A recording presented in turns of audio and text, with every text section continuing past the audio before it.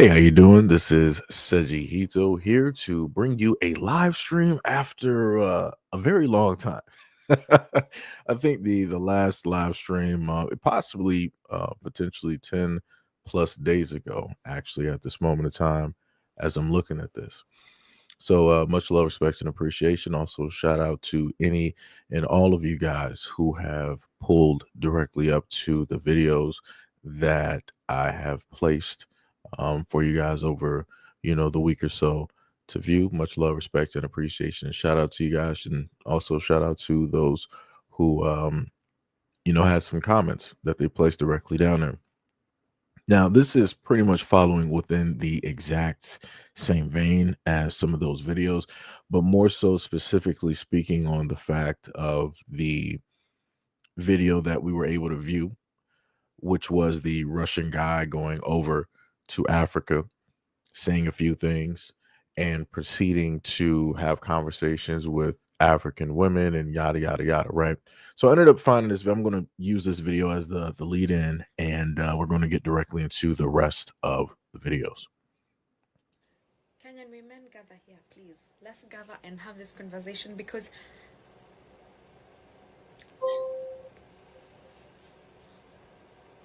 the outrage is insane. So, I'm pretty sure all of you have seen these videos, but there's this video circulating about this black American men who have decided and they're convincing their friends back in America to move to Kenya mostly because the weather is good, it's not very expensive as America, and the What's up, Ty? top of that list of reasons why you should move to Kenya. On top of that is how Kenyan women are so submissive. They you don't need to do too much to please them.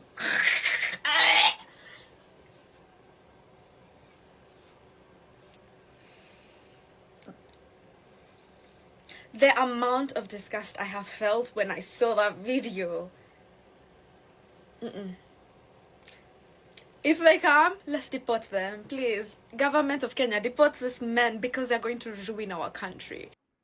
So let me just stop it right there. So what was she speaking directly on as I guess, an African woman, Kenyan woman, is that there was a video of, and I didn't see the video, but she stated that there was a video of a black American male, and he went over to Africa, and he had interactions with African women, and he stated that they are very submissive. Now, the thing about the word submissive is that a lot of people don't understand that what he is saying is that in comparison to what it is that he has encountered himself, coming directly from the States, it is a vastly different version of a woman that he is seeing over in a whole nother land. But I'm guessing maybe the way the words that he used or how she decided to take it, she decided to see it as a negative just as much as other women out there see the word as a negative. Because as soon as you say submissive to a woman, they'll be like, oh, you want a handsmaid, you want a slave, you want a child, you want this, you want that. That's not what anybody is saying, but you'll have women out there that will feel a certain type of way about the words for whatever reason. Right. And then she wanted to basically state that, oh, whenever these black American men come directly over here to our countries, we need to deport them immediately because they're going to ruin our country. How? How how would black American men ruin Kenya? I'm a little bit confused directly on that. And again about the sentiments that she's having right here. But let's continue. Also, shout out to Doug, D Love, and Ty. Honestly, why would you do that? Do you know what? Let me tell you something. If you're a Kenyan woman and you're here watching this video, level up. I don't know, this is call to action. We're making them, if they tell you, oh yeah, from America, show him Ashawo, show him Ngenge, show him. I'm so disappointed. I was so submissive, and you don't have to do too much. They're easily impressed. So let me just pause right there. So what he more than likely meant by that is that he doesn't have to have some ridiculous qualifications. He doesn't have to be 6 feet tall. He doesn't have to, be in the most, upstanding shape like Hercules or some type of superhero. You don't have to, have, $4 million directly in a bank, have a corporation, um, have, plots of land, all over the world, uh, be able to afford Birkins, red bottoms, whatever the latest fashion is. Make sure for every single date you're paying to get all of their hair, their nails, to buy their clothes, and all of these things. Like again, there's even more things listed directly on that, and this is coming from listening to the women out here who state these things. So he's more than likely stating that it's a lot easier just meeting a woman over there in Kenya and not having these huge expectations, and things can just be what it is that they are. Two people meeting up, having a conversation, having a date versus it feeling like a job, right? But let's continue. Oh, me. Are you kidding? I swear, I've just watched that video and I was like, no. Your reason for moving to a country should not be because you can use people. Absolutely not. Any Kenyan woman here watching my videos, if these people approach you, it is time. This should be the reason why we are the most complicated human beings. This should be the reason why we are not going to be easy. Should be the reason why. We're already fighting femicide. What is this nonsense? The entire world is outraged. Have you seen what's happening in France? Have you seen what's happening in Kenya? Femicide? And then the stupid, silly men that come in saying, you're easily impressed. If you're a Kenyan woman, I'm sitting with you. I will hold your hand and tell you this. Don't let these people mess with us. Right. So again, that was an African woman. Shout out to, let me see, Out the Mud. We got Vincent in the building. I think I saw AB up there as well. What's up, AB? You said Seji is a black woman over here in America. That, well, like that too. I've seen it many times. Out of the Mud said everyone that comes to the United States come to use the government, the people, and the land, the American dollar, and etc. etc. What is she talking about? So again, for some of the people just coming in, this was a Kenyan woman specifically speaking on one video dealing with a black American man who came directly from the United States over to Africa, and he ended up, meeting with Kenyan women, and he was making a distinction in between what he has come across directly in the United States versus how the women directly are over there in Kenya, over there in Africa. The terminology he used was submissive, and again, for whatever reasons, you have people out here that get highly triggered directly by that word. No matter how it is that you break it down or try to explain and do a compare and contrast to what it is that you mean, right? So, but the main thing that she wanted to state is that if black American men come directly over to Kenya, they're going to, ruin the country. Kenyan women don't need to deal specifically with them. If you come across any black American men, you need to show them, I guess, everything else but who it is that you naturally are, right? So my question is, how is it possible that this Kenyan woman has this type of energy, but yet when it deals with other men, that energy is not put on them, right? So let's look at this video. Hello. What is this? What is this? That's a soup like this one, but in a jar. Yeah. Okay. Hi. I like how you look. Thank you very much. Okay. You are married? Are you married? No? No? I from Russia, but I live here. You live in Kenya? Yeah. When you come back, I'll come to see you. Okay? So wait, let me just get that straight. So you went from working directly in the store, right? You're a stocker or whatever it is. And then a little bit later, we can clearly see that you guys are at somebody's house and you are in completely different clothes. But didn't the Kenyan woman sit up there and just state previously that they're not submissive or all this other type of stuff. She was highly speaking against it when it dealt with Black American men. But I didn't really see anything offered here. All I heard was a few words in the conversation, and lo and behold, it went from her being at work to him being a stranger, being directly at her home. I'm a little bit, confused. I don't see any type of discernment, happening directly out here. I thought people were supposed to be standing 10 toes down, when it deals with these things. But I guess he has the skin complexion in order to get whatever it is that he wants. And the African men out there and the Black American men don't pretty much stand a chance. But let's continue. When you come back, I'll come to see you. Okay? Very interesting. Hello. Hello. This place is very interesting. How much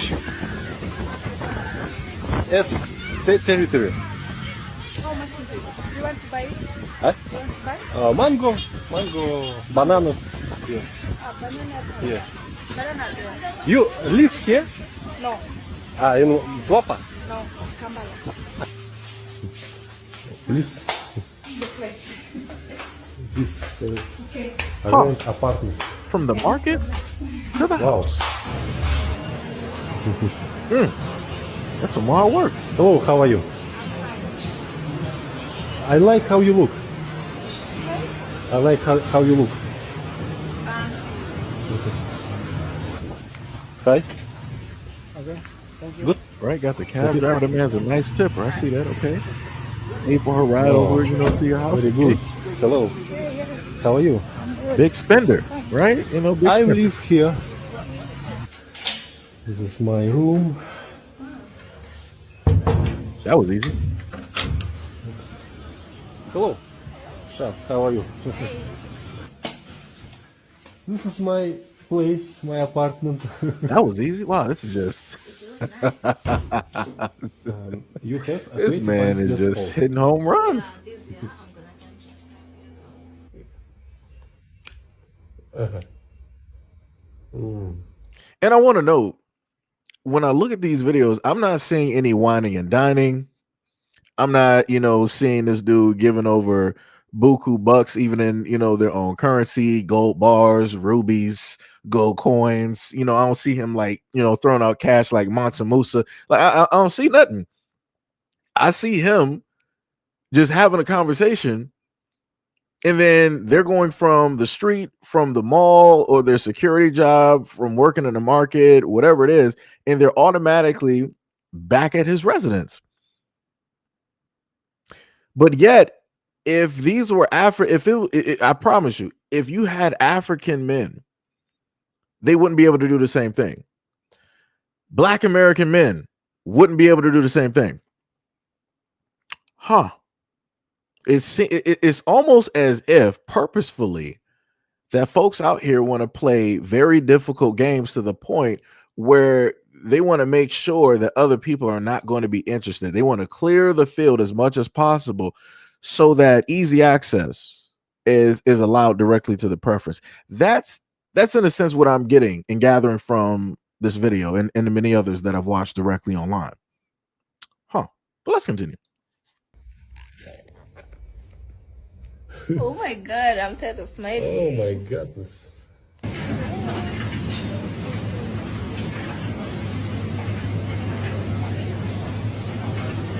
I like your dress. Hello.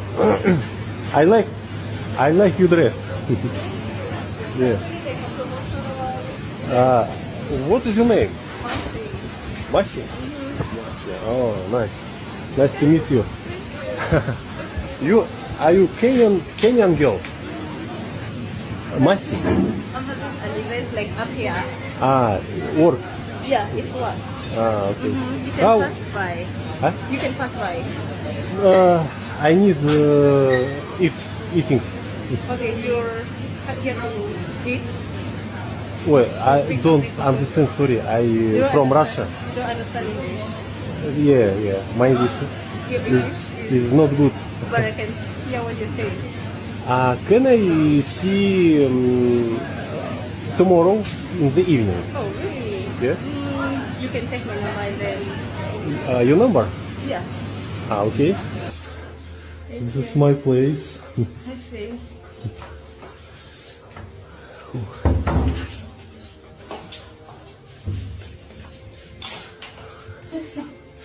It's nice.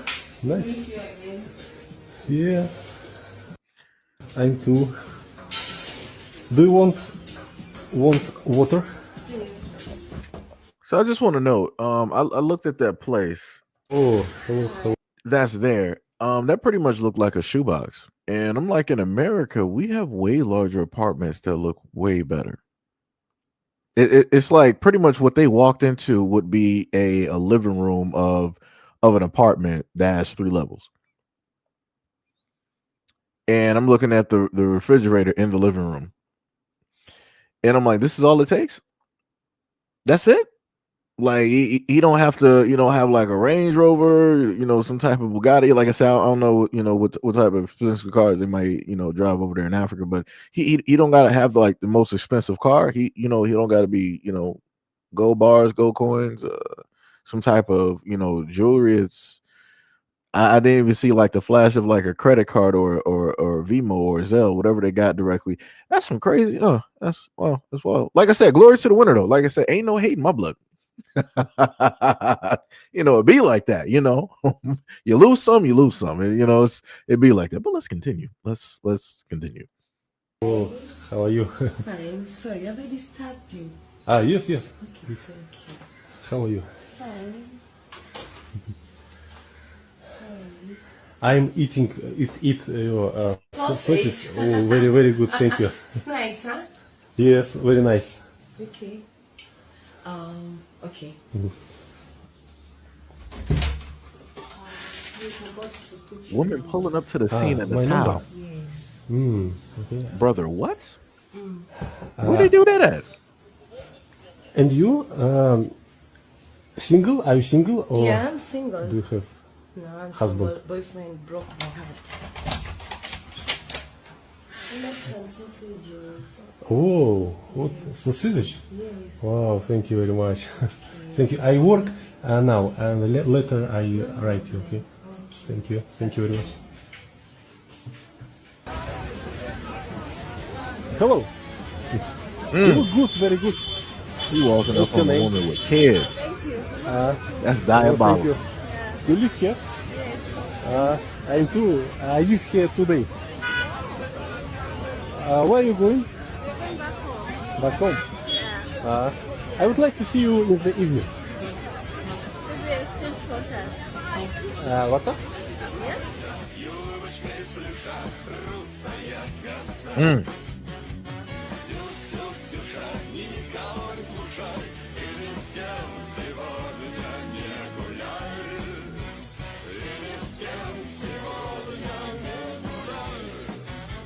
Now this dude is doing Gooner activity. Hello. So let me just know something real quick. This dude sat up here and basically walked down a mom that had 3 of her kids. Don't even know who we don't know who the fathers are, because obviously there was no father in that picture, because or a husband, because if there were, or even a boyfriend, because if there were, that probably still would happen. But the main point that I'm trying to bring down is the fact that it's so easy for him to do this. And he did this directly in front of the sons. What do you think that those 3 boys are going to grow up thinking about the women of their community? Seeing that this random Russian dude just walked up on your mom and got her back home real quick. You might have a little brother, a little Russian Kenyan brother directly on the way, because your mom is that easy.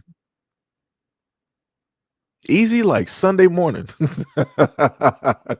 Yo, that is wild. That is wild. I ain't never in my life seen some foolishness like that. Like you have no type of value about yourself.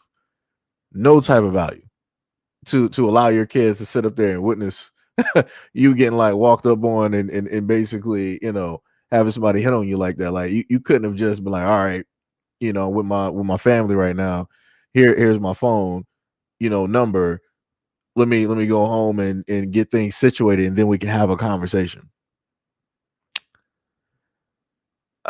And people wonder why it is that you have a lot of these young boys right now growing up and they don't have respect for their mothers or their sisters, their aunts, their grandmothers, the women in their community, because of stuff like what you were just able to see. And a lot of young men grew up witnessing that type of stuff take place. But let's continue. I'm here. Good, good. Okay. Keep waiting. Come with me, I show you how I live. Okay. This man said, "Come with me like it's cribs. Come with me. I'll show you how I live." Yo, that is wild. Let me just mute that for a minute. That is 100% wild. 100% wild. Let me come with me so I can show you how I live. Like it's that easy that you can just get these women and they'll just automatically come back. Like she's sitting up there dancing for him. She got a nice dress directly on. Don't even know the guy. Worth a can of paint. Hello. How are you? What are you doing? How old are you?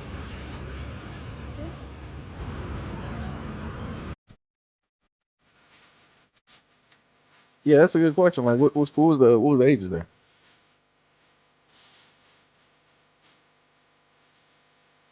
Both of them came back with him. Man, this dude, he's there. He's that guy. He is him. Look at that, kissing her on the cheek. The friend is just sitting over there, sitting. You know, kiss the other one on the cheek too. Oh, like this. Everybody just sitting up there dancing directly in the living room.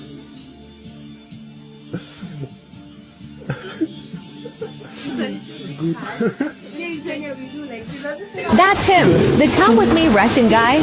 Share. That's some wild work. That is some wild work. I think I had another video directly up there where he spoke to a woman that works. Let me see if I can actually get that real quick.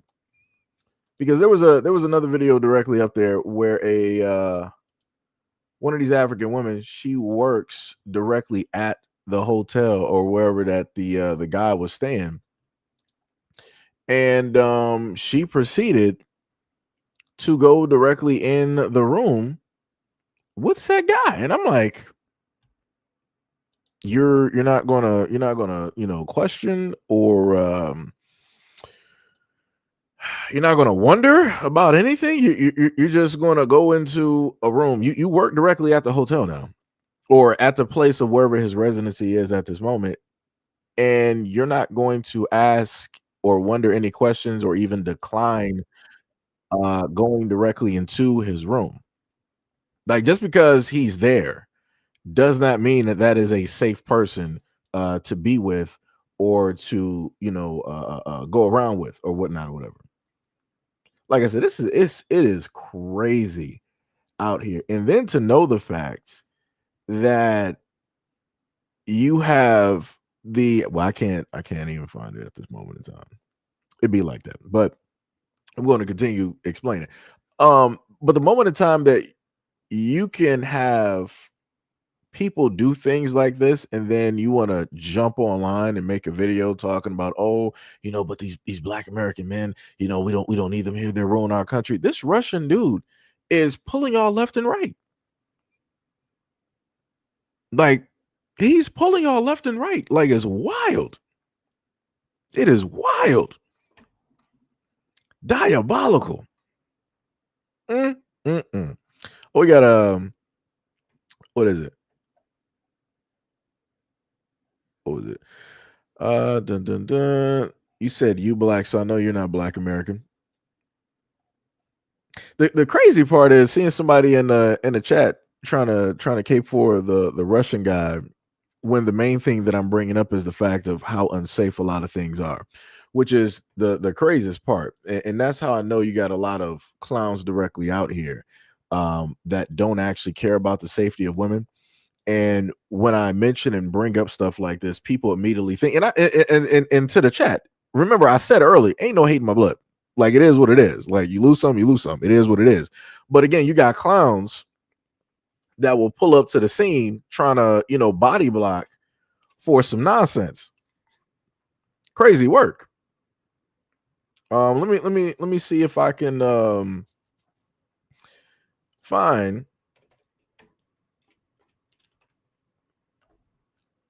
the image that I want to directly go directly. Yeah, y'all might not be able to see it. It'd be like that, but we're going to just use it, at this moment in time. Oh, I forgot. I gotta edit. I was about to upload this real quick, and then I remembered I would have to. I gotta edit some of these words before I put this directly up here.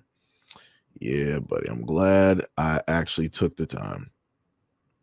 Woo, yeah, I gotta edit a lot of that. Hold on. Let's see, eating straight for okay. Gotta do that. Win cash prize. Eating straight, 30 minutes, cash. Okay, now we're good. So let me just download this image. You're not going to be able to see it. I also have more posts directly from, because I got to bring them up, because this is the clear-cut reason why I like, bring this up, right? This is, so to the, what is it? To Ham directly in the what's the name?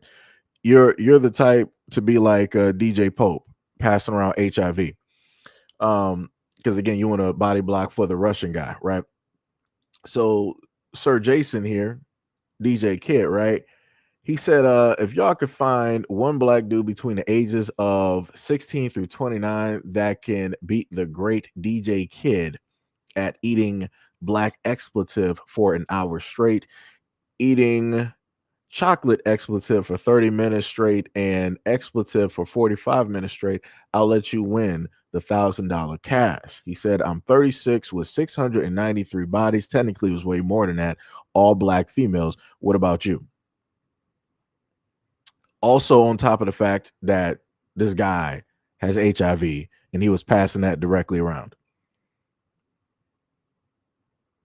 Crazy works. But like I said before, people like Ham directly in the comment section, these are the types of men that he body blocks for, that he sides directly with. Men out here, doing things unprotected, going to a lot of these areas that one would consider third world, and proceeding to just do whatever they want to do, like an amusement park. Some crazy work. That is some crazy work, diabolical in nature. And Ham is also the exact same type that would have all of the mouth in the world to try to talk about the black community, but never have anything to say about the Epstein files. And all of those in there are white men, correct? Color me surprised. And you don't actually see, white folks outraged about that. Somebody has to make me understand that. The audacity that a lot of folks tend to have when they want to jump into conversations dealing with people who are not of them or don't even look like them, want to have all of this great detail to say, but y'all ain't saying nothing about no Epsteins though. But y'all don't want to say nothing about that because everybody there is pretty much white, European. You can't list a black face directly to it at all. And oddly enough, no matter how much people should be outraged about the egregious, abhorrent things, the satanic things that were going on there, y'all still find your way to come directly to black platforms, channels, whatever you, and decide to still run your mouths. That's some crazy work. That's crazy. Diabolical. Diabolical.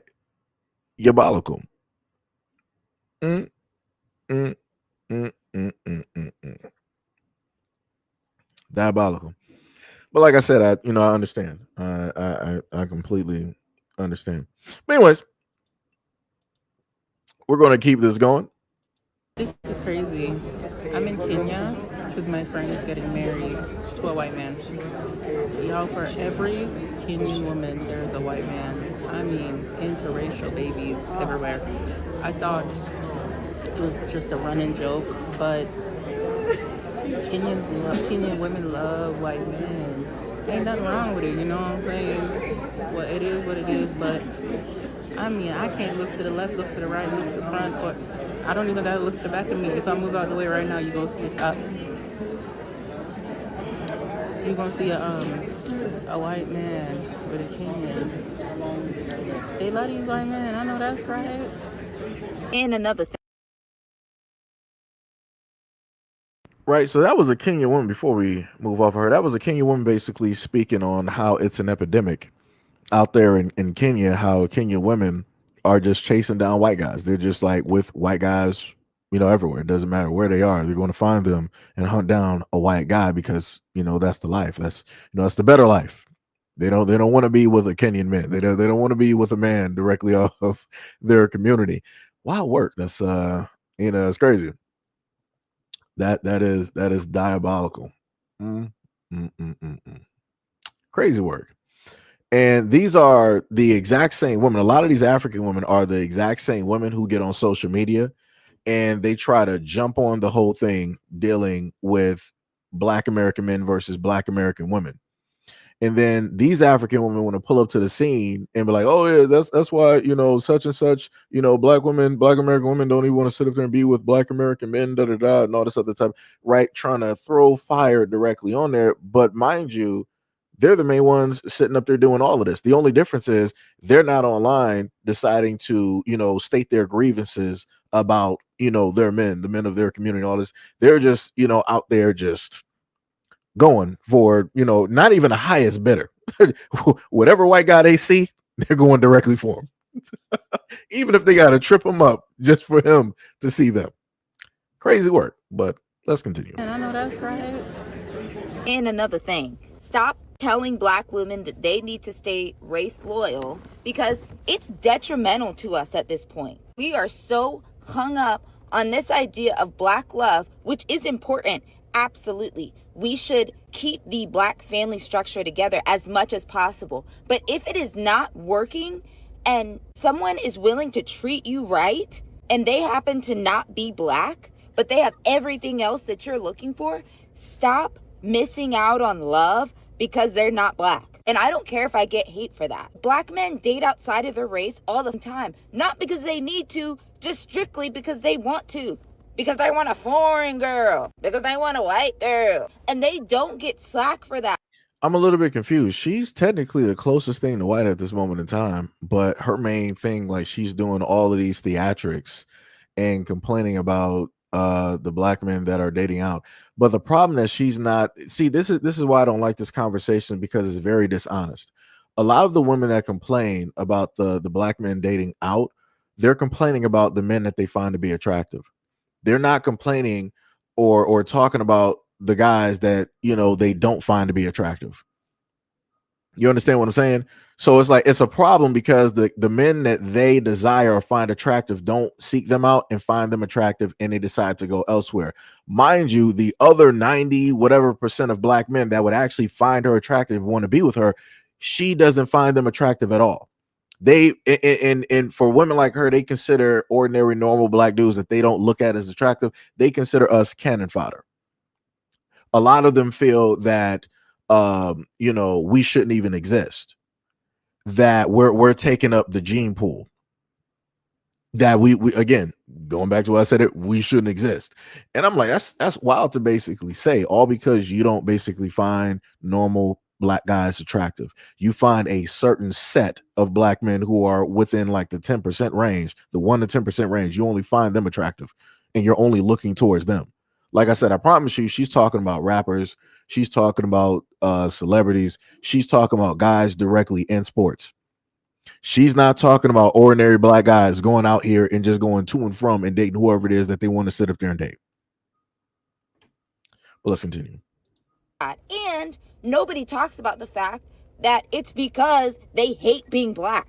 They're trying to move away from Blackness. Black women who date outside of their race very few black women who do that are not confident in their blackness. Huh? And they still stand 10 toes down for black people. And their kids know where the they come from. They still have their culture intact. And that's what's important. What? A lot of black men who have kids with other races, their kids don't know what to believe about being black. They don't know anything about their culture. I can say that because I was raised in a household where both parents, a white mom and a black dad, did not teach me what it meant to be black. Man, because all intents and purposes, if we technically throw you back in the 1900s, like you're going to be working in a house, or you're not going to have the standard issue quote unquote black job. Like you could literally fit directly in somewhere else, and I'm pretty sure your hair is probably straight, or you can straighten your hair. It's not ultra curly, so it's like you could literally fit and be in a whole different life versus every other black person directly out here who visibly has melanin. And then you're sitting up here talking about like, hey, none of my parents sat up there and and taught me, this, that, and the third, and and all this other type of stuff. Okay. I can technically, give that point, because it is up to the parents to basically instill certain things, directly within the child. But also at the same time, the reason more than likely that your father didn't sit up there and teach you certain things is because he wanted to keep you away from certain things that he deemed to be negative or whatnot or whatever when it deals with the black community. And he more than likely did not want you to be like the women that he came into contact with, that he was able to see. And again, that's not me sitting up here saying all black women are like, ugh. That's not what I said. I'm specifically stating the ones that the father came directly into contact with, the ones that he knows, or maybe even women specifically in his family that has certain characteristics that he may not have wanted directly for his daughter or instilled directly in his daughter. Like I said, I'm just listing some stuff. People can get mad if people want to sit up there and get mad. But let's continue. Yeah, I know the pain of growing up with a white mom who didn't get it. And unfortunately, a lot of black biracial people, especially women that have dealt with the same situation as me, they've dealt with the same dynamics that I dealt with. You know who doesn't deal with those identity crises and harsh racial dynamics? Children with black moms and a dad who is of a different race. Statistics don't lie, babe. So you weren't taught how to quote unquote be black, but I'm pretty sure because of how fair you directly are and you more than likely favor your mother,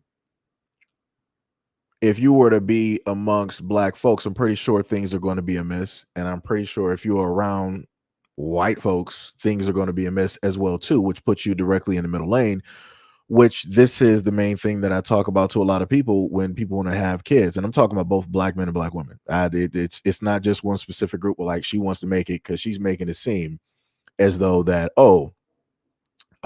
wait, what? Hold on. Let me hold on. Where the how to if you want to find wait man, listen to that crap. You don't need the attention. Why are you showing negative crap?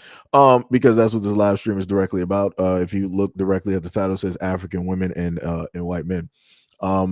During my searches of videos, this was one of the videos that actually popped up directly in there. Obviously, I know that she is not an African woman, but it still fits within, the narrative when it deals with, who people would selectively choose to be with. And I can pretty much tell you, looking at the face and listening to how she speaks, that she would never select to be with a black man. She would be with anybody else. And like I said, that's her prerogative. No problem with that. Whatever she likes, loves, it's all good. But again, it'll be very great if a lot of adults, when they come directly up onto a live stream, would actually take the time to read the title. Because it's crazy to pull up to the scene, but like, oh, what are investing videos? Go to the financial side of YouTube, and then you'll find, those investing videos that you want to see. Just saying. Janelle said that women with white moms and black dads feel like this often. It's not a surprise. Sam, what is up? What is up? He says salute from West Australia by the way of East Oakland. Gotcha. That's a long way to travel. Let me tell you something. Yo, Leonard, what is up? What is up? What's up? You said catch them and report them all like Pokemon. Power said, I don't understand why most young African influence report on Black Americans and the developments of racism here, but this here I never knew they need to report on this mess for real. Leonard said, mods, we are icing. That's crazy. Still said no accountability for the choices over decades. I mean, it'd be like that. Like I said before, and my main thing is this, right?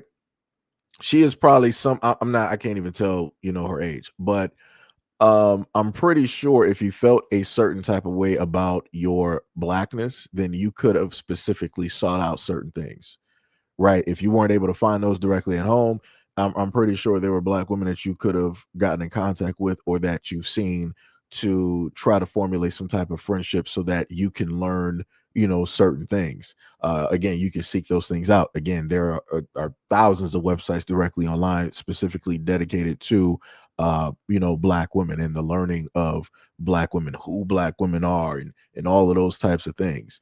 I didn't hear any of those things specifically there. And again, this is a grown woman. We're not specifically talking about a child here. We're talking about a grown woman who is still on some whole things like, yo, my parents didn't raise me on, they didn't teach me on anything about how to be Black. So this is when it comes point in time to teach yourself. And you shouldn't be at the age that you're at still complaining about this. That's all I'm saying. You're too old to be doing this. That's all I'm saying. That's, maybe it's just me. Maybe it's just me. But let's continue. How are you? I'm fine, thanks. Yes, you are. What's your name? Diamond. I wanted to ask you, do you like white men or Black men? White men. They are just my spec. And because I want to have mixed race babies. Y'all have some nice skin color babies. Black men are nice, yes. They are fine, nice. But I told you it's because of mixed race babies. So where are you from? I'm from the Ashanti region. You're from I'm here? From here. Ghana. Ashanti region. Yeah, the Ashanti region. The first Ashanti I met in a while. Oh, really? Yes. Well, today? Yeah, I'm Yasantua. Okay, that's nice. If you was to leave Ghana, where would you go? UK. UK. It's been my dream since. Yeah. Of course. You're going to definitely find your white man there. No, we're not letting her go to the UK. She's staying here. She's staying here in Ghana with me, yo. Reasons why you should marry a white. If you was to leave. So let me just freeze on this real quick. The one thing I get tired of is that for the longest time possible, I've heard online where people have stated that just because there are women out here of your own ethnicity that don't find you attractive, that doesn't mean that you give up. You keep trying, even after death. Even if during life you don't find a woman of your race to be with, and you die, after death, you still try to find a woman of your race to be with, right? And I'm like, that's a little bit weird. That's that doesn't quite make sense, because what you're looking at right now is this young man running a fool's errand. She specifically stated that she wanted to be with a white man because she wanted mixed babies. And this is not something that I haven't heard of before. I've specifically heard of this even back in middle school. And I'm like, and I didn't even really understand it during that time because, the whole like race thing as it is now, it wasn't like that. Right. But that was the first instance that I ever heard somebody of my community basically saying they wanted to be with somebody else because of the mixture of features. And I'm like, that's weird. I'm like, and again, I've never heard guys during that time frame of growing up. I did not hear young dudes of my timeline sitting up there saying that. I specifically heard the girls saying that. And I'm like, that's a bit like weird. It's like, I don't, understand. I'm like, wouldn't you want to just be with somebody because they're another, person? Like in my mind, I'm just trying to look at it from a different perspective. I'm like, shouldn't you just want to be with a person because you want to be with a person and y'all both want to be together? It shouldn't be, something as flimsy as that, because that's completely stupid. If that was the case, then you can just go get a sperm donor from a sperm bank and you can have mixed kids, but that's not what she wants to specifically do. And you have this young dude here, not even, reading the room. Like, she specifically said she don't like you. She is not into anything that looks like you at all.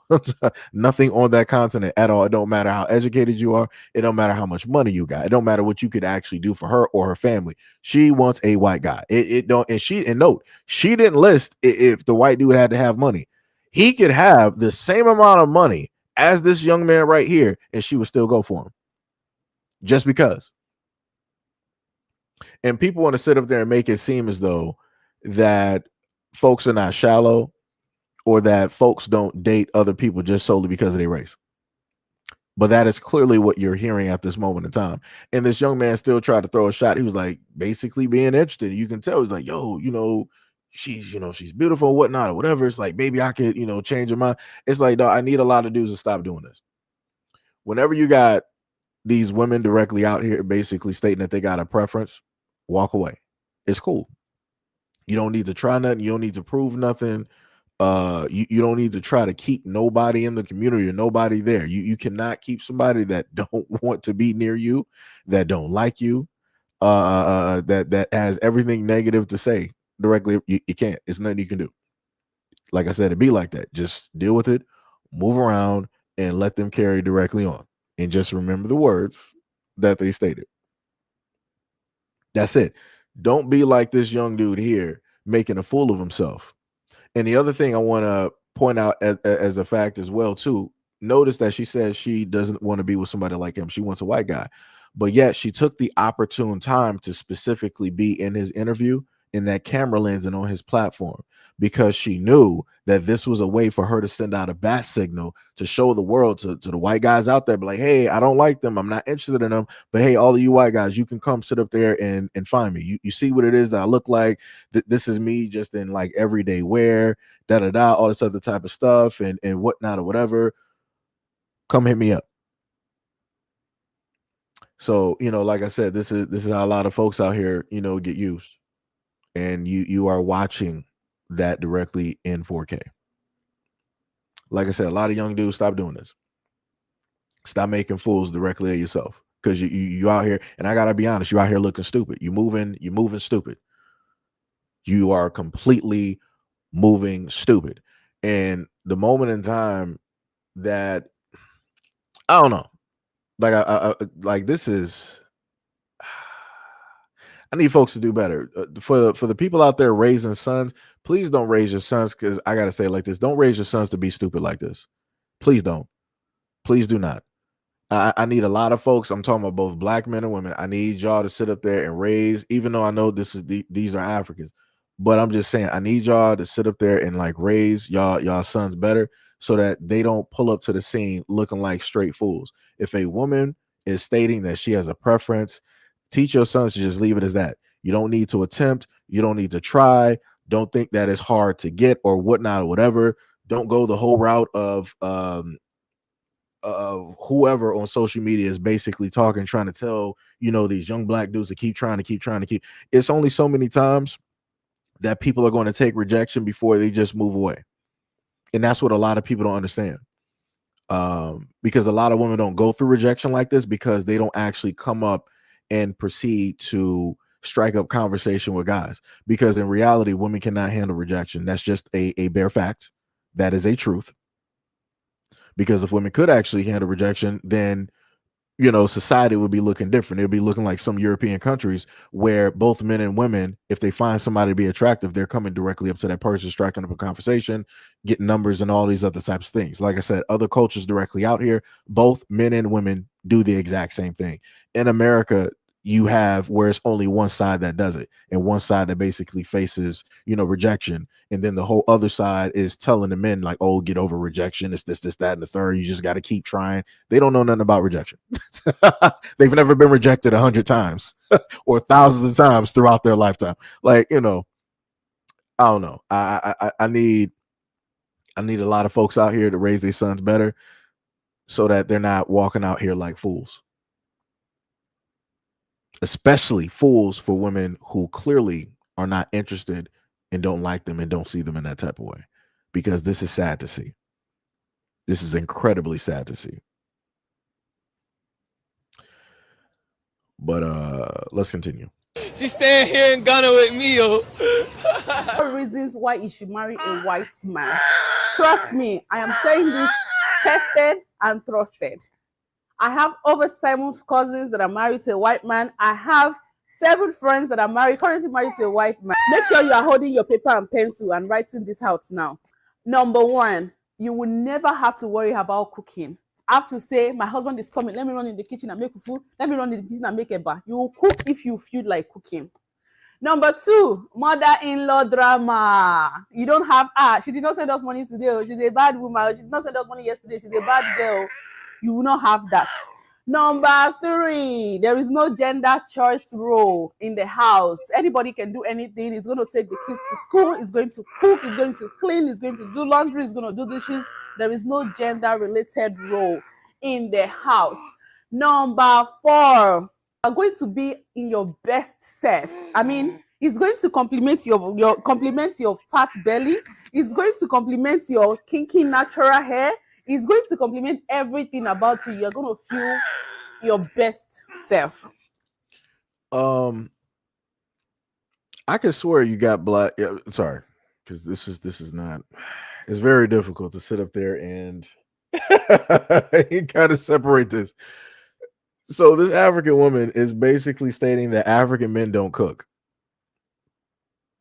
at all. Like they don't know any ways around the kitchen or nothing like that. And on top of that, basically stating that African men don't like their women with their natural hair. I could have sworn, haven't African women normally just had natural hair for like centuries? I'm just saying, like it's normally, some of them have like braids, but a lot of others have shorter hairstyles, and it's been like that since the very beginning. So how do we now get to a point where African men don't like African women's natural hair? Like I'm highly like this is, and the reason why it gets a little bit muddy and a little bit confused is because the exact same thing that she's saying here, while she has her trophy child, her mixed race child, who doesn't look or even have a touch of her skin complexion, right, holding it up like a trophy. While she's saying this, I've heard the exact same things in America. I've heard tons of times looking on social media. People don't have to believe me. People don't have to believe me. People don't have to believe me. Go search up black women and look on TikTok dealing with 4C hair, natural hair, and all the other type of stuff, and listen to the conversations that those women specifically have when it deals with black men, and they're specifically telling, oh, all these black men, this and that, and all this other type of stuff. And I'm like, when did we get to this point? Because I could have sworn, like I remember, 2000, like let's say like some you can look back, look at some 90s and some 2000s. Black women had natural hair. Well, like what are we talking about? And black women had a variety of hairstyles. It don't matter if it was like short, long, mid, or even some instances, they might have had like a fade or bald or whatever it was. Like you had black women rocking those hairstyles, and it was beautiful. Like it was well diverse, well diverse. In 2026, I can safely tell you, there is rarely diversity in styles when it deals with hair now, because the exact same hairstyles that I see with black American women here, I see those exact same hairstyles with African women. And somebody has to explain to me how is that even possible? Like everybody has the same part, everybody got the same length, everybody has the same hair color, the same hair texture. Like, what are we doing? Like there is no individuality when it deals. Like I said, I need people to bring back the 90s. I even push it back to the 80s. Bring back the 80s, the 90s, and the 2000s of black women hairstyles. I would rather take that versus what I see now, because there is no diversity. Because too many people want to sit up there and say that, all women are not the same. But when I see the hairstyles, everybody's looking the same.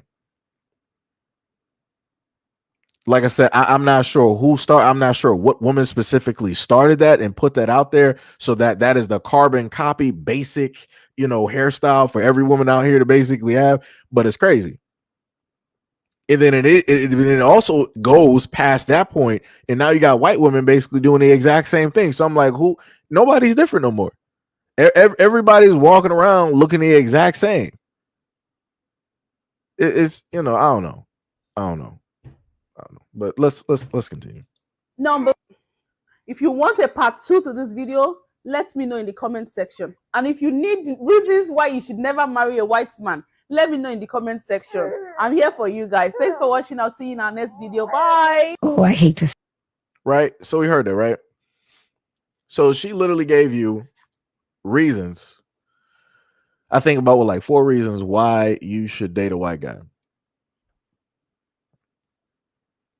And I'm just trying to figure out where was like anything dealing with like love, compassion, you know, instilling value, you know, supporting you and trying to uplift your dreams, propel you forward, and trying to, like, all of the things that I normally hear women talk about. She didn't list any of those things.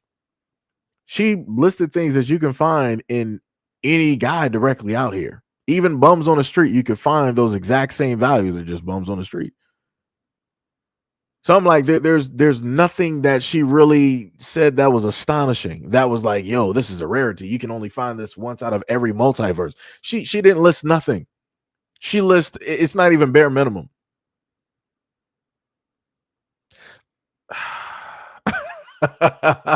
and I want to also list the other thing as well too. Like, a lot of folks want to say that black men are colorist and texturist, right? In that a lot of black men hate their skin complexion. But every single time I happen to see videos like this, I always spot these women with kids that don't look nothing like them. And the hair texture is not even matching at all. And they're making sure to have it. They're the most proud of those kids. They will trophy those kids. They will carry those kids everywhere. They will treat them like their very first baby doll that they got as a child. They will make sure nothing happens to it. But like I said, let's see how she'll act if she has a child that comes through with her exact same complexion and hair texture, if not darker. Let's see if she's going to be that proud and have, you know, that child directly there as a trophy. But anyways, let's continue. Guys, thanks for watching. I'll see you in our next video. Bye. Oh, I hate to say this. I've realized African girls that are mostly into white men, they would make it difficult for a black guy that want to play tough and have standards when it comes to a black man. When it comes to a white man, they will literally be open to a one-night stand in hopes that they will bag a white. Oh my God. I don't see them. I don't see them. That's actually a fact. No value, That's no actually a fact. standards. Where? That's a fact. Yeah. Yes, and African girls, I tell you, me, I saw these things in Kenya.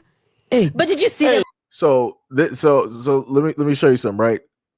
So the woman that you see to the left in the, I want to say that's like a green, like an evergreen, whatever it was, like in a short green ensemble, because I can't say that it's a dress, right? That was one of the women, if I remember correctly, she's Nigerian.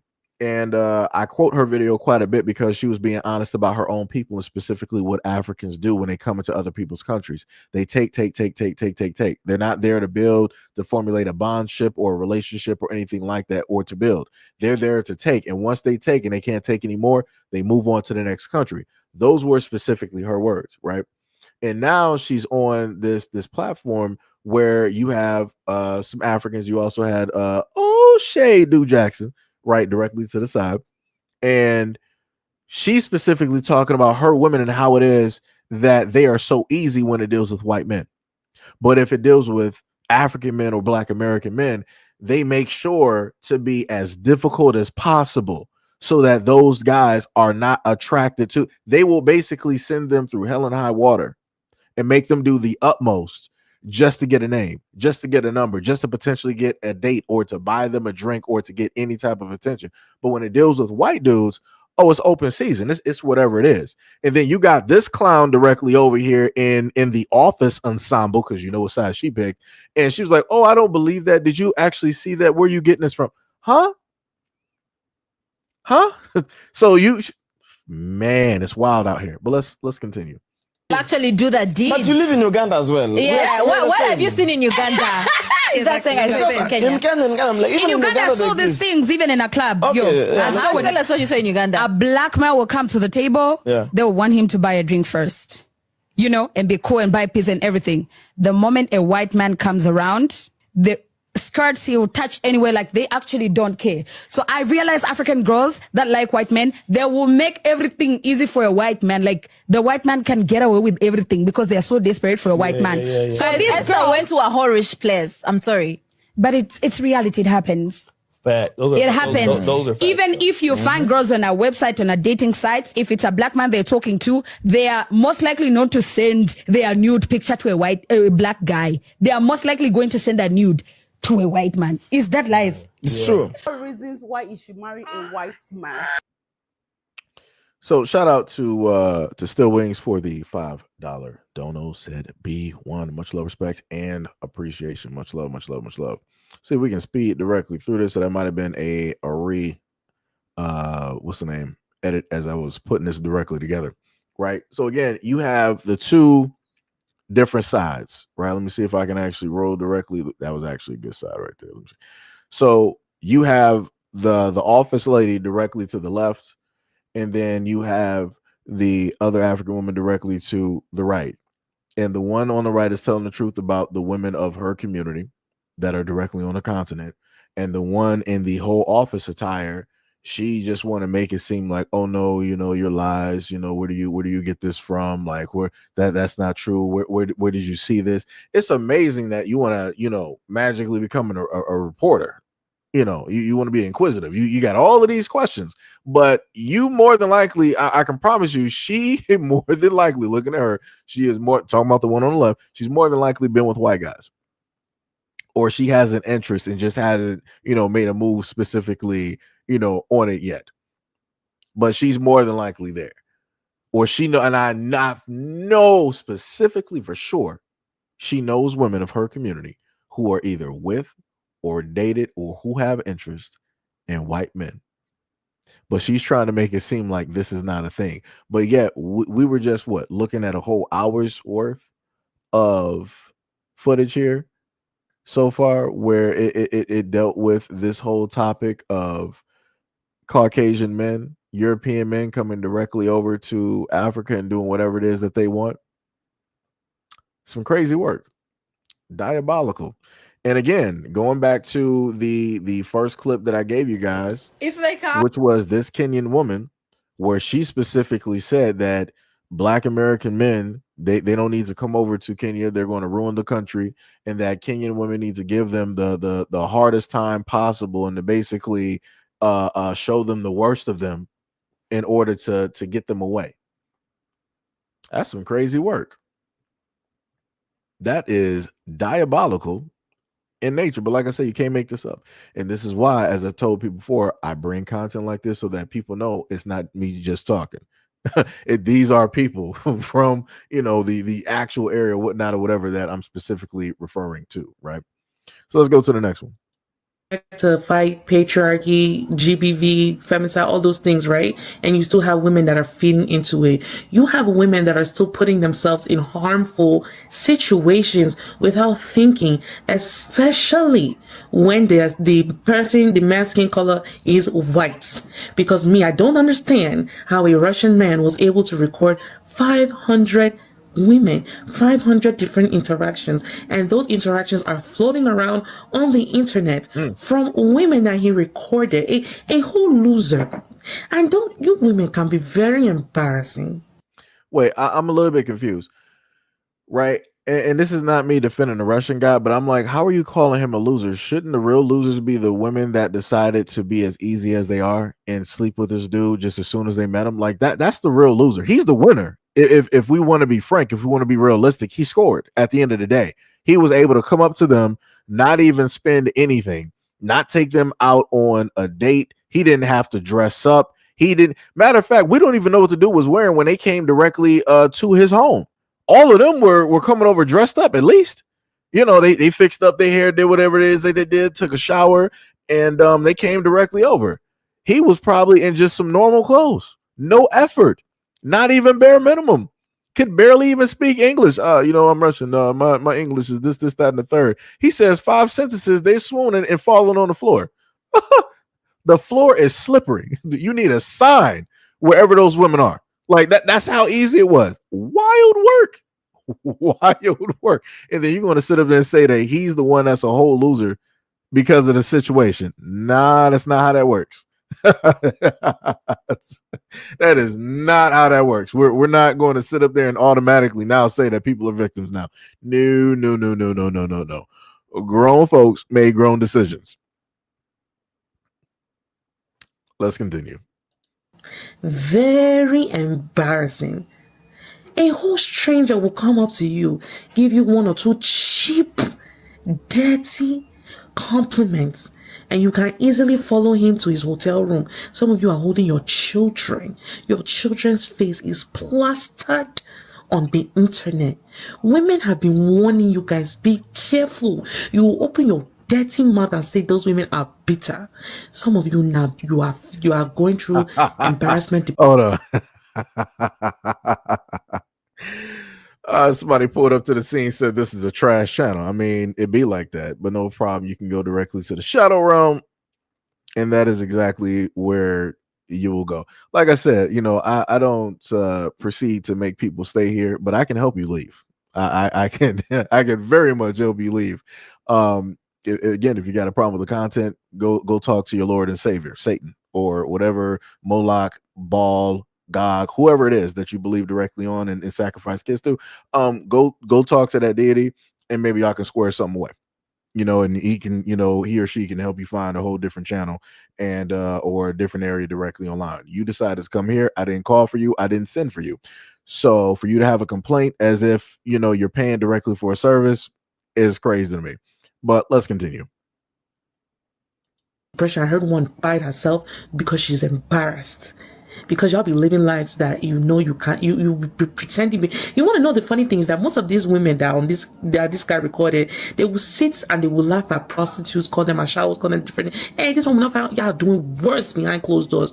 So you are telling me not even a person that cannot even speak English, they are speaking, he can't even speak English well. Just cheap compliments, and just like that, you are going to a hotel room for free. Yep. You got nothing. He used you guys for content. The sister said that he has HIV. So yes, is the man a bastard? Absolutely. But how do we continue to fight these bastards when we have women that are usually willing to go and serve themselves on a platter, make themselves readily available for this nonsense? See the way men are talking online now. After what? Oh, I would never understand. We have TikTok, YouTube, Instagram, even Facebook. Feminists are giving you guys free game. Y'all will come and call them bitter. Y'all will call them bitter and look at the yege traps you are falling for. What is the problem? See, the feminists that they decide to listen to are more than likely women who don't like black men. So they'll listen to those feminists who have a hatred, a loathing, or a dislike for black men, but they're not going to listen to the feminists who are specifically talking about either men in general or white men. See, there's a difference. That's not what. See, that's the thing that she's not highlighting. There's different groups of feminists out here. You got the Asians, you got the Asian women, you got the European woman, you got the white woman. You may also have some Africans. Then you also have Black American women. Like I said, you got women all over the planet that are feminists. But people will only pay attention to certain ones that are speaking directly, I guess, in a sense, to them. So they're not going to, they'll listen to anybody talking about who's an African female feminist. They'll listen to them talk negative about the African men. They'll listen to feminists who are going to talk negative about Black American men, or maybe even men, directly from the Caribbean or the islands, right? Anybody who's talking negative about those melanated folks, they'll listen to, but they'll tune out the ones that are specifically talking about the non-melanated. That's how that works. And this is why I stated before, this is how easy it is for this Russian dude to come directly over, because a lot of these Europeans, these white dudes or whatnot, they have an understanding that a lot of these women have, let's say, like a hurt or a pain, a type of, trauma, whatever it is, or resentment. When it deals with their own men, it could be dealing with black men in America, or it could be dealing with African men. Whoever it is, those men understand and they're able to sit up there and see the whole landscape because they're coming directly from Mount Olympus. They're coming from the clouds and they're just looking down and be like, oh, so these women don't actually like these dudes here. That just made my work like easy. I don't even have to do nothing. You see all the work that these dudes of their own culture, nations have to sit up there and do just to get the time of day. I'm about to just like swoop directly in there and I'm just about to land somewhere and see what happens. And that's what happened. That's what happened. And in a lot of instances, you have people out here that want to specifically blame the men directly out there. Cool, fine, no problem, right? As a man, cool, fine, no problem. You want to put blame on men, cool. But this is a two-way situation, right? You can put blame directly on the men, but then who are you going to put the blame on for allowing the door or the legs to be open when it deals with the woman? You can't sit up there and say that that's the men of the community's fault because we don't control the women there. Women are autonomous. They are individuals. They are educated. They have their own houses, their own cars, their own jobs, their own bank accounts, their own money. They have college educations. So women are very, very knowledgeable.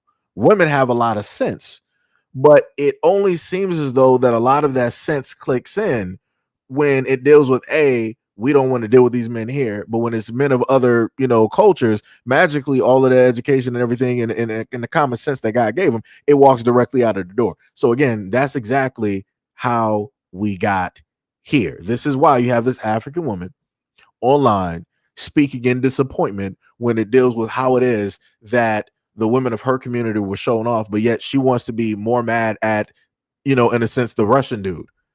So you mad at the Russian dude for exposing the weaknesses that are there, how it is that the women allow other men of other nationalities to come directly in and do whatever it is that they want to do. Nah, you can't be mad at him. Like I said, it was always there. It just wasn't highlighted. He was the one to sit up there and highlight it. So now that it's highlighted, and now that you can, as African women, y'all can see that's a problem. Now what are you going to do to fix it?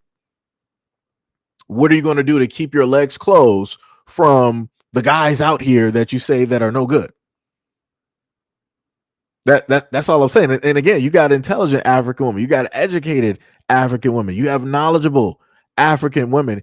And it's crazy to me that all of these educated women out here can get swindled and fooled by men like that. A study needs to be done on that because I don't understand it for the life of me. But let's continue. When they were coming for Onyeka Danish, she said, you guys are victim blaming. Stop falling for cheap. Then you will not. Can you imagine your intimate moments plastered on the internet by a stranger because you let him he gave you nothing, no money, no gift, no nothing. All you left there with was maybe 1 or 2 orgasms and a wet nyash, and he's using you for you and your kids for content, saying married women are this man. For me, dating white boys is very normal. For me, all my boyfriends or my exes are white. To be very honest, even the guy who called. Yeah. For me, I date them for fun. Yes, You've never dated a like black a black guy? No. Why? Yes, I've had friends. I even have Kenyan boys who are my best friends. Wengine tulikuwa kampo. Yeah. Wengine maybe hata tulidate. Yeah. Ile tukudate, yani casual. But in my heart, my first boyfriend in the world was white. So you have never dated a black guy? No, I don't. They are not my type. Yes, they are handsome, Kenyan men, but no. African men are handsome and everything, but they are... Okay, I don't want to say this on camera. Yeah, the crazy part about this is when folks want to pull up to the scene and they want to specifically state, what about your women?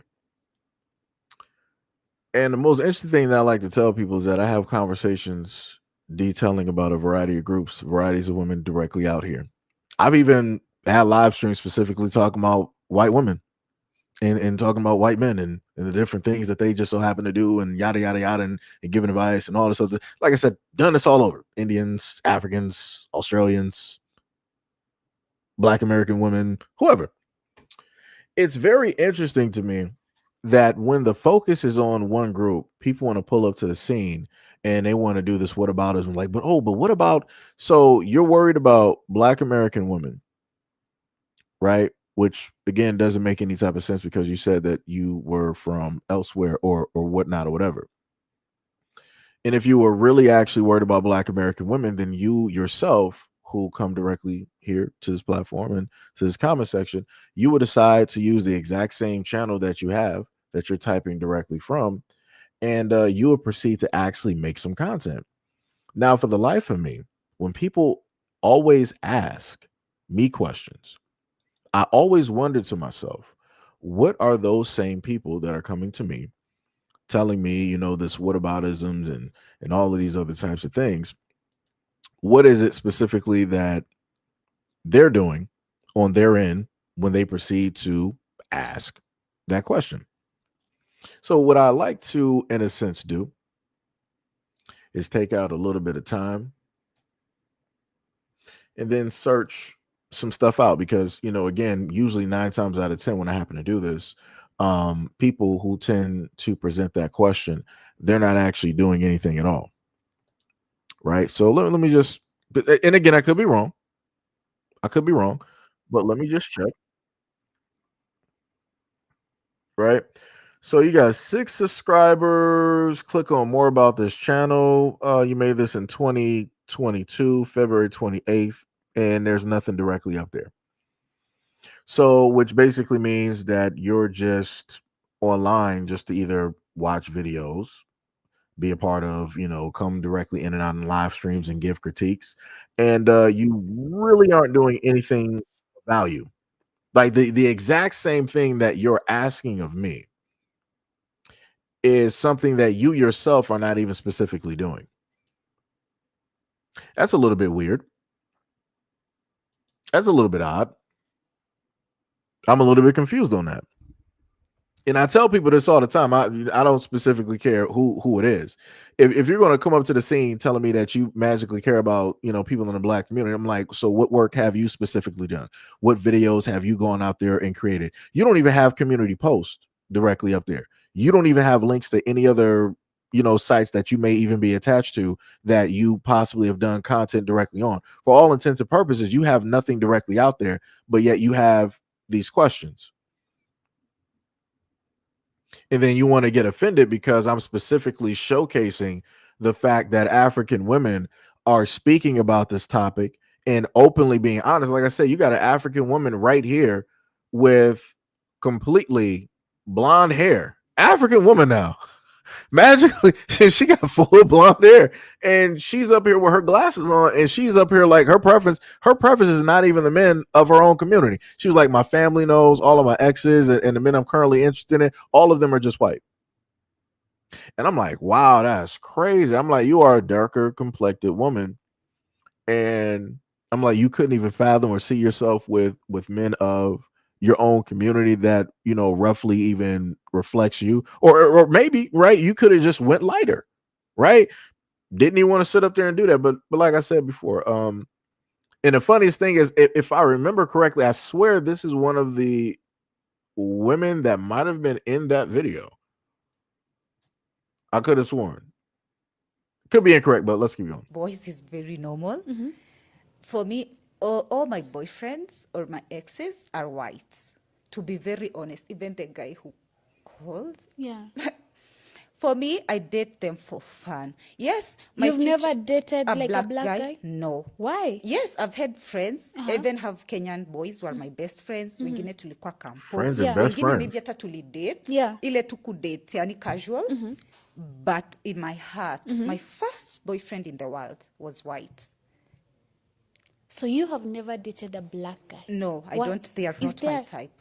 Yes, they are handsome, Kenyan men, but no. African men are handsome and everything, but they are, okay, I don't want to say this on camera, but si unajua tu guys, kila mtu akona taste, na preferences, na kuna vitu anapenda. Is it an issue of probably them not being faithful? Okay, for me, unajua tu siwezi kulipa.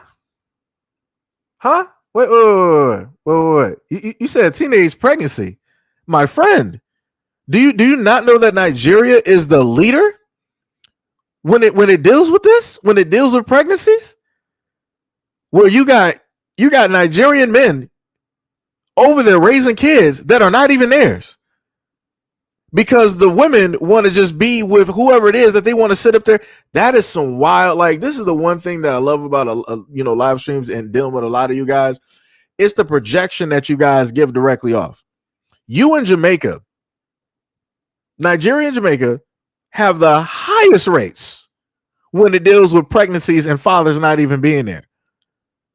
But then for whatever reason, a lot of y'all fleers want to come directly up to the scene and y'all want to talk about Black Americans and what it is that we got going on, what our problems and our situations is, but y'all be running to and from home. Y'all don't even really know where home is.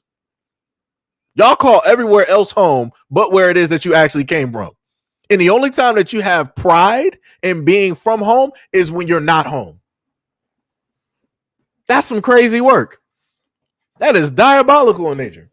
I can tell you one of the ones that sat up there missed a lot of the live streams I did specifically on Africans when I was going over your housing situations, the education situations, the healthcare situations, the poverty, the STDs. Y'all the same folks over there that got done wrong by white folks and Europeans, and y'all still allow white folks and Europeans to come directly over there to Africa on your lands, mind you, and experiment directly on you. But yeah, y'all educated, y'all more educated than Black Americans though, right? Y'all got those degrees, y'all banging them out, right? That's some crazy work. That is diabolical. Wow, that is wild. That's crazy. And okay, so you say we got the body count culture, you got the graveyard culture. Because you got so many of your women directly up there, from teenagers up to grown women with HIV and other types of STDs that you're not getting rid of because you don't actually have the medical capabilities to actually fix that issue. Y'all are also the same group of people that have a high amount of orphans directly over there as well too. Don't want to talk about that. No parents, not even just one parent, no parent wants to sit up there and take part in actually raising those kids with the amount of orphans that y'all got directly over there. Y'all got more orphans over there than the population of Black Americans in the United States. How does that even happen?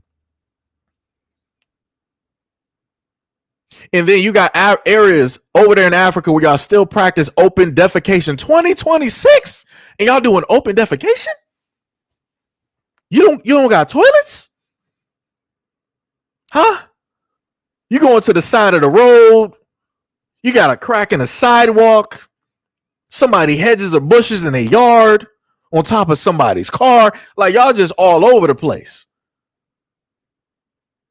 You got wild animals that got more couth, that got more respect for themselves. Like I said, it's wild. Like, y'all really like pulling up to the scene. Y'all really like pulling up to the scene and bring. Oh, you don't want to talk about the homeless? Like, we did a whole video directly on this. What you talking about the homelessness?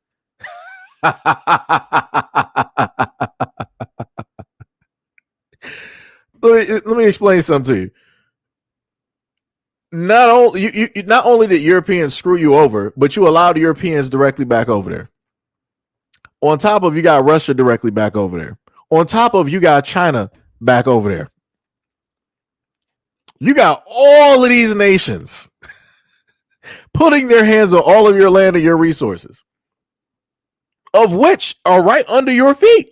And yet you don't own a lick of them. You could literally, I got a video, and I was happy for those in the Congo that were able to find, this area of gold. Like, they were able to pick up the gold, but you know what the government did? They were like, anybody that was here and that picked up the gold, they need to return it right now because it is property of the government. And I'm like, how do you tell the villagers who are part of that area to return something that is, for all intents and purposes, God-given? It is a natural resource. But like I said, you don't even want to talk about the corruption directly within your government. How it is that gold could have very much changed the trajectory in the lives of a lot of those folks directly there. And the government basically robbed it directly from them so that they could sit up there and keep it from the people and sell it to the Europeans.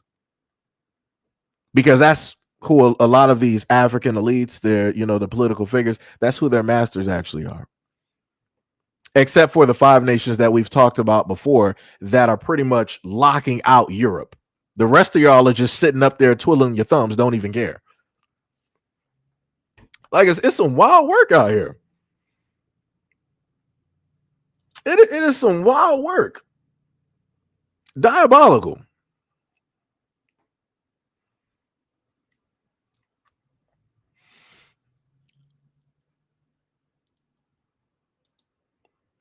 Brother, I got a video of a older Nigerian dude getting married to a 6-year-old. What are you talking about? What, you don't want to do this. This is not what you want to do. This is not my friend. This is not what you want to do. This is not what you want to do. This is not what you want to do. This is not what you want to do. Let me repeat that again.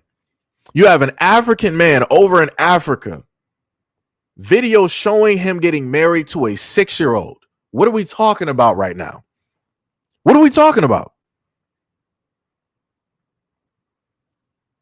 Like, that's ridiculous.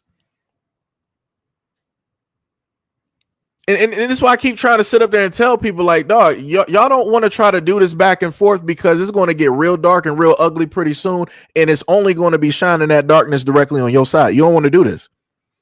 Y'all going to be sitting up there looking like the EP files real quick. It's going to be looking real bad for y'all.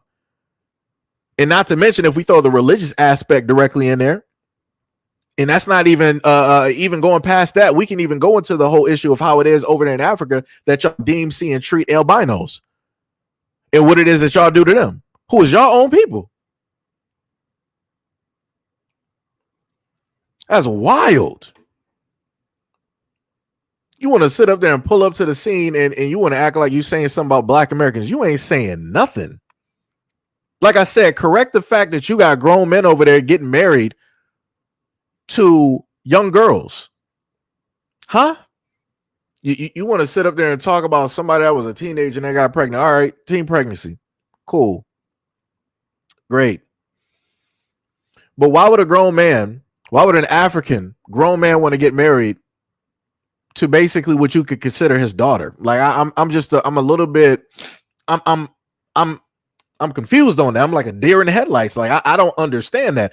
Help me understand where in the African continent, in any biblical text, where that actually makes sense to anybody directly out here that has a daughter or that specifically cares about the young children directly out here. Make that make sense for me. That's all I'm saying. You can say whatever you can try to say whatever you want to say about Black Americans, but that's one thing that you will never be able to sit up there and say. You are not going to be able to sit up there and tell me that there are fields of Black American men out here getting married to young girls out here that are 4, 5, 6, 8 years old. Nah, but y'all do that over there in Africa though. Like I said, y'all got so much to say about Black Americans, but y'all never want to address the plight and the problems that you guys have created. And you can't blame the Europeans for that.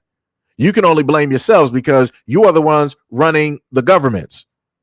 You're the ones doing the voting. You're the ones that's a part of the laws, the rules, and the regulations directly over that land. And what it seems to me is that with all of the men that y'all got directly over there in Africa, that y'all ain't really protecting the kids. Why is that? Why is that?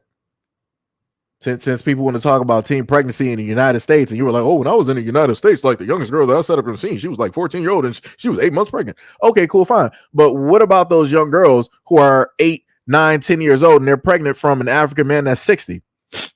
Excuse me? How that happen? Like, the math ain't mathing on that. Like, I'm a little bit confused. Like, wow, that's ridiculous. That's ridiculous. So I'm like, so who are you going to sit up there and try to foot the bill and pin the blame directly on that for the lack of protection for those children directly over there, those orphanages, the amount of defecation, the amount of poverty, the amount of homelessness, the amount of lack of education, the amount of lack of clean water, the lack of medical supplies, the lack of schooling. And who are you going to specifically pin on that? Because when I look at a lot of these African nations, I see all of the same people in all of the areas, and they all have the same skin complexion. and ain't none of them European.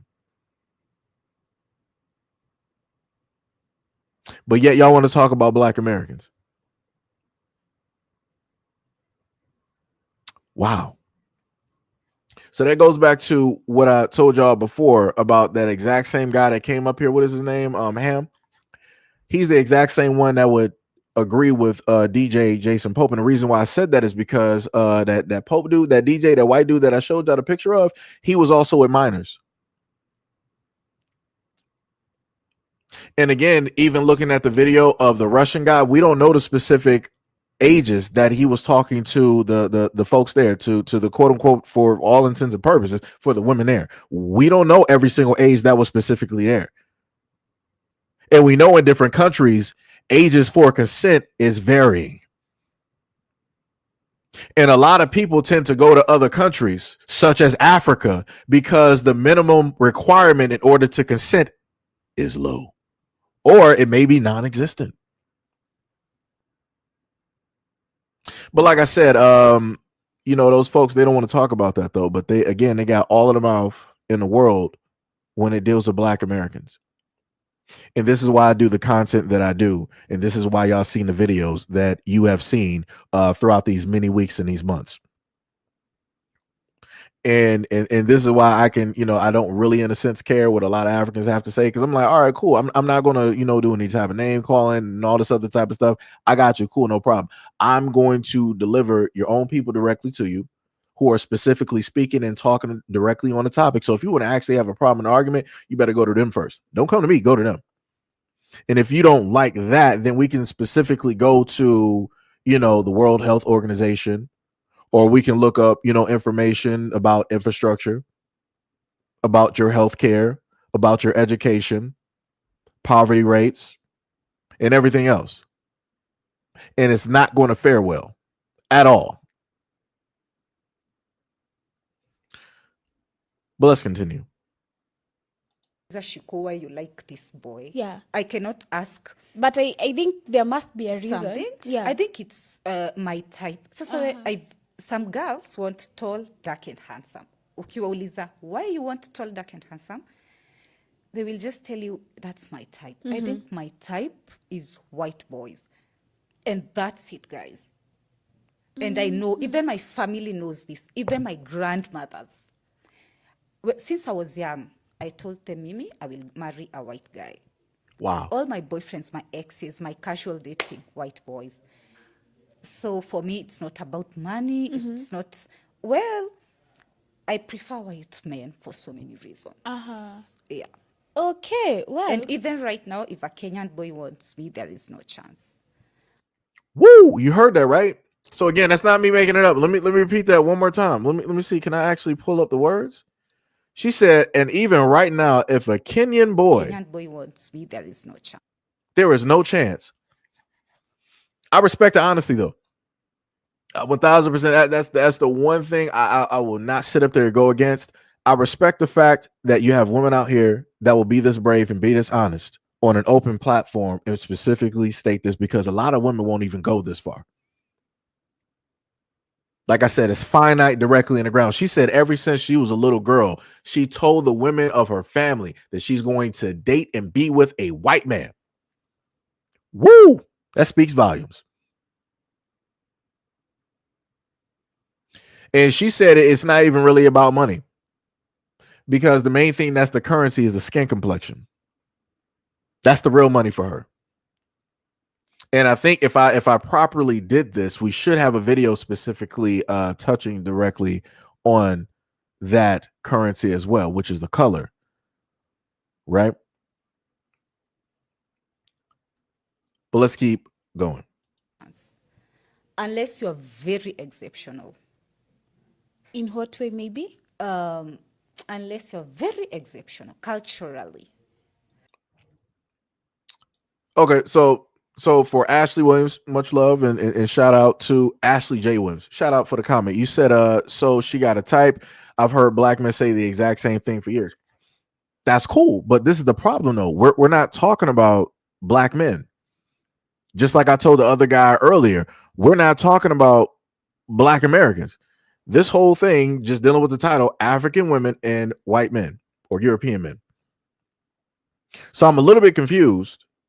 I'm just a little bit slightly confused on how it is that when we get to these topics, we get to these subjects, and again, this is specifically an African woman speaking on the fact that she don't want her men at all. She didn't say anything negative. Now, I want to note that she didn't say anything negative. She didn't put down the Kenyan men. She didn't disrespect them, at least from what I was able to perceive and gather directly from this little snippet of the interview. I didn't see the full interview. I only got this clip. But the only thing I'm sitting up there stating is that just because you hear, because you're talking in generals, right? You're basically in the same sense of like, oh, well, black men basically saying do this, so it should be fine for us to sit up there and say and do this. I'm like, I could have sworn that we were raised that just because somebody goes out there and robs directly from a bank doesn't mean that you need to go out there and rob. So if black men are out here robbing banks and getting money, does that then mean too that black women need to go out there and do the same thing? No, that's a fool's errand. That's a dummy run. That's a quick way to end your life and to just like not have freedom at all. And in this exact same circumstance, this woman, even with the casual relationships, which means that those are not boyfriends, those are just guys that those are hit and runs that she was, seeing and doing stuff directly with. All I'm saying is at the end of the day, that a lot of women are going to end up losing their freedoms, so to speak. Let me go back to this image here for Ashley so you can gather what it is that I'm saying, right? So let me just step away from the African part, right? Let's deal with this here. These are Black American women. I did this story years ago. I'm not even sure how. I think this is probably over like 5 or 6 years ago. I can't even find the actual like mention. I had it up there at one point, but 5 or 6 years ago, I did quite a few, probably like 3 or 4 videos on DJ Kid or Jason Roger Pope, right? And he had this thing directly in the Black community where he would only specifically deal with Black minors, meaning Black teenagers or your daughters, right? And Black women. He specifically stated, and this number of the body count is actually pretty short. Long story short, this white man sat up there and infected pretty much all of those women because he has HIV. So let's go back to what you stated before, right? You said, so she got a preference. I heard Black men say the exact same thing for years. So if Black men out here decided to date or be with their preference and that preference infected them with HIV, does that then mean too that Black women need to follow the exact same thing that Black men did and end up in the exact same situation? Does that sound smart? Or does that sound like a fool's errand?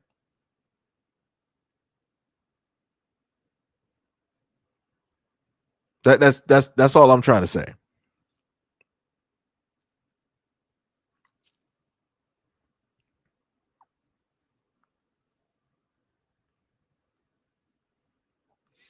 Ashley said I just got here. I didn't so I didn't hear Africa.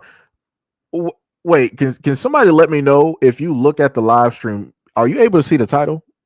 Because I could have sworn if I go to the background, I can see the title.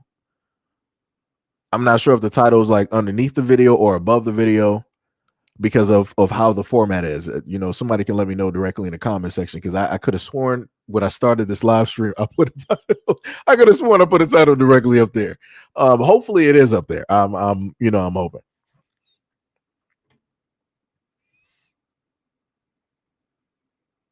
Just trying to, like I said, me doing this is something that I've done before, which isn't technically, realistically, I shouldn't care because it don't got nothing to do with me because I'm not the problem in these situations here.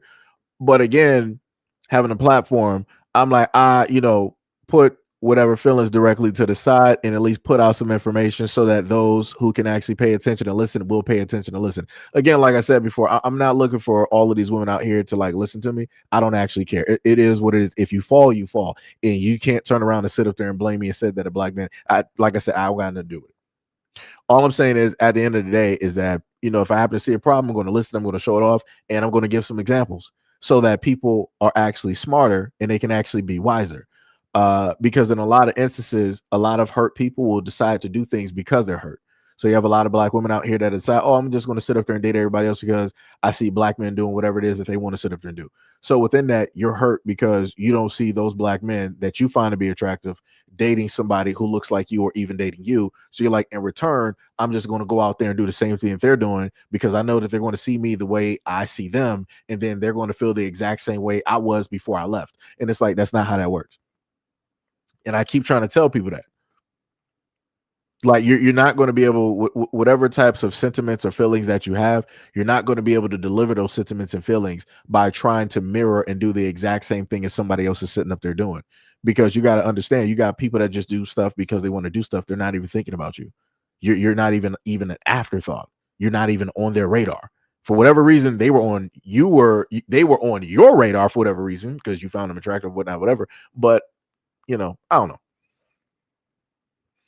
I don't know. You said, oh Lord, that is a ridiculous argument.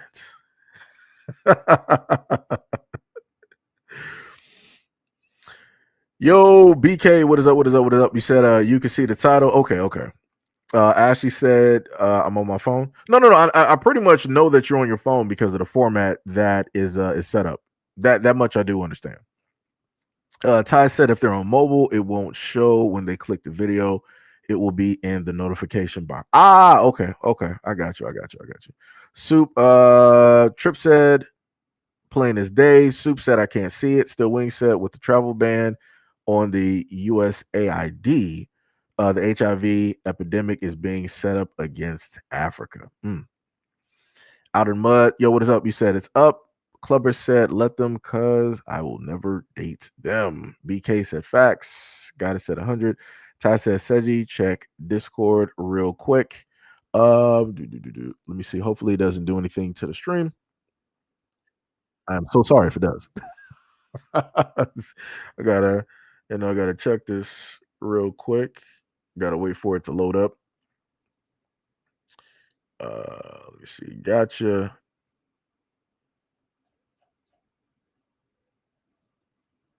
Right.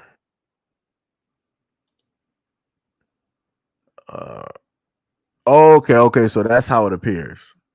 YouTube has to do something with that. They have to really do something with that where the title of the live stream actually shows up when people click directly on the video, and so that they actually know that it's alive. They got to do a lot of work, directly on this. Shout out to Ty for taking that quick, screenshot and letting me know. Shout out to Ty.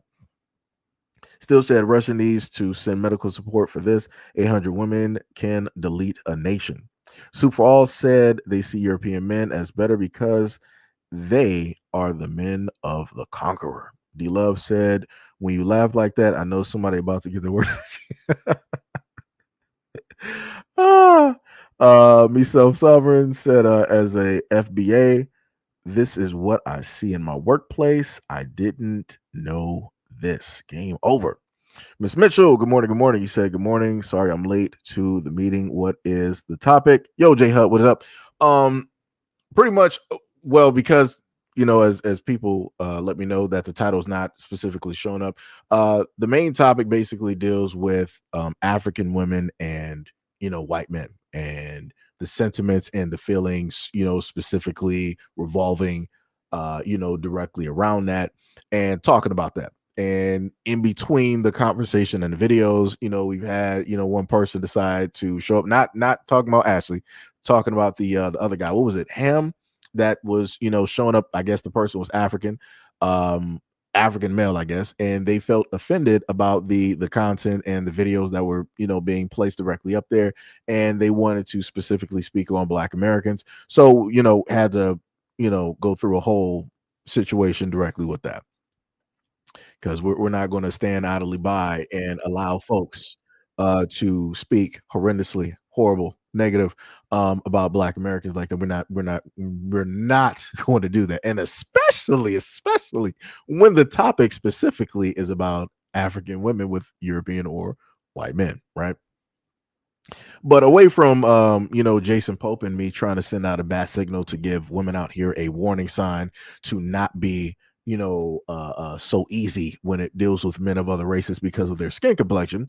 Let's go directly back to the video. Let me see. Was this the one? Wait, was this the one? Girls that are more.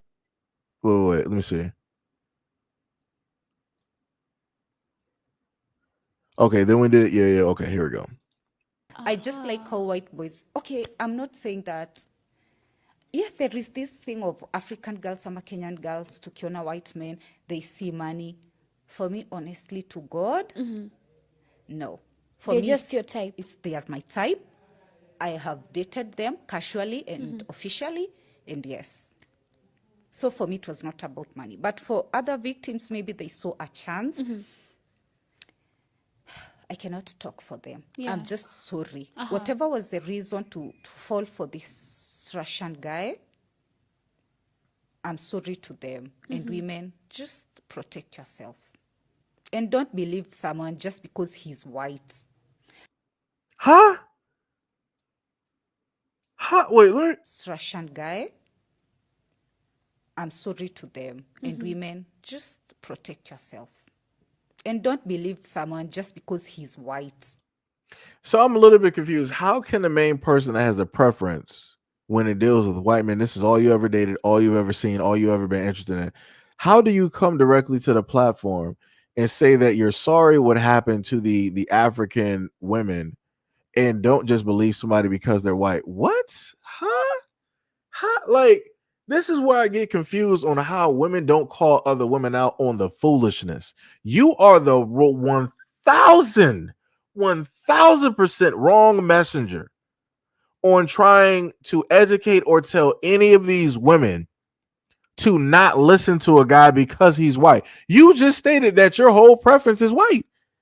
You stated since you were a little girl that you told your people that you're going to be married to and only date white guys. You're the wrong person. You are the wrong person to speak on this at all. Oh, man, brother.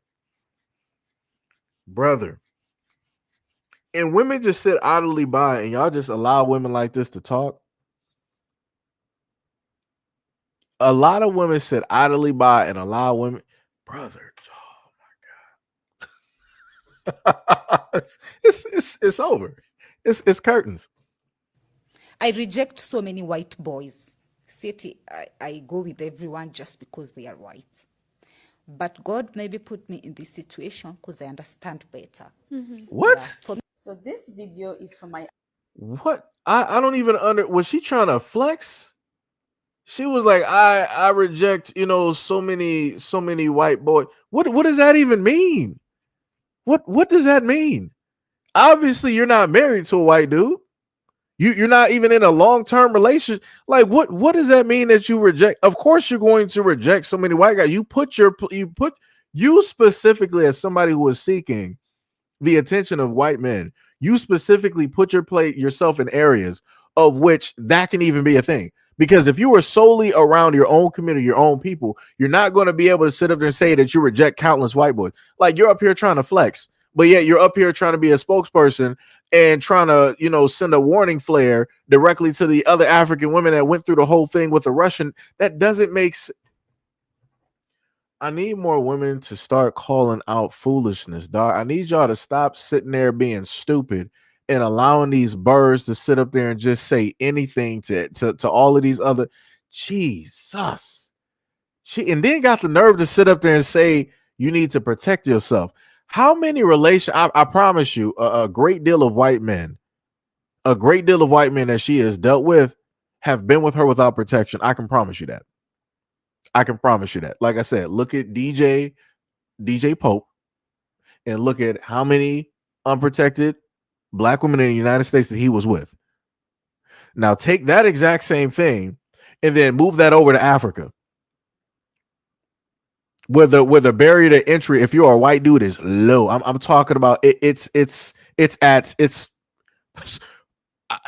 the Earth's core. That's how low it is. Like I said, how women allow women like this to be a spokesperson on these platforms. This is why a lot of people, let me explain something to y'all. The worst thing that came out of the pandemic was a lot of folks be getting online and starting up platforms. That was one of the worst things that come from the pandemic. I don't care about nothing else.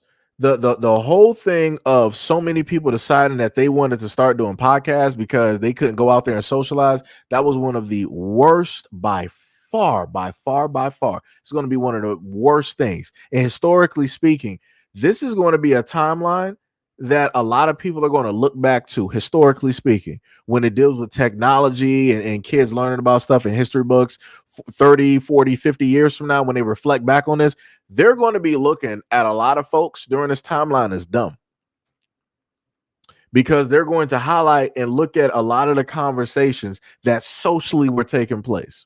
And those kids are going to be like, so out of all of the world issues and all the other problems that were going on, this is what people wanted to talk about. And to those kids, I have to tell you, yes, this is what we are relegated to. This is clearly what we're talking about at this moment in time. Yeah. This is an L. It is. But like I said, a lot of people don't think that far, because a lot of folks right now, they're not thinking about the 30, the 40, and the 50 years from now, and those generations that are going to be looking back at us. They're not worried about that. Not looking, they're not worried about it. Not worried about it at all. Not worried about it at all. But like I said before, it is what it is. Yep. It is what it is. Yo, Brother Allen, what is up? What is up? What is up? Much love, respect, and appreciation for the $5 dono to the channel. Let me see. What was it? Let me see. Who is this again? Let me look at the picture. I'm not even sure who specifically you are, but I'm going to read the response anyway. You said asking women for help and then immediately calling them stupid. Why should anyone listen to you? See, that's the thing. Looking at you, I know for let me just do a little bit of research. Let me just make sure, because I don't want to be mistaken, right? Because people come into a varieties of different shades, so to speak, directly out here. Oh, you're talking from the other channel. Okay, I got you. Let me just see real quick. But like I said, shout out to the comment. Who was that again? Let me just look at you again. Was that Riverstone? Shout out to that comment. Much love, respect, and appreciation. Right. So let's take a handy dandy look directly here. All right, let me see. Riverstone. Let me see this here.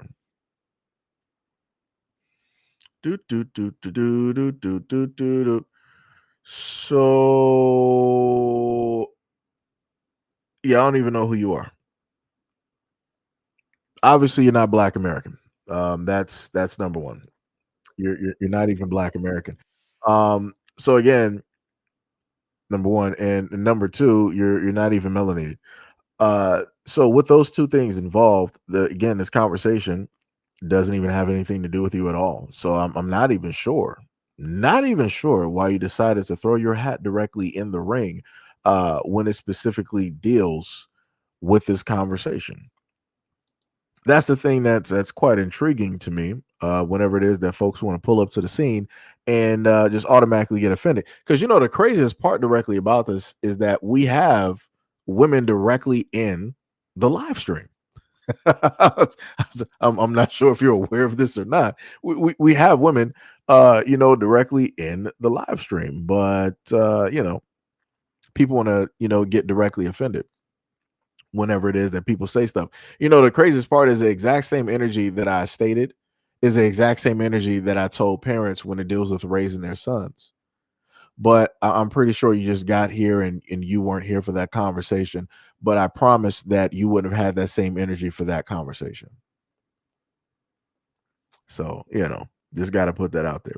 As Mitchell said, I'm sorry for what happened to them. They have been brainwashed and think that white skin is better. Not true, of which is why this happened. Be mindful of history, of the history of Europeans and Africa. That's true. That's true. Yo, King, what is up? What is up? You said, how do African people talk about us, FBA versus white people, and they worship their colonizers, and we stand up and fight them, but they bow down to them and become their bed wenches. BK said, blind leading the blind, she's poisoning the well. Yeah. Yep. First class. Oh, I'm certain of that. RJ said this was years back, so I only mainly deal with FBA women. Chester said that woman is all over the place. Club said, nah. He said the vesting thing. Somebody said Keisha. BK said facts. The pandemic platforms and podcasters are straight poison. Yeah, it is. Because let me just be frank. And again, I've shown a variety of content directly out here to further, position my point directly on this. When you look at a lot of these platforms, they regurgitate the exact same conversations that they've been doing since the pandemic, which is relationships, men versus women. They're not talking about anything about building. They're not talking about wealth. They're not talking about investing. They're not talking about educate. It's nothing. Like, even when it deals with the whole topic of relationship, men versus women, they're not even realistically consistently telling people for years to just go out there and get therapy, not pointing them into those directions and investing in those, or even starting up their own venture into having therapy for all of these people that they're talking to. It's the exact same content every single time. And I thought that people got tired of it, because I know I did. Because I'm like, ain't nobody really talking about nothing different. And everybody got the same exact opinions that they had back during the pandemic. And I'm like, there's no growth. There's nothing there. It's pretty much like stagnant. But because it is what it is, people are going to come wherever it is that, you have that type of negativity there that they can happen to, fixate on, or emotionally attach directly to, because of whatever traumas or unhealed issues that they have, dealing with their relationship and stuff. Like I said, it's just, it's bad. It's bad. Let me see. Dawes said, I just came in. Was Pope the Caucasian who gave all of those women HIV? You are correct. That is exactly who DJ Jason Pope is. Ms. Mitchell said, more often than not, many nations, if people look at Black African / people, including Somalis, as less than, and often have ulterior motives for trying to cozy up to Black people, so tread lightly. Yeah, that's true. Yeah. Bob, what is up? You said good morning from Minnesota. What is up? Much love, respect, and appreciation. Much love, respect, and appreciation. Blood Seal said, is a Keisha the same as a Karen? I'm not exactly sure. D Love sitting up here laughing. What was it? Somebody said, David White said, y'all are mad, LOL. I'm not sure who you're talking about is mad. I would love for people to specify versus giving a whole generalized thing on, y'all are mad, using slang, and everything of the sort. Be very specific, because if I happen to talk about white folks, Europeans, Africans, Black Americans, Indians, whatever it is, I can be very specific, and look directly in that direction. But you pulled up to the scene and you'd be like, y'all, I don't know who y'all is. I need you to specify realistically. Clever Lang said, I ignored them at every point. Still said, you can't build with scammers and thieves. Must clean house. That is true. That is true. But let's continue. But God maybe put me in this situation because I understand better. Yeah. For me. So this video is for my African girls, my African women. Come forward. I love you all. Okay, let's talk about this. There is what we call white skin privilege. A lot of you girls are deceived by African men, but African men know this. They know that having a white skin have its own privilege, and that's why they love white girls. They want to make white babies because of the privilege of having a white skin. So I saw a trending topic in Kenya where they said Kenyan girls are obsessed with white men. Like they were coming for them back to back. Even here in Dubai, I see a lot of Kenyan girls that want to be with white men.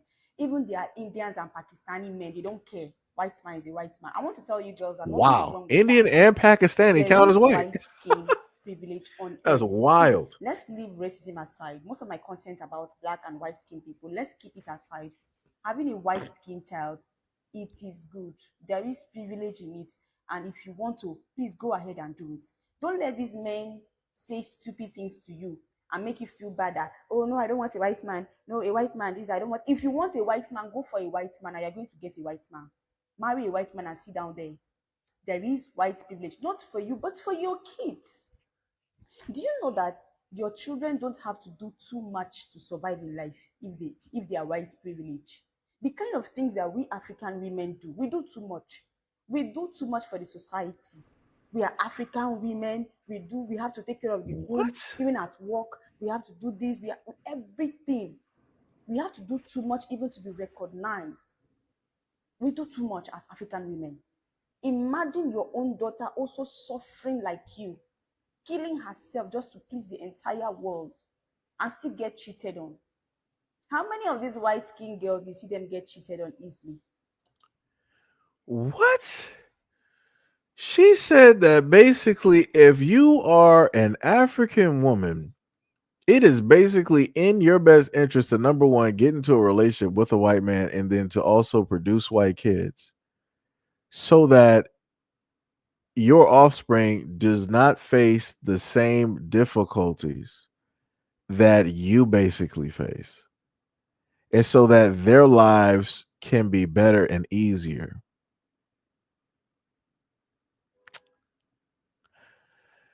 You can't make this up. You cannot be you. Oh my God. Oh my God. And this woman looks young. Wow.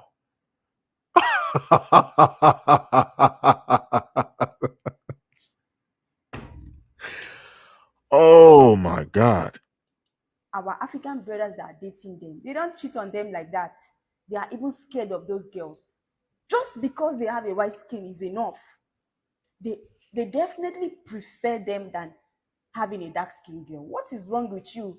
You know, having a white skinned man. What is wrong in having kids that are white skin? Nothing is wrong, girls.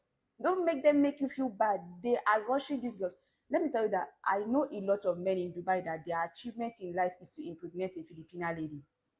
Their achievement in Dubai, you say, my pikin fine, they'll be showing their picture. In fact, their children, they use their white skin mixed children on their wallpaper.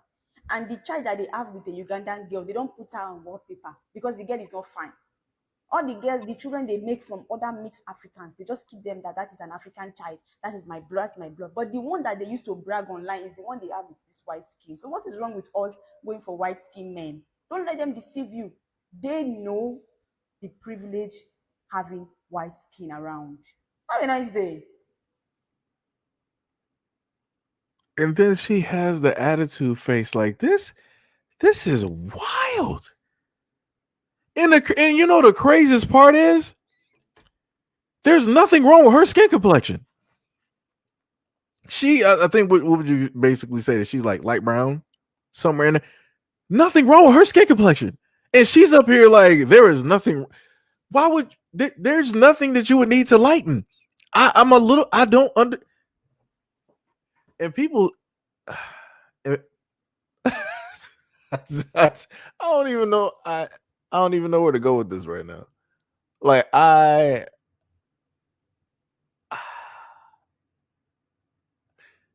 this is wild. This is just wild.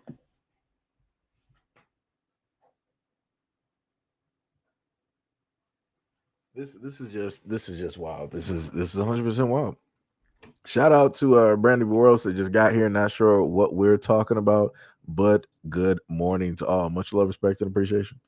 What is up? What is up? What's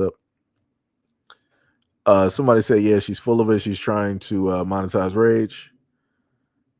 Like this is wild.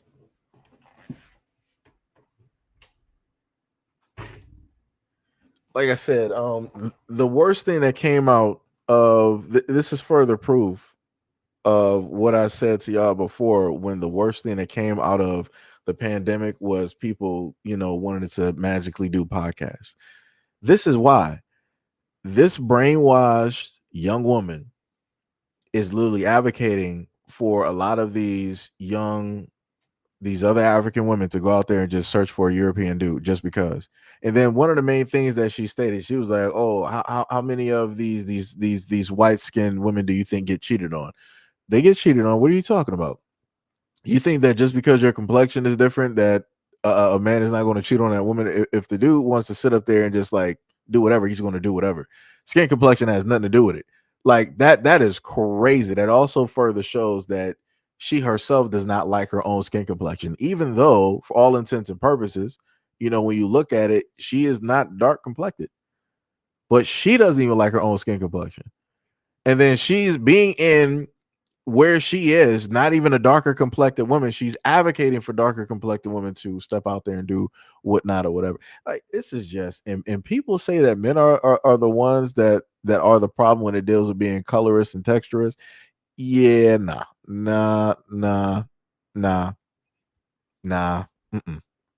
Nope. That's crazy. That is diabolical in nature. Wow.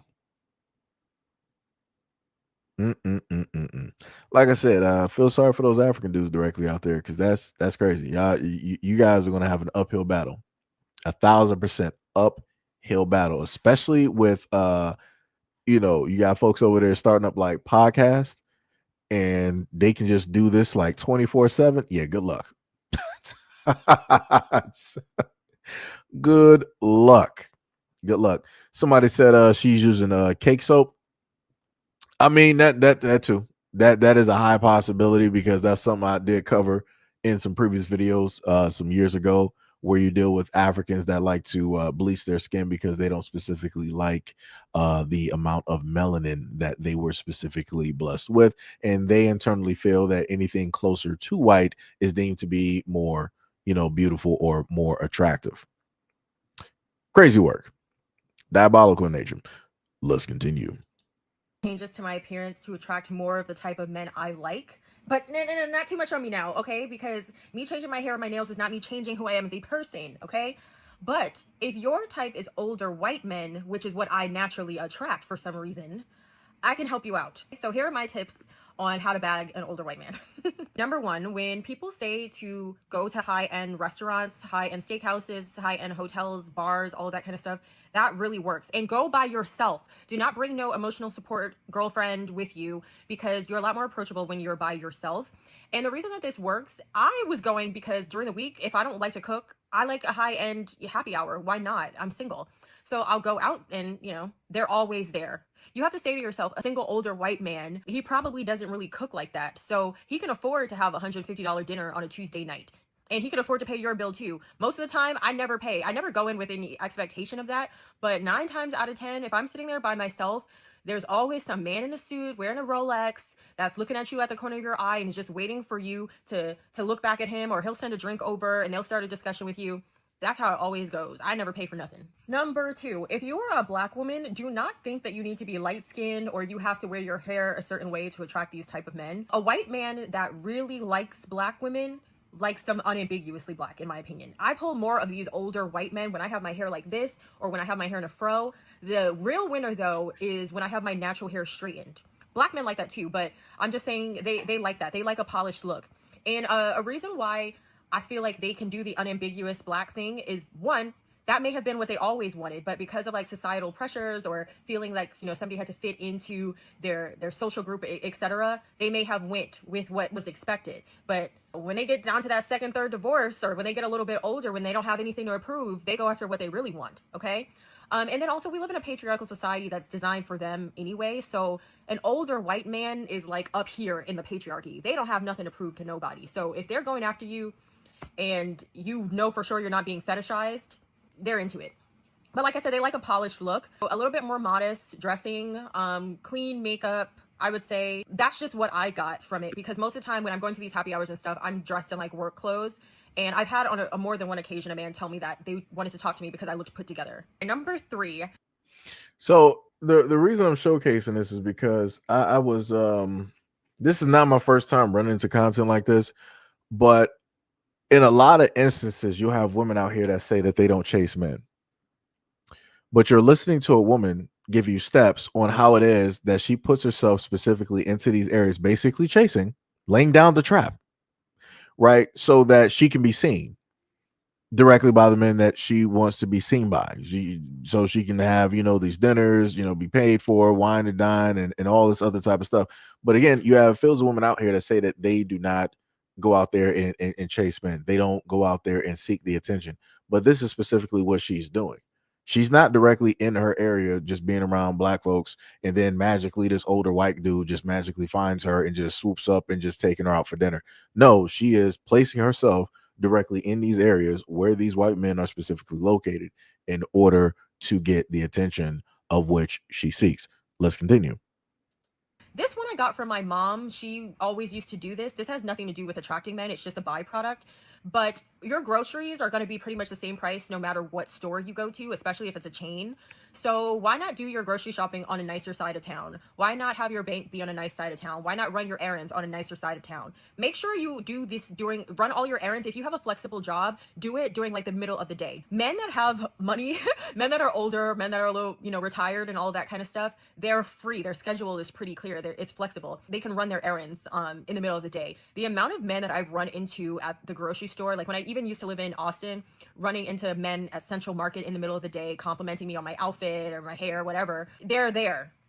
So you going grocery shopping kind of early in the morning or like maybe at like 11 or 12, they're there. Trust me. Number 4, and I have actually a few more tips. I just don't have time to share it, but you got to figure out what your allure is as a woman. I have the gift of gab. I can talk a man out of his drawers. That's just a God-given gift I have. So figure out what your allure is, because in my opinion, these men like a smart woman. I've been able to have some of the best conversations ever with some of these older white men because I'm able to talk about things that I've always been interested in, but nobody in my social group really is into. Like, for instance, I've always liked exotic cars. I like watches. I love cigars. I love art, history, culture, all of that kind of stuff. So wait. So art, history, culture, cars, cigars, and watches. So you mean to tell me that there are no black men out there that are interested in talk about I don't know what circle that she is even specifically around. Okay. Okay. But I just never really have a lot of people to talk to about these things. So when I get in conversations with these men, I notice a lot of them have similar interests, and I'm able to just talk to them for hours about, certain topics. These older men, in my opinion, like smart women.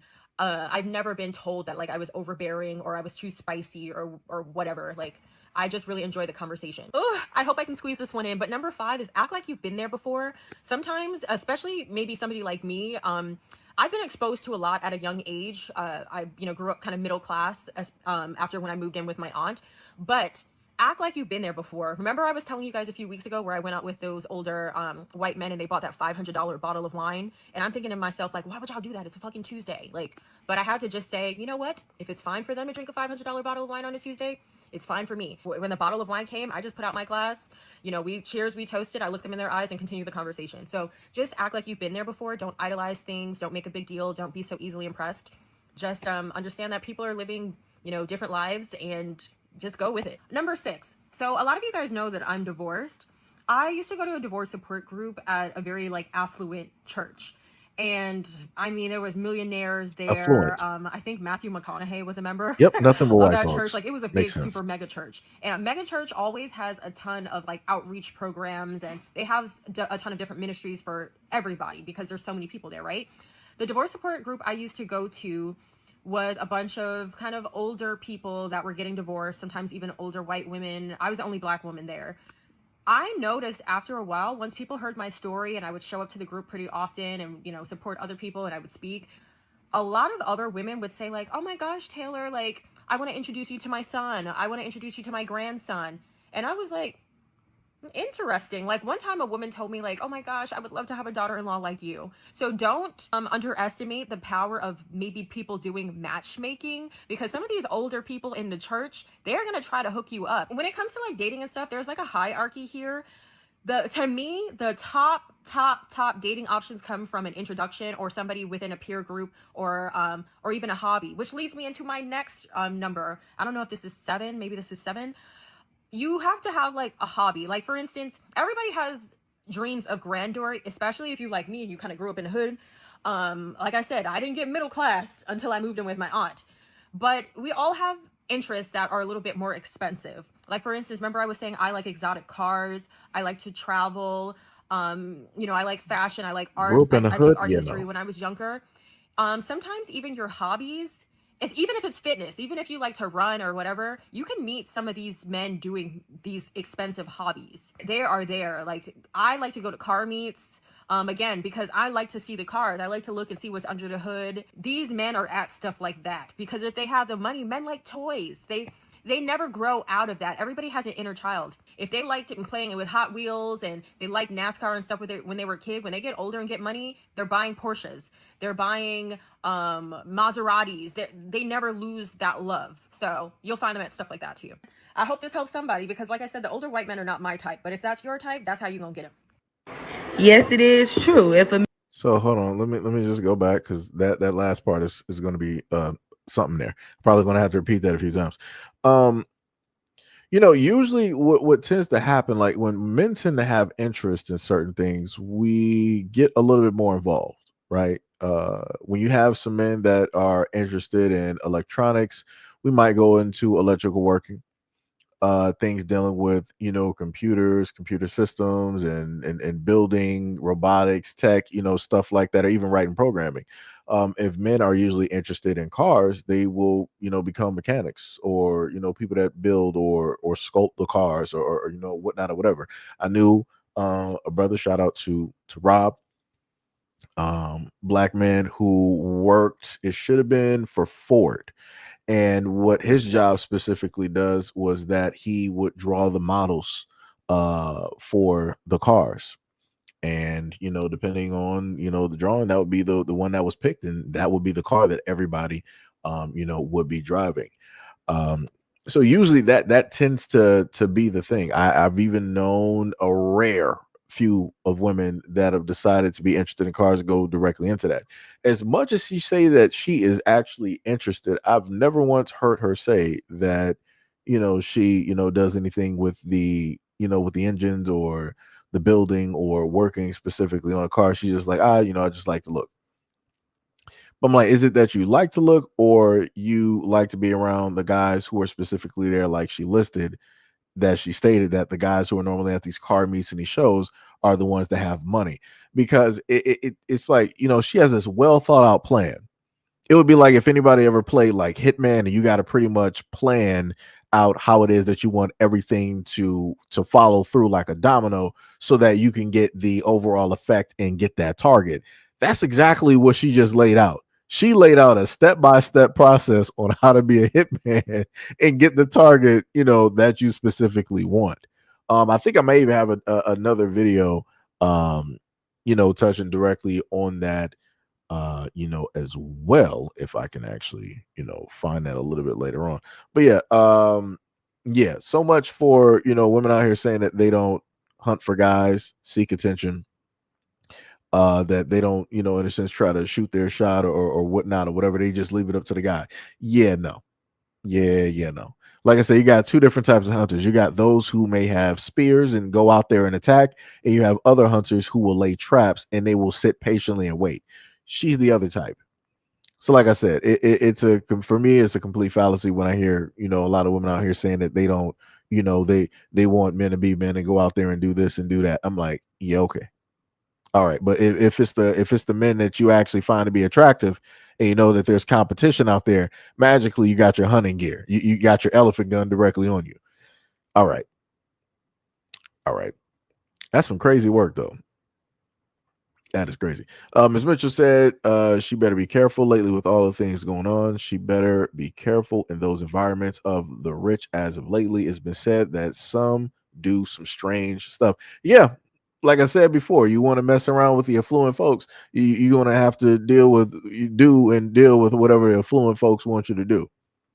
And that's and you know the craziest part is when women like this want to sit up there and talk. Like I said, she gave the step-by-step process, but the woman that you see in front of you, the one thing that she will never actually list and tell people directly about are the things that a lot of those women have to do in order to be in those circles, to be around those people, the types of other conversations that are being had, the types of offers that are being propositioned directly for them. Like I said, there's a lot of other things that are directly there when you're dealing with rich guys. Again, if you don't believe me, go read some of the paperwork in these files directly up here. That's out here that anybody can see.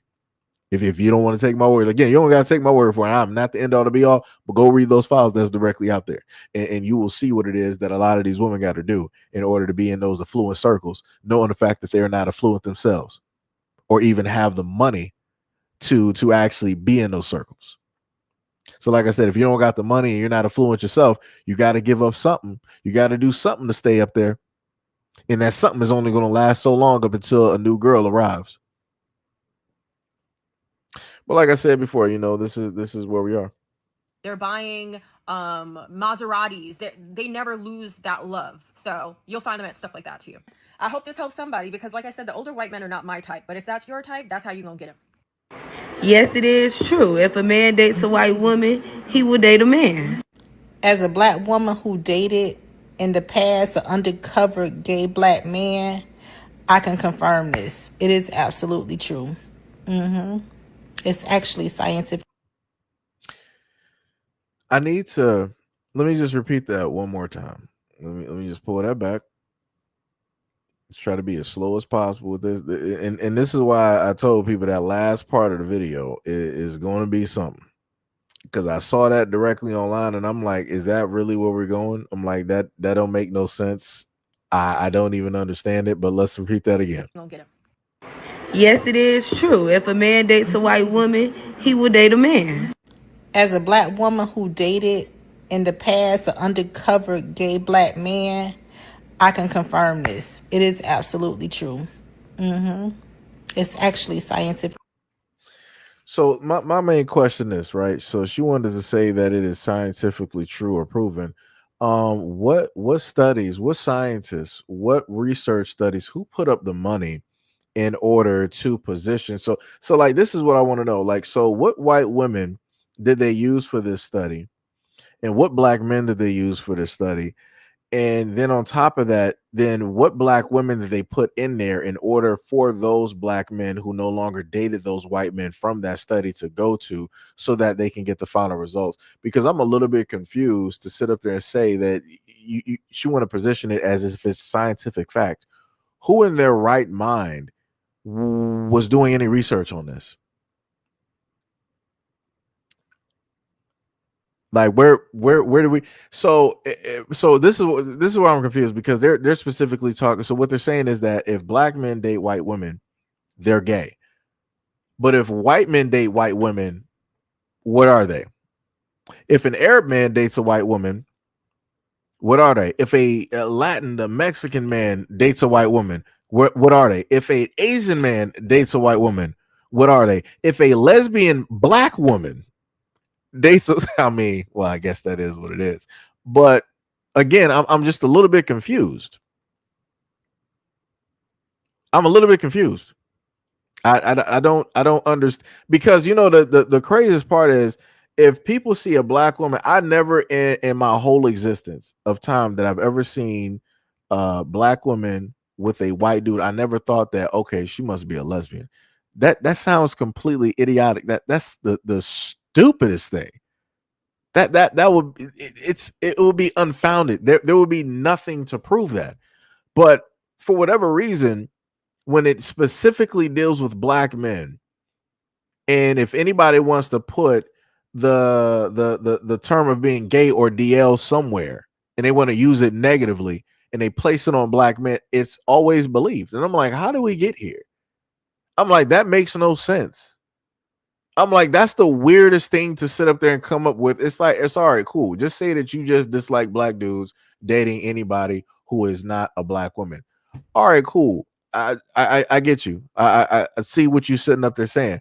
But to try to sit up there and say that all of these black dudes out here who have either like dated or just slept with whatever, that they're just automatically gay, because I'm like, that's wild to me. Like, that's wild to me. That's 100. And then on top of that, the clip that I have, the reason why their faces are showing like this is because they didn't fully show their faces. And I'm like, I wonder why. Because I'm like, if you were actually 10 toes about what it is that you stated in this video, you would have actually shown your face, but you didn't want to do that though. And I wonder why. But like I said, it's easy for people to make up nonsense when it deals with black American men and for it to be believed. This is how easy it is. Women like this can easily get online and just say whatever it is that they want, and the world is going to sit up there and believe it. And this is not the first time that I've heard this. Like, that's wild. That is 100% wild. 100% wild.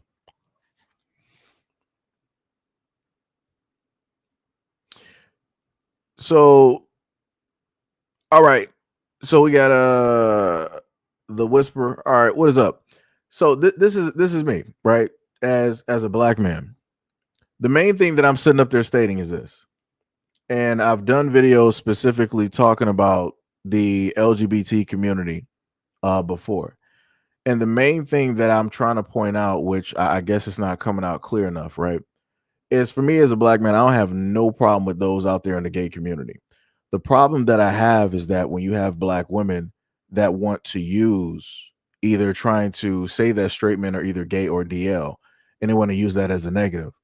But to my knowledge, that's not what's supposed to be done. That would be, in a sense, like some type of way of like homophobia, however it is that people like to sit up there and state that, because you're knowingly talking about somebody that is straight, but you're trying to label them as this, which you're then listing as a negative. But the same people that are trying to label it and use it as a negative are the same ones that are supposed to be in support of the LGBT. They're supposed to be in support of lesbians, trans, black gay men, and everything of the sort. So for me, that's all I'm saying.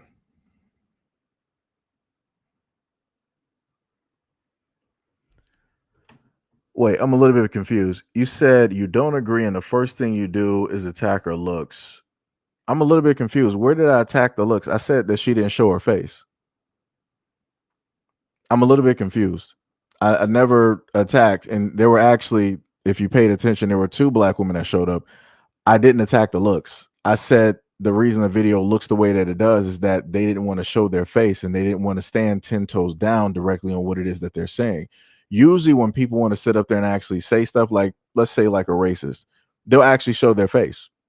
They'll actually be directly on camera. I've shown off enough of those videos in order to further prove my point. And all I'm sitting up to saying is that if this is your full belief and this is your understanding, then you should actually fully show your face. So that means that the men of, that you are friends directly with and all this other, they can know where it is that you specifically stand on how you basically deem and see those black men dating other men. I mean, not other men, other women of other races. That's all I'm saying. You said, somebody said she may be right. Did have a twinkle in his eye. Another person said, Leonard said, I told you it seems like they're getting more delusional. Not sure how to pronounce it. No. Okay. Zootorge, you said accusations like that is evil. Whisperer said, are you straight? Cause I assume not. I mean, I guess whatever you want to assume. I mean, frankly, for me, I don't care. I've been called, everything but a child of God. So it's whatever. it's just whatever it is. You said you don't know who is straight. How would you know? Did someone call you DL? Da da da da. I mean, if you look past the previous videos and look at comment sections, again, this is stuff that I've talked about before, but understandably, you just got here because I've never seen you here before. Next, you said, because imagine as a man being offended for other men. Yikes, you clearly are single. I mean, I guess so.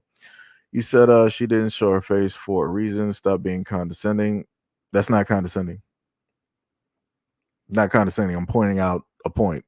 Like if you stand 10 toes directly on what it is that you basically state, you, especially this, you would have basically showed your face. That's all I'm saying. Let me see what else you said. You said shut up, you're weak. Okay. Next, you said you're lame. You don't have any women clearly. Okay.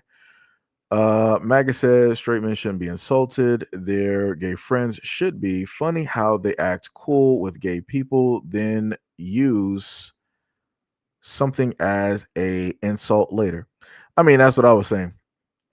You said you aren't showing your face because I've shown my face on previous live streams, and my face is directly in the image of the what's the name of the channel. So like I said, and I keep telling people, if people actually want to sit up there and clearly see my face, you can go up there and look directly for it.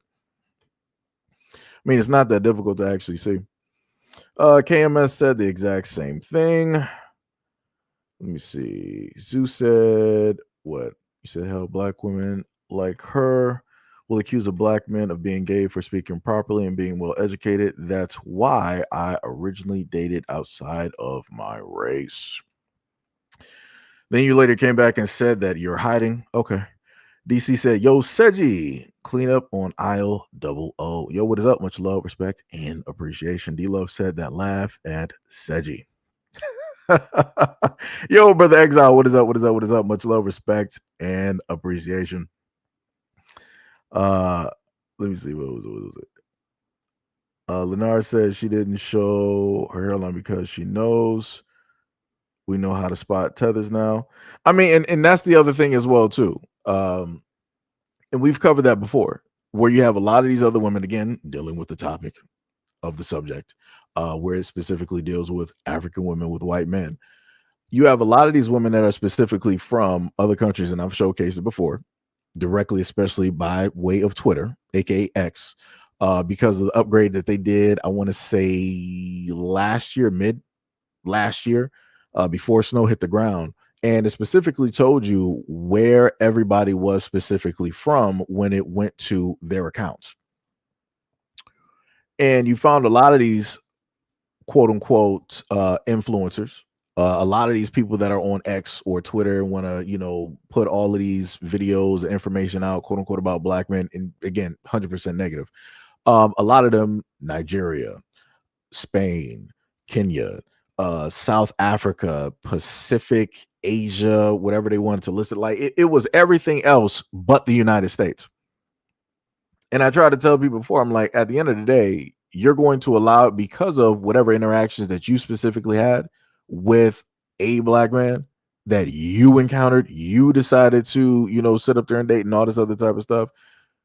By way of having that and still holding on to that, that now opens up the door for other people to guide your emotions and to direct you wherever it is that they want to specifically direct you. And in a lot of instances, when I looked at a lot of this content, none of those folks out there that always preach the whole thing of hate black men, none of them are telling any of those black women out there that, yo, go get therapy.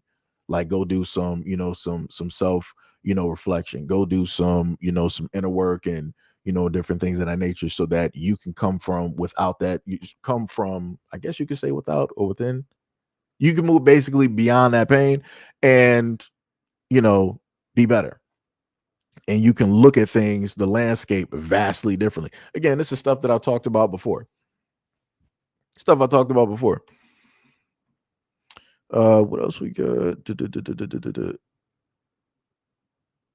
Brother Exile said, you think that the whisperer was speaking to someone else just stepped in? Like I said, I don't know who you're speaking to. I just directly responded because I didn't see an at. So, Let me see. You said, man, respect to all in attendance. Leonard said, nope, he was addressing surgery. Yeah, so, I responded. One will tell said, nephew, it's 2026. Why do we care? Who falls in love with whom? Words from Rodney King. We can't. Why can't we all just get along? Love is love. This is the thing. And as I stated before, whoever it is that people want to be with, I don't have no problem with it, right? The problem comes in when people want to specifically then pin the blame on other people. And I've said this before. So when it deals with black dudes dating whoever it is that they want to date, and then things go wrong, you can't come back and then blame people that had nothing to do with the situation. And the exact same thing when I stated that with black women as well. The moment in time that if you as a black woman decide to date whoever it is that you want to date, and then something goes wrong, it doesn't go as planned, you cannot then come back and sit up there and say that, oh, black men don't protect the black community. Y'all don't even want to protect black women. We didn't put you in that situation. We didn't tell you to go out there and do whatever it is that you want to do, just like you didn't tell black men to go out there and do whatever it is that they wanted to do. You didn't force black men, to do whatnot. Everybody got their free will. Everybody is autonomous, when it deals with whatever situations they want to specifically, deal with. So again, that's my whole problem.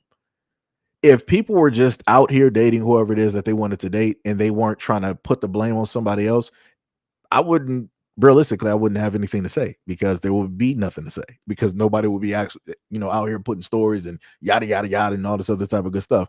But this is where we are when it deals with social media. Whenever relationships or anything goes wrong, a lot of people want to blame somebody else. Like I told people before, anytime when it dealt with relationships, I specifically place blame squarely first directly on myself. I have no problem with sitting up there doing that, because 9 times out of 10, a lot of people are not going to sit up there and do that because they don't think or see that they do anything wrong. Right. And again, both people can play a part. So like I said before, if a guy ends up in a relationship and, some things are happening, as a dude, you got to understand, like, hey, this is the woman that you specifically chose to be with, that you selected to, whatnot or whatever. You are at fault for the part that you played. Now, also within the exact same vein, the woman that decided that she wanted to, treat or have whatever, attitude or whatnot, or whatever, she also played her direct part in the situation as well, that further dissolved the, the situation, relationship, whatever it is that you want to sit up there and place it as. Zeus said these tethers are troublemakers. Ty said no, he was referring to Seji. He said he's a gay man coming to a stream defending a stranger he knows nothing about, then attempting to assault Seji while bringing up sexuality. I mean, it'd be like that. As stated before, that's not the first time that anything like that is set up there. Like I said, I've been called everything. And I've showcased the comments, even within live streams. Like I said, even that happened in a live stream. That's why I was just like, okay, I'm like, whatever. I'm waiting for something new, because anything that person wanted to sit up there and state, women have basically said it because they disagreed with what it was that I was specifically stating. So I'm like, okay, that's cool.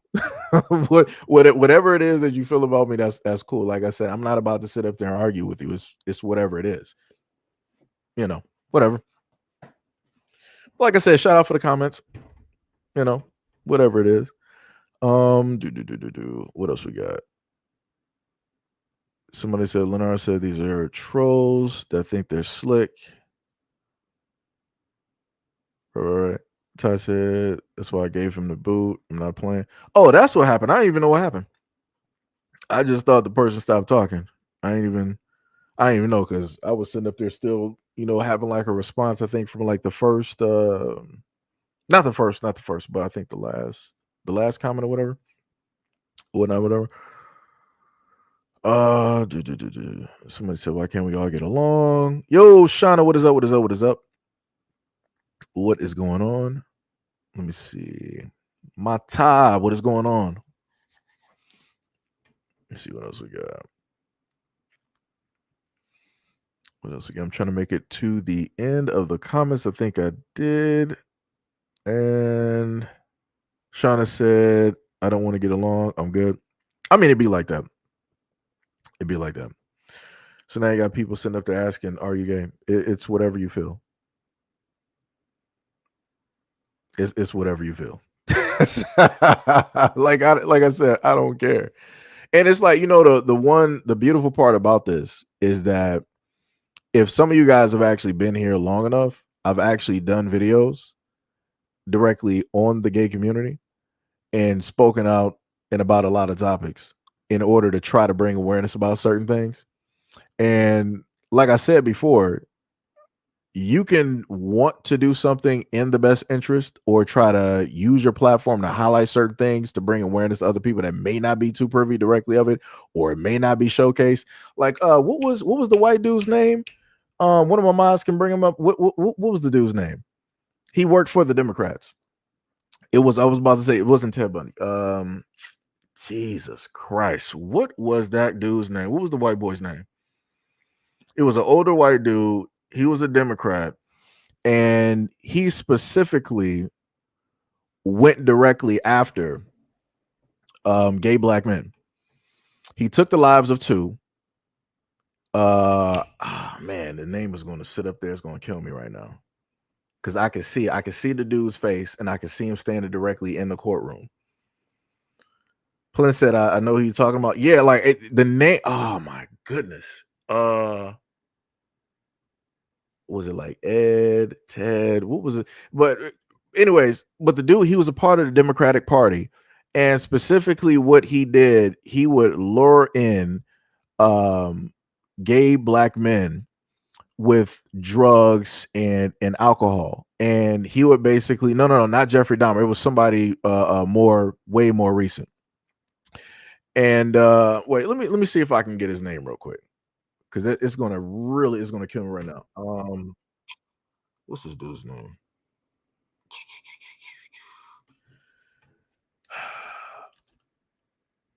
Let me see.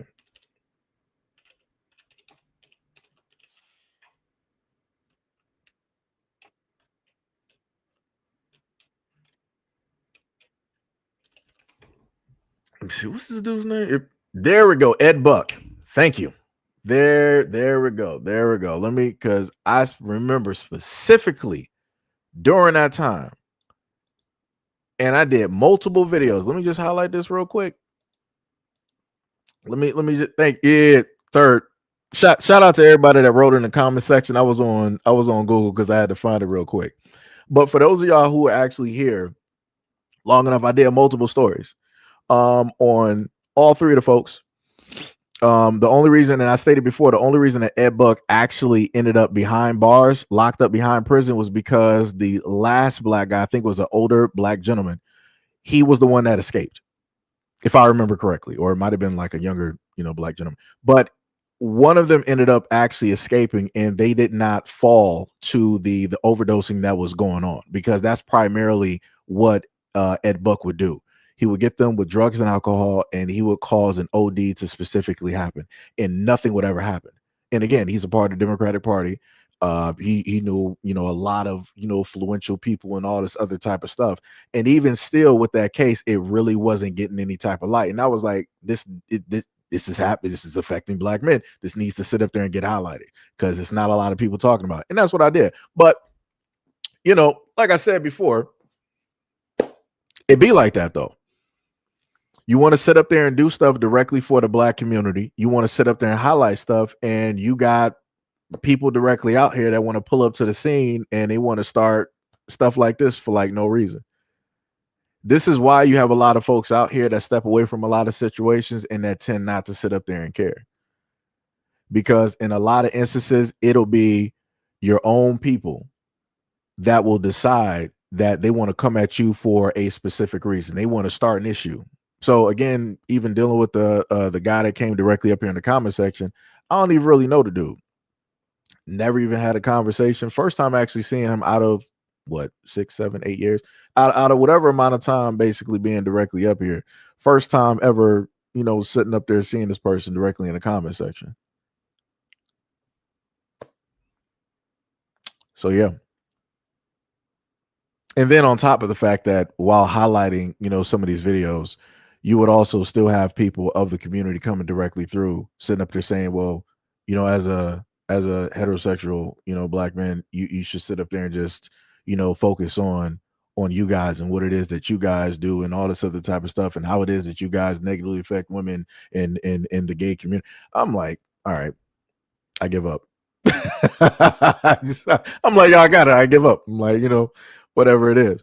And that's why I stopped talking anything or trying to bring any type of awareness or even showcase any type of stories dealing with the gay community or anything of the sort, because I'm like, y'all got it. I'm like, y'all got it. Whatever it is. Let me see.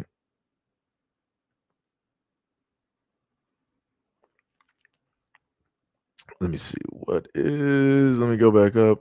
Somebody said 400 years and counting. Another person said, I don't even know who Miles Garrett is, actually. Yo, wow. What is up? What is up? What is up? What is up? What is going on? Much love, respect, and appreciation. Ms. Mitchell said there are married/single Black women who are scouting on the job for a playmate for self or their husband. And wait, is that Lola or Lala? But when the sun is up, they like men only. Oh, okay. I got you. Wait, hold on. I think I get what you're saying. I think I understand what you're saying. Okay. What was it? Reggie said, I remember sitting on the couch the other day. The news report came out. The internet journalists pieced together the true story while CNN did a surface level report. Yeah, like they weren't going in depth. And they weren't really trying to show the people that were affected. And as I stated before, the reason that nobody cared, realistically, nobody cared about Ed Buck was because it dealt with Black gay men. That's the real reason. That's the reason it didn't really get highlighted. Nobody was really outraged. Nobody really cared or any of these other types of things. That's why that took place. But it would, if it was gay men of other ethnicities, it would have been a completely different story. And again, one of the main points that I tried to bring up was that it doesn't matter, what type of Black man that you specifically are, you're being targeted and things are specifically happening. And it's a very dangerous situation. Not only for the life expectancy, but also due to the fact of needle sharing. Nobody knows if these needles were clean or whatnot or whatever. And nobody knows, anybody's my chart, or whatever it is that they have. Because in a lot of instances, you have folks out here having unprotected relations. But like I said before, I could sit up there and love my people, and I could try to put out a variety of information. I could try to show that I actually care, but it falls on deaf ears because, people only want to, focus in on or create whatever narrative that they want to specifically create. So like I said, to further beyond the whole African and white man title of the video, again, this is how a lot of folks in the Black community actually lose support. And they lose people that actually genuinely care. Because again, I even talked about this out of the fact that my cousin Sean, who is gay, he's married and everything of that nature. So I looked at that and I was looking at him like, yo, let me just sit up there and and do this. Let me put this out there. Let me just try to educate, some folks. Because like I said, I don't have to have a conversation directly with him or have to worry about him because he's already in a set situation. But you have a lot of other Black males out here who are gay. They don't have nobody that care. They don't have nobody that want to have a sit down conversation, make sure that they good, make sure everything is okay, especially mentally. Knowing the fact that you got a lot of Black gay males out here that go directly into alcohol and drugs, and even into further trying to like word this because we're doing like YouTube stuff, world ending type of situations. And this goes back into what I said before about people going out there and actually getting therapy or having people that they can actually talk to that'll be a listening ear and things. And like I said before, so to the Black folks out there, this is why it is very difficult to have conversations. This is why it's very difficult to want to support and to actually care, because it'll be a lot of your own folks out here that will decide to come at you crazy. And like I said before, I'm sitting up here talking about this topic. I expected full and well. I'm like, either I did have one African pull up to the scene, but I'm like, usually you might have somebody, some white folks up there, talking crazy. Now the white dudes out here were actually was like, hey, I actually like black women. I had one dude directly down there, and then another dude, came up, tried to say that I was basically mad about the situation. I was like, nah, actually, I'm not. I'm doing this video for a variety of reasons, but anyways, enough with the segue. Let's go directly to the next video. A few changes to my appearance to attract more of the type of men Actually, that is not the next video. So my bad. Let's go to the next video real quick. There we go. Is the era of the internet has just escalated things, because I feel like it's a culture that is being glorified. But the whole thing of like bad news travels faster. If you look at the statistics, the number of women who are graduating, starting businesses, who have their own, who are doing, there are a lot of women who are out there doing their own thing, but the ones who are being ousted are the ones who like money. That's not the whole percentage. It's actually, if you look at it, it's a very small percentage. But because of the era of the internet, that is what is being glorified. Because let's be honest, even in eras of our mothers, me, my mom knew a proper gold digger. Like a proper, those ones used to go after married men, or used to go after men who had money. And she wasn't the only one in her time. It's just that there was no internet to glorify that kind of culture. A white guy or a Kenyan? White guy. White guy. 100% white guy. White guy. Yeah. So why white guy? Because Kenyans, number one, Kenyans, they ain't loyal. Yeah. And finding true love kwa hii Kenya, ngumu. And nimepiga character development. Yo. Why will you date that white guy? Because he's gonna be loyal. He's fun. Obviously, we're gonna hang out together, go to many places, go to adventures. At least they love adventures. Yeah. We'd go to adventures, and they know how to treat ladies. So Kenyan men don't know how to treat ladies. Okay, they know, but not all of them. Okay, some of them wanna just treat wasichana, but not most. Not most. Wait, but okay, so you can wait. Hold on. So in general, because this is the key theme here. So in general, the white dudes out here know how to treat Kenyan women. They're loyal. They're not going to cheat and all this other type of stuff. Like to go over. Okay, cool, fine. But you mean to tell me that you don't really see Kenyan men? Because the dude, he caught her. He was like, so Kenyan men don't know how to, treat women or be, loyal. She was like, no, you got, something to do and da da da. But I'm like, so if you know that there are ones out there that do, then why not specifically seek them out? But the problem with that is she's not going to seek them out because she's not realistically attracted to those guys. She doesn't deem them to be attractive. She deems the, average, ordinary, whatever it is, European or white dude, to be more attractive than the average Kenyan dude. And I'm like, how do we, what happened? I don't understand it. Like I really don't, understand. Like I said, if you got a preference, that's cool. But to try to say that the reason that you got this preference is because of the men of your community doesn't make sense. And like I said, that's the main thing that I've told people time and time again, especially when it deals with black folks. That doesn't make sense. If you got a preference, you got a preference. Don't sit up there and say that it's because of this, that, and third, and all these other types of things. And again, therapy. I'm not sure how Africa or African folks out there are going to get therapy. That's a large piece of land. It's a large piece of land. And you got a lot of people that are brainwashed, but it is what it is. Yeah. Jesus Christ. If I'm dating, I won't cheat. But if a white man comes in my DM right now, okay, they are, but still, okay, yeah, I'd go for the white man. You would go for the white man. But I won't cheat if I'm dating. If I'm not dating, I might go for the white man. Why do most ladies cheat? Most ladies cheat. Personally, I don't cheat. Why should I cheat? Yeah, I don't cheat. But unajua issue ni, okay, I think that, okay, maybe I feel like most girls cheat or maybe most ladies cheat. Joe, like first of all, hakunanga mwanaume loyal. Have you ever seen a loyal man? Ni sijaiona, kama wako ni wachache. Yeah. And number two, obviously because of money, because kama hakuna true love, see, go find money.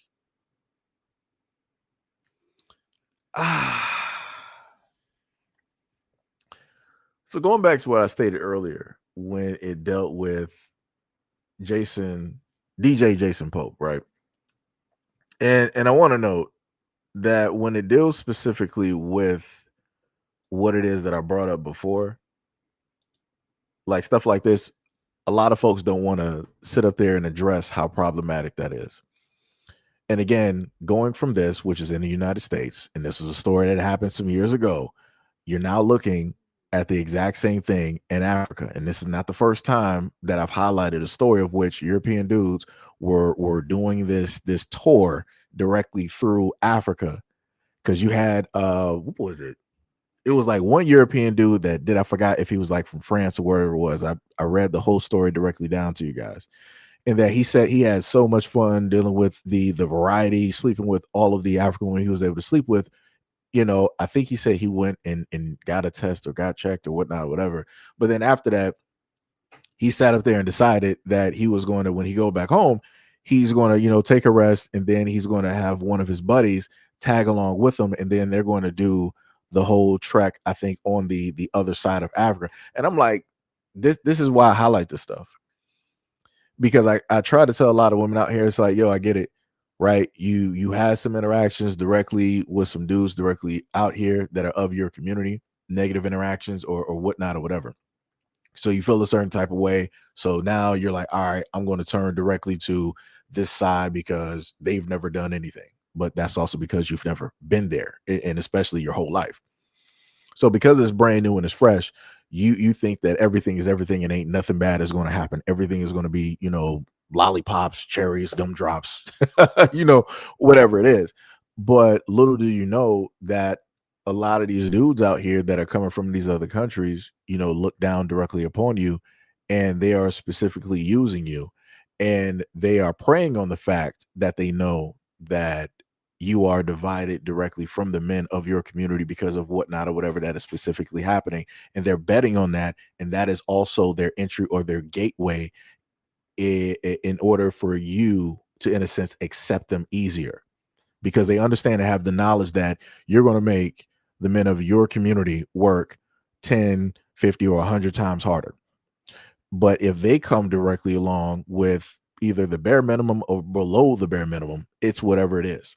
They're able to do whatever it is that they want to do, which basically comes right back to the video that I basically showed you here, where again, the Russian dude is able to go directly to Africa, to Ghana, to Kenya, and he can directly at one moment talk to these women, and then in a whole next shot, he's at their house or they're at his house. It don't matter if he met them in the street, he met them at the mall, on their job, walking their kids, or even at the hotel. It doesn't matter where he was or where they were.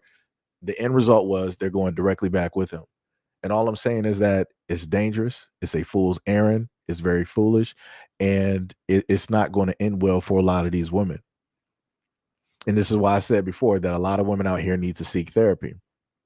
And, you know, as stated before, I wish that a lot of people, you know, again, it's cool if people critique me, no problem. But I would wish that people would try to give more education out here to a lot of the women so that they're not so susceptible to viruses or diseases that can potentially scar them for life or take their life. That's all I'm saying. Like I said, yeah, you know, people out there, and like I told y'all before, people can call me whatever it is that they want to sit up there and call me. But at the end of the day, that's the one thing that I've stood on. I've always stood on that. Number one is when it deals with the protection of kids. You know, number two is, you know, trying to talk directly to the Black community on a variety of different topics and all this other type of stuff. You know, number three, dealing with, you know, the system that we're currently in at this moment in time. And, you know, everything else is number 4, 5, 6, and all the other type of stuff. But, you know, you can only do so much. You can only do so much. Can only do so much. Let me see what we got. Zeus said the white members of the LGBT community can be very racist. Yeah, I think I might have covered that before. But it doesn't matter. It does not matter. What we got? Somebody said massive psyop in Europe. Yep. Let me see. Yo, Reggie, what is up? He said, bro, this is funnier than when I found out that America is is not accepting 0-1B visas and refugee status for Venezuela's only. Oh, they're only doing it for the OF models. That's crazy. That is crazy. Brother Exile said that's like me saying that since a couple of melanated women cheated on me, so now I'm going to go out to the OPEC community for their females. Yeah. Yep. Zeus said very sad. She watches way too many American movies and television shows. I want to call you Icon, but I know it's Ican. You said we need to stop women from wearing wigs. It makes them feel like they have passed the black man. Take it or leave it. I'm a little bit lost on that one. Brother Exile said, I just picked the wrong woman at the time. Silly work. Yeah, that's the same thing I've stated. That's the same thing I've stated. King says, so she's basically a slave. Zeus said, European male tourists are the most disgusting and worse. And when they visit, and you said when they visit Asia, Africa, and etc. Zeus said, white men are the original tourist. Said the white. Okay, yeah. Metamorph, what is up? You say he's not the only white dude. I remember that white dude that was in South North Carolina. He was in the South North Carolina, and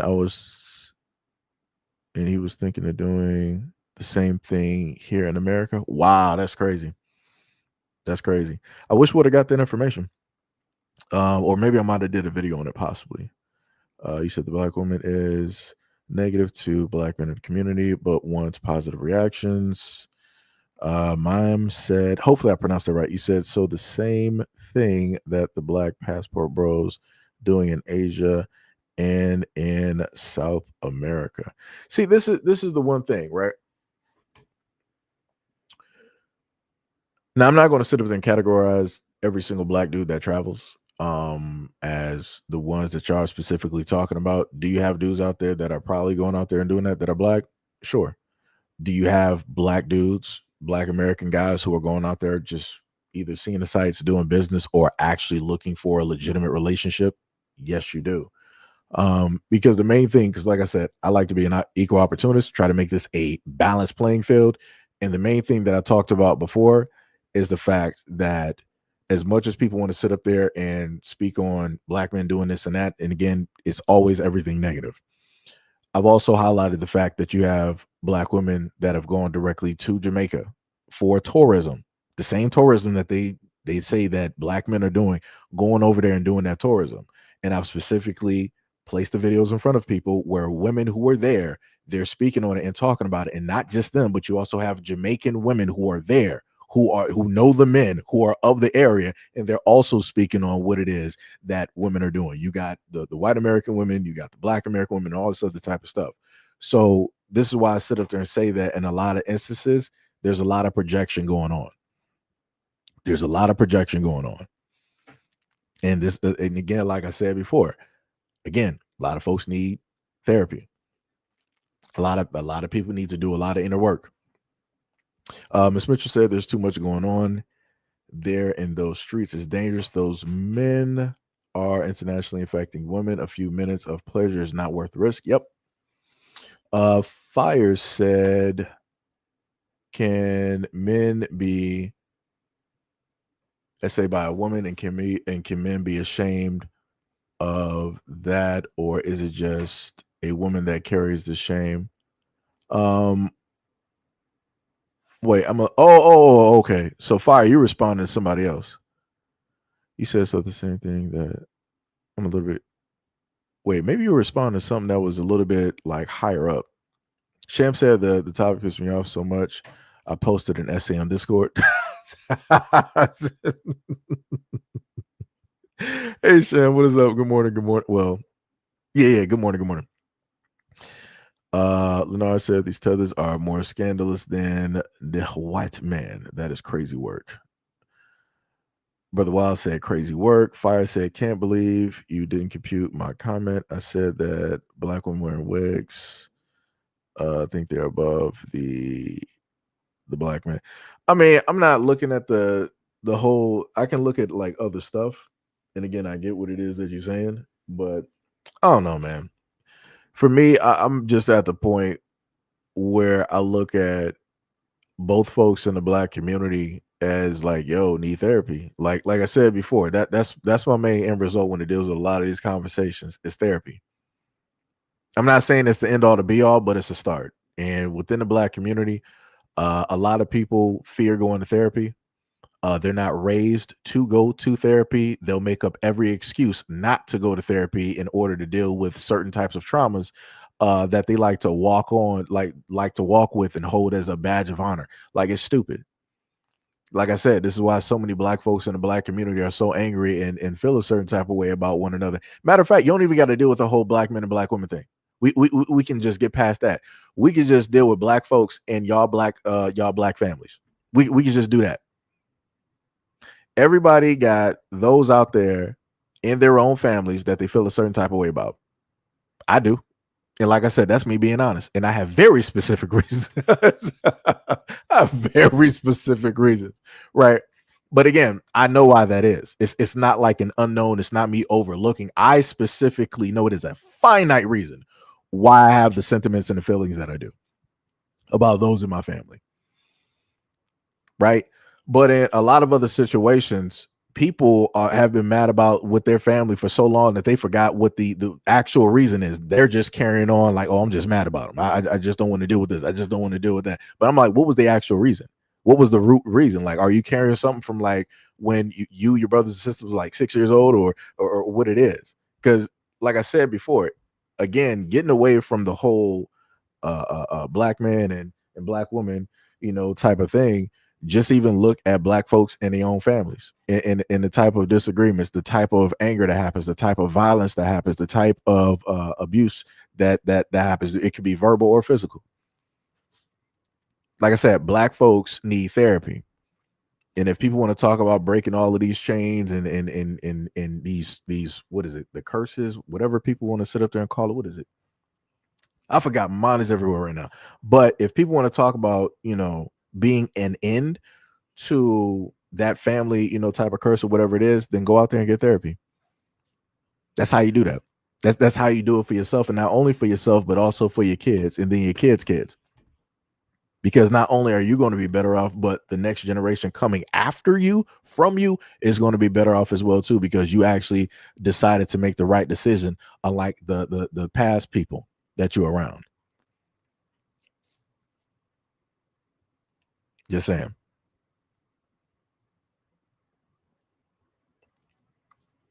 Meta said, I really don't think it's therapy they need. It's the mentality of I can do what I want and nobody can tell me ish. Sham said, what black women need to understand is the world sees us as women. We should exercise wisdom when dealing with men outside of a race. Too many of us fantasizing about stuff that ain't real. Wild said that a lot of the things that the black families have to deal with is lies from within. True. Leonard said that in the words of one of my teachers of wisdom, the world is full of pimps and other individuals. Which one will you be? Wild said, nah, Hito, no therapist for me. I mean, like I said, that's up to, whatever it is that people want to sit up here and do. And like I said, I'm not saying it's the end all to be all, but hopefully, you'll just sit up there and do the main internal work, and you won't carry on certain things. I put it to you like this, right? I've had conversations with guys from a long time ago, and they specifically told me about their relationships. And the main thing that, while listening and having these conversations and hearing, the generalizations and all this other type of stuff, I would sit up and tell them, like, dog, you gotta make it like finite. Like, you gotta make a line directly in the sand, right? So the woman that you basically mess directly with, you gotta cut that line directly there. So that line basically means that anybody that comes after that, that landscape is completely fresh. It's basically brand new. There's no footsteps directly on there. The old footsteps of whoever it is that you were dealing with, those are in the background. Like, they are way back in that line. Those are going to be forgotten. Those are going to be washed away by time, the ocean, whatever you want to sit up there and call it. And like I said, that's the same exact logic that I try to, sit up there and give directly to other people. But generational curses. Thank you, BK. That's what I meant. Yeah. Thank you. Generational curses. That's what I meant. Yeah. Sham said, especially white men, black women have too much of a savior complex of white men. This is how we ended up being in situations and have our lives taken by them. They know rich, they're not saviors. Wake up before you are gone. Well, I'll say this: we got to make families and make babies, healthy, responsible parents. Yeah, I agree. Ronald said, yeah, them African girls are getting desperate, I guess. Yeah, it's terrible. Sham said, I see a therapist or people need therapy, but we need to see reality too, right? Hold on. I want y'all to give me one quick second. One quick second.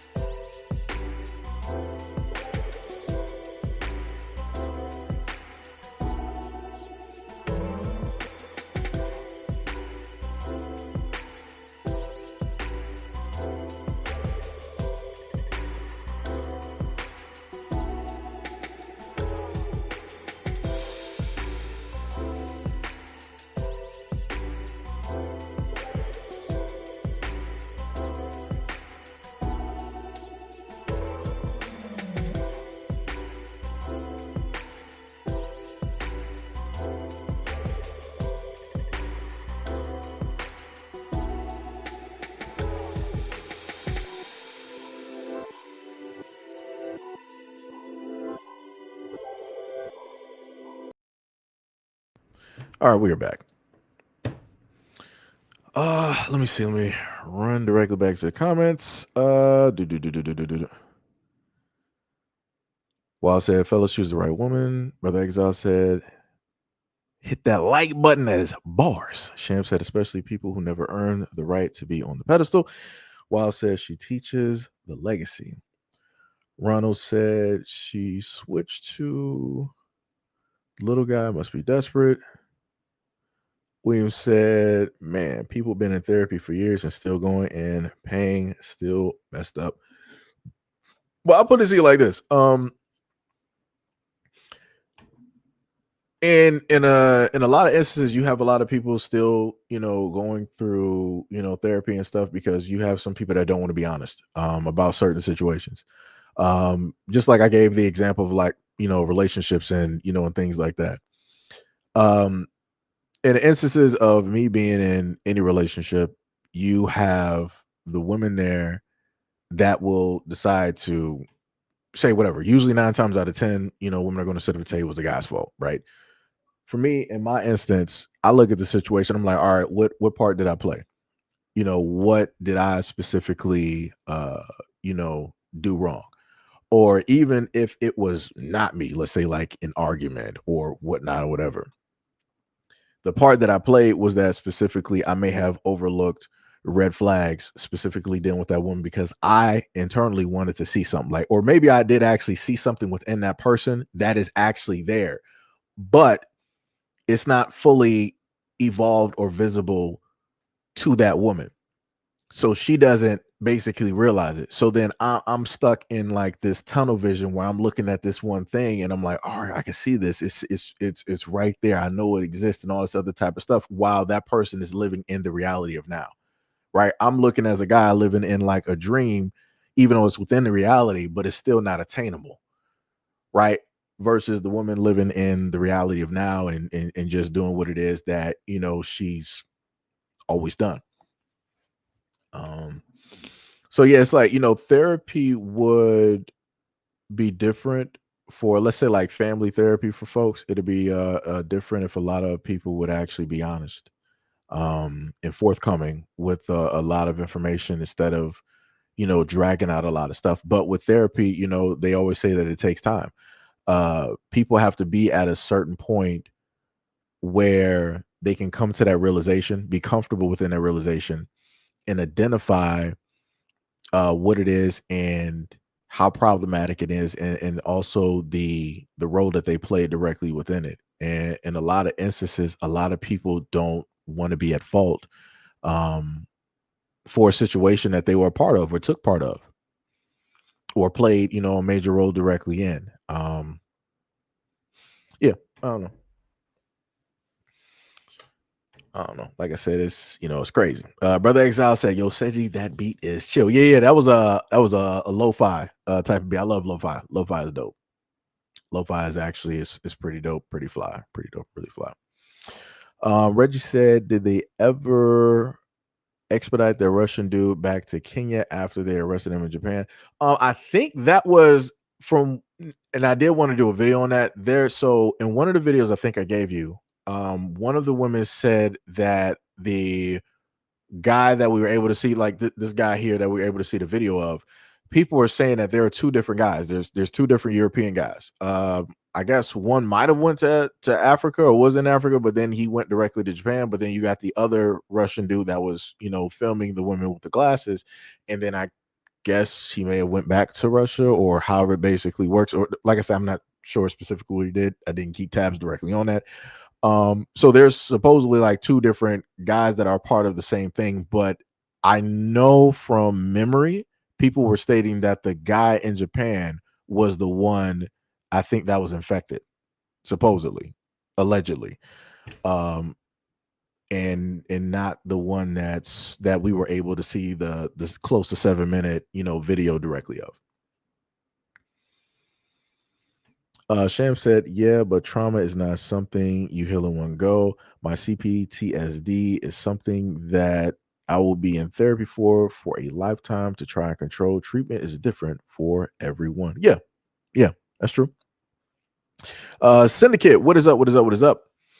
Um, okay, you just started talking about Jesus. I mean, all right, I see you. Sham said therapy is to correct bad behaviors, but it's also to teach you coping skills and how to manifest life and deal with PTSD because it never actually goes away. Yeah. Yep.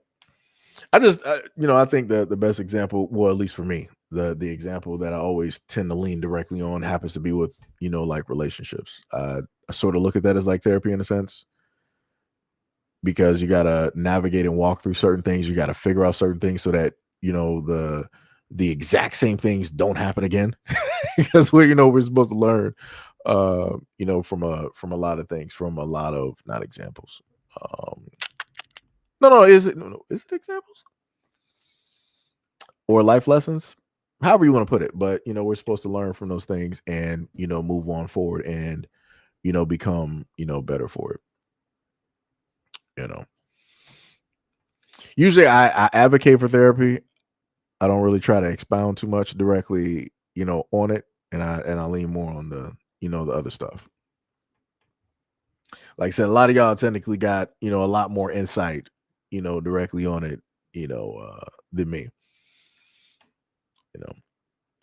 Do we have Sham said, I think some people are able to grow faster and adapt to the coping skills faster to use them for CPTSD, though it becomes more lifelong because of continuous trauma, pushes your lizard mind. Okay, yeah, I got what you're saying. I do have, there was another woman directly here. I'm trying to see if because I had mentioned her video a little bit earlier. And I want to say, I think it was it should have been a black woman. I want to say black American, but I'm not really too sure. But the whole main thing that she was going directly over is that she was trying to educate women on trying to be in social circles that they don't have the no business basically being in, and that if they decide to be in those social circles, then this is what they were going to have to deal with and encounter, and they were going to go broke trying to be around people and to be accepted by people that it makes no sense to even try to be around. I'm trying to see if I can actually find that video real quick. I hope I can. Nope, that's not her, because I remember, I think the lady, she had some jazz playing in the background. Oh, you gotta be kidding me. I don't think I can actually find it. And that is the part that's gonna suck. Because matter of fact, I might have it. Let me see if I got it saved. Because she made some very valid points. I hope I have it back here. Nope, that was the one. Let me see. That was Kamala Harris. Let me see. That was another one about Africans. That was about ICE. There we go. I found her. Let me see real quick. Okay, incorrect. Okay. She actually didn't have any jazz associated with it. So let me just play this because this technically has to do with the conversation. And this is something that doesn't get listed or talked about when it deals with a lot of the women and the young women directly out here trying to chase, I guess, the socialite or the upper levels of society. That's technically why I gave that one warning a little bit earlier on, and I was trying to sit up there and tell people like, yo, y'all better start teaching these girls out here that trying to deal with these rich dudes directly out here, that comes with a high mighty toll. And for a lot of those women out there, they're not built to pay that toll, or in certain instances it may happen to deal with their life. And that's why I try to tell a lot of people, all money ain't good money, and it's really not worth it. like I said, a lot of folks out here need to start, talking to their daughters so they don't fall into this trap. So this is why I'm going to highlight this video right here. If you don't care what people think, and that's totally fine. I'm the same way, but this particular video is targeted for women who, for some odd reason, are trying to be social climbers and marry somebody rich. On a daily basis, I am around wealthy people. No, not the couple who lives in a cul-de-sac in a 2-story house that makes $200,000 a year. I'm talking about wealth that most of us will probably never see in our lifetime, wealth that we couldn't even fathom. And here are some things that you should know as you climb your way to the top about those wealthy people. Number one, they can tell that you're trying to be one of them, and you will never be one of them. They'll be nice to you, but they'll always have this look in their eye like they pity you.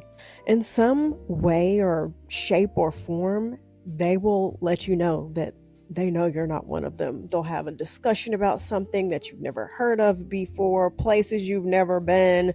Where did you go to school? Who were your parents? They're gonna know. And I have actually witnessed in my lifetime women who have attempted to socially climb and target rich men, and they've gone broke doing so. Now let me explain to you why they end up going broke.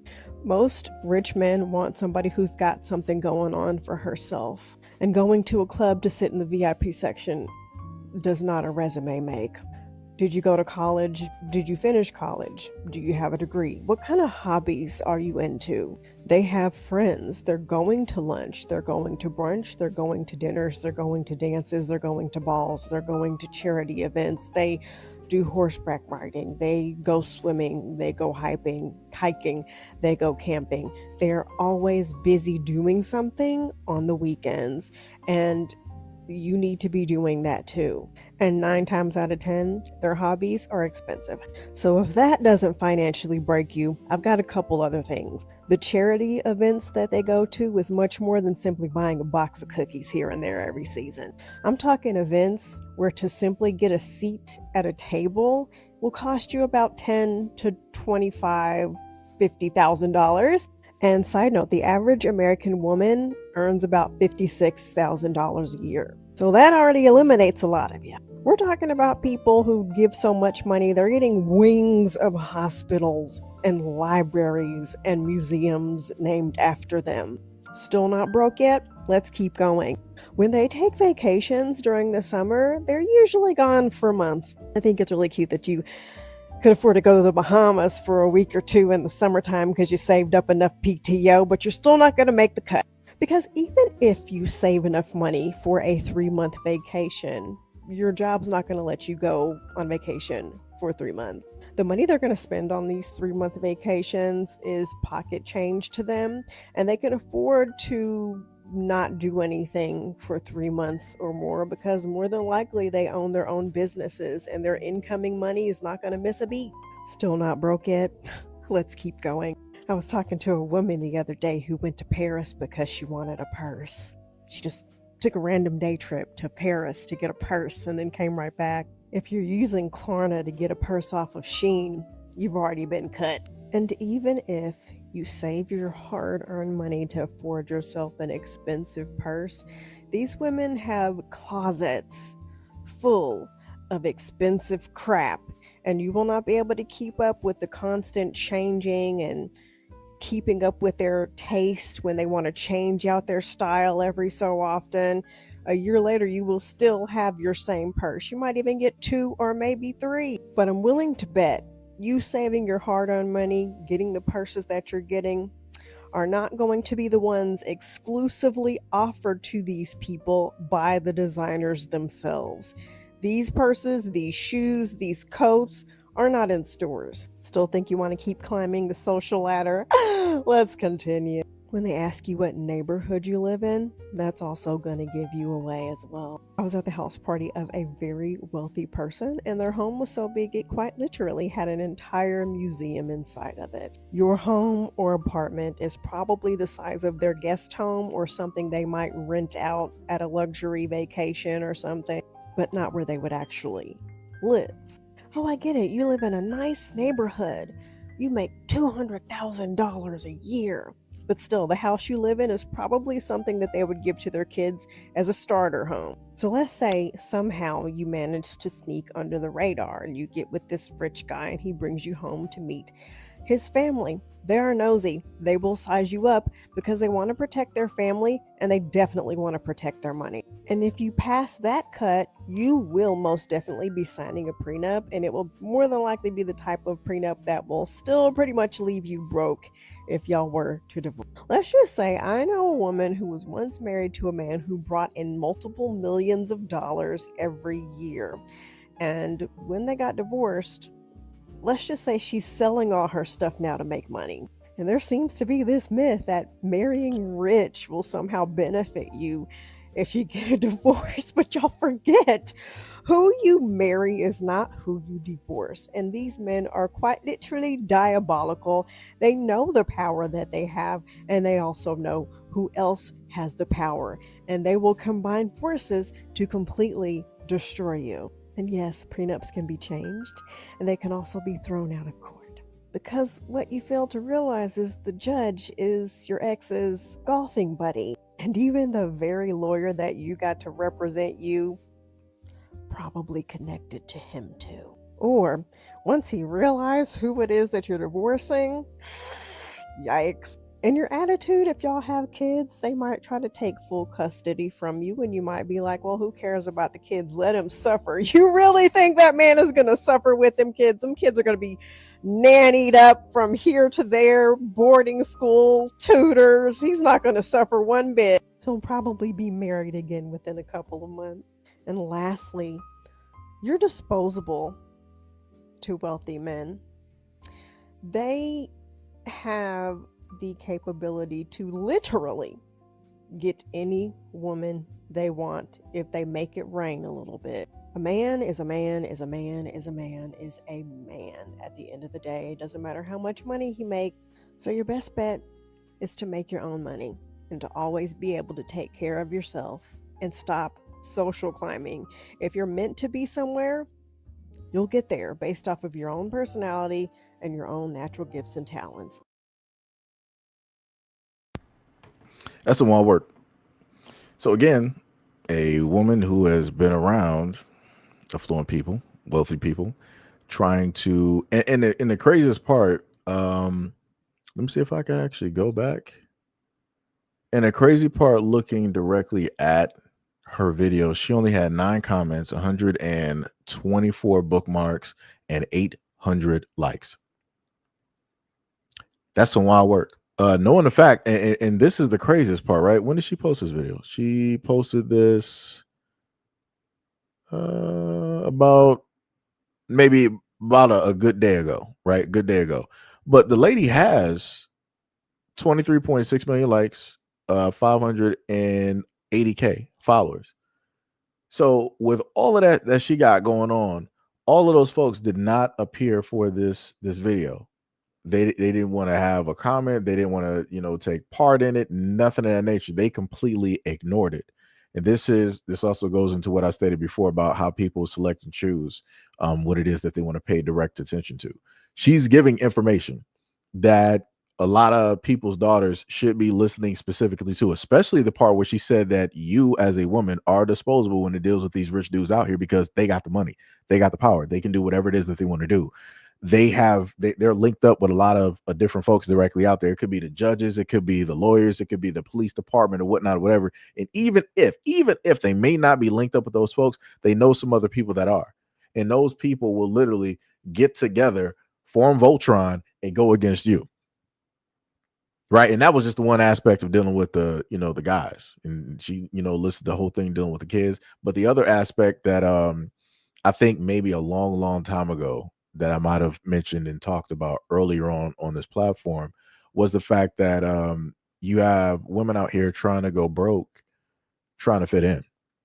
And I'm like, that within itself doesn't make any type of sense, but that can only be blamed specifically on the rise of social media and how it is that you have, a lot of women out here and young girls out here trying to live through the point of view of other women or what they deem to be success.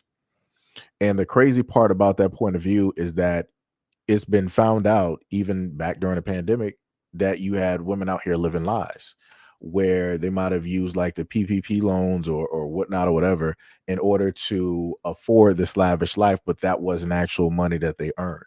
And then they were the ones that got caught up in the whole sting operation, and everything else that followed directly after that. So like I said, it's a sad tale. And I try to tell people before that you just gotta find the value within self, but also specifically, a lot of women need to instill that womanly value within a lot of these young girls, within their daughters, so that they don't fall into this type of social media or whatever you want to label type of trap, um, where they're willing to try to work themselves to death and to spend everything that they got in order to get some type of likes or acceptance from other folks out there. Like I said, it's not worth it at the end of the day. It's not worth it, at the end of the day. Let me see. Metamorph said, "Sounds like a sad, empty life. If you gotta, wait. Sounds like a sad, empty life if you gotta keep trying to keep up with folks who don't care about you." Yeah, Sham said exactly, and most of them can be psychopaths. So not only are you disposable, but you can end up as a toy and that he's playing with. Leave those evil men alone. Yeah, and I think we also touched on that a little bit earlier as well too. I am. What is up? What is up? What is up? I don't want to jack up the name at all. But you said she said nothing wrong. Mick, what is up? You said if you weren't born in Africa, you're just a black woman, not an African one. Just saying. Brother Exile said thumbs up. Miss Janet said, I guess you were saying that you've been through that exactly. Yo, Alex, what is up? What is up? What is up? What is going on, Alex Chef? You said, what's up, y'all? And hope y'all have an amazing day. Yeah, we're doing pretty good. Pretty good. Sham said, activate my trap card. Wait, what happened? Wait a minute. I'm confused. I don't even know what just happened. Meta said, everybody want to be rich until you broke. Make it make sense. I mean, yeah. Sham said, I gotta cook. Said, yeah, I'll be back if you still here. Don't y'all trolls think I'm cooking? I don't see you. Trust you get the ban if you act up. Yo, doctor, what is up? You said I know her. The crazy when I look at the lady here, she reminds me of the lady from Saturday Night Live. I cannot think of her name. Somebody know who I'm talking about. I cannot. Her mom was a singer. Oh my goodness, I can't remember this lady's name. But she was in a few different like movies and whatnot or whatever. I think what is her name? Maya something. Oh my goodness, what is her name? No, not Tina Fey. It's Maya. No, not Tracy Ross. Okay, let me click over to Google real quick. Chanel. Maya Rudolph. I think that should be her name. Right? Yeah. She reminds me of Maya Rudolph. Like, okay, let me get the picture so y'all could see what I'm talking about. I think that would be the perfect picture there to in a sense show it. I mean, Maya got like she got more freckles. So, but let me see. So you see this woman, you see the lady's picture here from the video, and then you got the image of Maya Rudolph. It is technically I could do a cut, I think. Let me go back to the lady's picture. Hold on, let me see.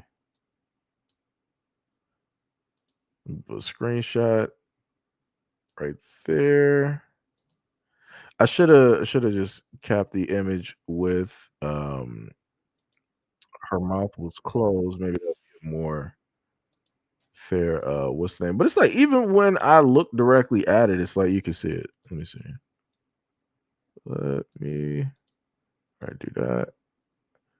Like I really feel like they could be related once you see the image. Oh, let me get that right there. Do.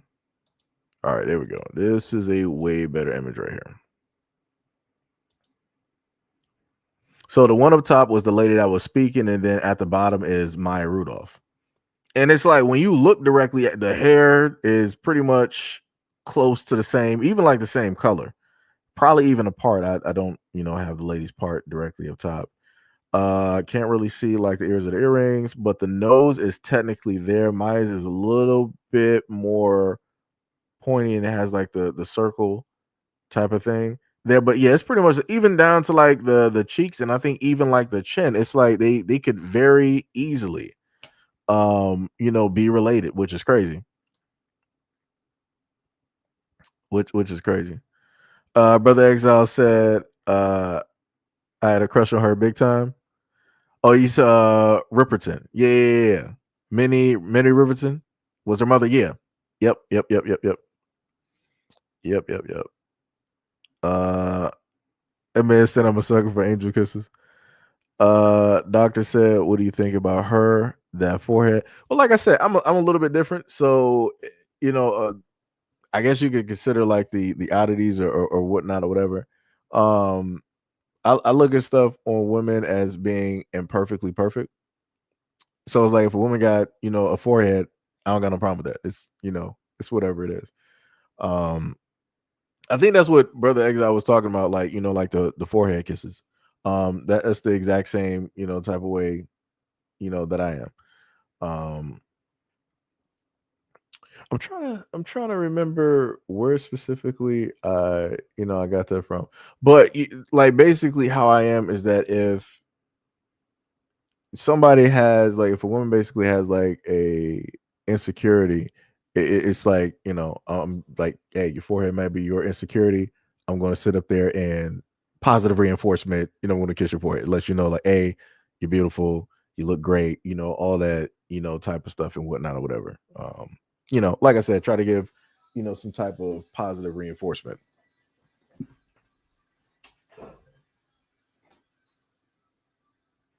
My bad, my phone went off. Oh. Meta said, wow, the same genetics. Yeah, it's crazy. Vish, the man said, stop gooning. That's crazy. Angel said, the lady on top, I remember seeing the racist woman on YouTube a couple of months ago. Wait, what was racist about her? You said the lady. Wait. So you talking about this I lady know here? a lot of you don't care what people think. I'm a little bit confused. Like, what specifically do I not know? Because, like I said, I just come across these videos, so I'm not fully aware of a lot of people's content directly out here. I just happen to hear the topic directly in a video, and I'm like, all right, this this fits directly with the the topic for today or whatnot or whatever. Or I may bring it up a little bit later during the live stream. So I'm a little bit confused. Shout out to Miss Mitchell with the Minnie Rippleton's daughter. I swear, I really feel like looking back at that, I feel like I mispronounced it the first time. But yeah, Angel, let me know what did she specifically say that was problematic. What was it? Geraldi? Hopefully I pronounced it right. Geraldi said or Gerald. My apologies if I mispronounced your name. He said my parents taught this to me and my sisters what the lady said. Okay, that's good. KMF said Android 18 taught us to love the forehead. Shout out to 18. Doctor said I think she's beautiful. Brother Exile said personally and conversation are more important to me, and to each is their own. Yeah, that's bars. Swamp said, remember when Jim Crow was pretending to I'm sorry, I don't know why I read Jim Crow when you wrote that. He said, remember when Jim Carrey was pretending to be Joe Biden because Biden was dead or something stupid. how much of people think Maya is a Kamala body double? I mean, I don't really see that. Kamala Harris looks different from Maya Rudolph, though. Like there's clear cut differences. You can even look back to when Kamala Harris was seen in a video with Montel Jordan and another woman. And she looks the exact same. But yeah.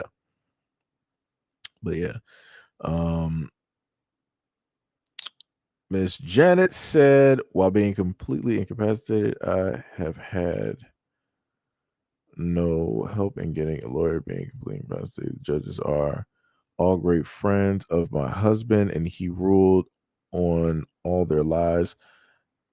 My husband told no understand. Wait, I'm a little bit confused. I mean, I think I get what you're saying. You're touching on the fact of what the lady in the video was stating, that those rich dudes basically mean no good and they can do everything wrong and still win. I get that part. It was like the last part of your sentence is throwing me off just a little bit. Doctor said she is a man basher. Angel says she was talking crap about white people in the house. She doesn't like them. Huh. Okay, Gerald said my pronunciation was correct. Okay. And Jeanette said yes. Oh, okay, I got you. I mean, if this is what I'll sit up there and say, I put it like this, right? If you go on X right now, you got a lot of white folks that will give their opinions. It don't matter what's going on in the world. If they see a story dealing with black men, they will give their opinions, and it will be negative, right? And they won't have a basis for their opinion. It's just because of the way that they feel and whatnot or whatever. Cool, fine, right? And people do that on X. The one thing that I've noticed is that if black people happen to give their opinions or their sentiments or their feelings about dealings with white folks, automatically it's deemed to be problematic and or racist. And that right there is a little bit confusing to me. Because all the time I run past comments on white folks, saying the most egregious and abhorrent things about black Americans. And I'm like, all right, whatever. I'm just going to continue business as usual, getting the stuff that I need to sit up there and get and do my work. So again, I can make the selective choice to decide to entertain or to give enough energy and attention to what it is that they're saying and get into, whatever debate and all this other type of stuff. Right. And I opt not to sit up there and do it. Right. Reserving my energy for more important stuff. But when it deals with black folks giving this, and again, black folks ain't even in just in a general sense, when it deals with social media, black folks ain't even saying nothing too crazy. Just to be real, I done seen tons of videos. They ain't really saying nothing too crazy. But even if it deals with like a critique, and we can even bring up some historical facts, we can go directly. Again, I have books, right? And we can go by historical facts. That whole thing will then turn into a whataboutism. And people start ignoring the information, don't care, and they want to question the information and all this other. Like I said, it's now if we're going to what the brother up top, what Doctor was sitting up for saying that she was just bashing men, in general. All right, that tends to be content that sells. It works. It'd be like, that's the best way I can sit up there and put it. It'd be like that. You got, what's the best way to sit up there and put it? If you look online right now, some of the most engaging content that people choose to engage directly with has to do with those out there talking negatively about men, but more specifically, black men. And when that happens, people, can get buku bucks. They get, hugely popular, large, followings, tons of engagement in everything of the sense. So, a lot of people are going to go to the path of least resistance, the path that is easier directly for them, and especially if they're a woman and they have a certain type of look, oh, it's over. Like let a very attractive, beautiful woman decide to speak negatively about black men. Oh yeah, she's getting a whole bunch of followers. That's just society. That's the game that's directly out here. Um, it's just it's up to you to decide if you want to go directly with that content and interact directly with it. Because I've told a lot of dudes directly out here, because again, in order for me to have the outlook that I have on a lot of conversations, I've had to go into the spaces where women say some of the most abhorrent, egregious things, either about men or specifically about black men. And I sit there and listen. I'm not there to try to debate them. I'm not trying to put in my 2 cents. I'm not trying to move the conversation. I'm just there. I want to see exactly what that energy specifically is, and what that is specifically about. And the thing that I told a lot of guys is that it's going to wear on you. It is going to do a number mentally, especially as well too. Because very earlier on, before I got to the point that I'm at right now, when you start to hear a lot of the women out here going to the extent of just blatantly, well, be more direct. When you hear a lot of women out here specifically bashing black men directly out here, it's a very demoralizing thing. And it hits in a certain type of way where it tears apart basically at atoms, because that's the one thing, God-given ability that women have. They can dissect, they can, like a scalpel, they can slice the smallest atoms. And that's what the words of women do, right? When guys say stuff, it's pretty much like surface level. It's not going into the physics. It's not going to an atomic level. But when it deals with women, it can hit every single atom, and they can be very precise, or they can just hit a large swath, of the individuals that they're talking to. And because of that, and because of the wording as well, again, that's a psychology type of thing, where people will use certain type of words in order to get certain types of triggers and all these other types of things. So when those women happen to make that content, they have those live streams and things of that nature, and they word it a certain type of way, they know that it's going to gather engagement. And even in certain instances where, even on TikTok, I've watched some of these live streams, they'll happen about from anywhere from 12 to like 6 o'clock in the morning. You'll have the conversations about black men directly out there, and you'll hear a lot of this anger. Certain instances, you'll hear like the frustration, you hear the rage, and all of these other things. And I witnessed a live stream where even one of the guys that was there, that was on the side of the women, you had the women of the panel going at him, and I'm like, that doesn't even make sense. I'm like, this dude is clapping up. He for me, I felt like he was doing a little bit too much.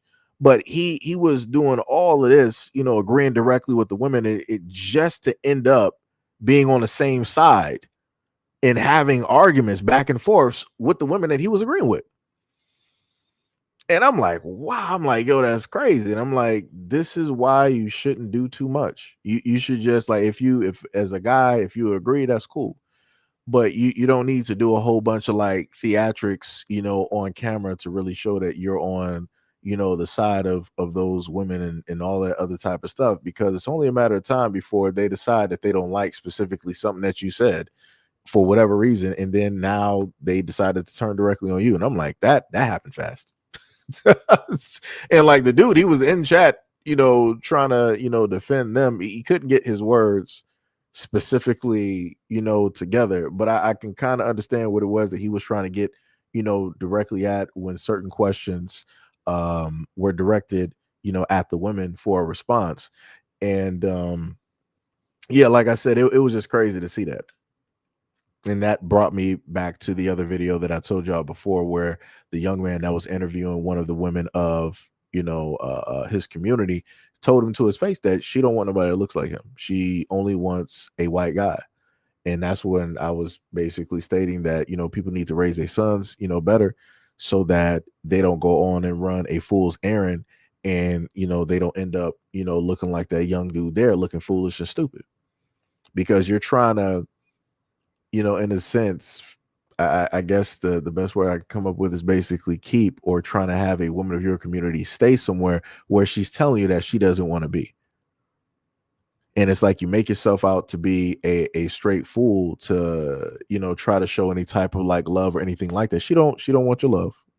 she don't want your respect or anything like that. She is not seeking that, because you are not the men that she is specifically going for, or whatnot, or whatever. But yeah, I don't know. A lot of these conversations you can really go directly into. And for me, I feel like they would go nowhere.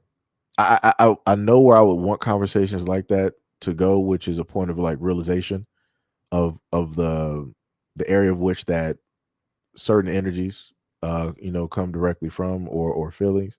But I know we'll never get there, because even within the conversation that I witnessed that live stream, they magically started shifting the argument onto women being able to give birth and then risking their lives. And I'm like, I get what it is that you're saying, but I'm like, for the context of what the guy is talking about, ain't nobody talking about like birth. Like, no like I said, I don't know, man. Like, a lot of these conversations, it just seems that is going to go nowhere. And in a lot of instances, I've noticed that the women on a lot of these panels, when there are men present, and the dudes, and again, I've witnessed within that exact same live stream, that was like earlier this morning around like 3 or 4. One of the dudes, he wasn't disrespectful. He didn't throw any type of like jabs, or he didn't say anything crazy. But one of the women on the panel, she was being just so disrespectful. She was over talking, hollering, yelling, cutting the dude off, calling the dude directly out of his name. I'm like, I would get it if the black dude was like being immensely disrespectful. I'm like, all right, by all means, you got every right to sit up there and attack and just beat the dude down with words. But I'm like, he wasn't coming at you no type of way for you to decide that you want to just rah as if like he's like an ex-boyfriend that really did you wrong. I'm like, a lot of the energy to me that happens on those platforms is weird. And again, like I said before, listening to it, it's a lot of people that's hurt. And then those same people, when you tell them that they are hurt and you can hear it, they'll be like, I'm not hurt. You're actually the one. I'm like, ma'am, no. It's only one person that's hollering and yelling, that's screaming directly at somebody who ain't even screaming or yelling at them or coming at them disrespect. This is a one-sided thing, and it's coming from you. But like I said, people don't have to believe me. People don't have to believe nothing I'm saying. All I'm going to tell you is this: the moment in time, if you have the time, if you have the word, and this is just in general, if you have the time and wherewithal, when you go to TikTok in between the times of like 12 to like 5 a.m. in the morning, people will be having their live streams directly up, and you'll see a lot of these relationship topics, black men and black women, and all this and all this and all this other. Just sit there, sit on the, not on the male panels, sit on the female, just sit there in the female space. Don't say nothing and just observe. Just listen to the back and forth in the conversation. Look at how the energies are being placed directly out there.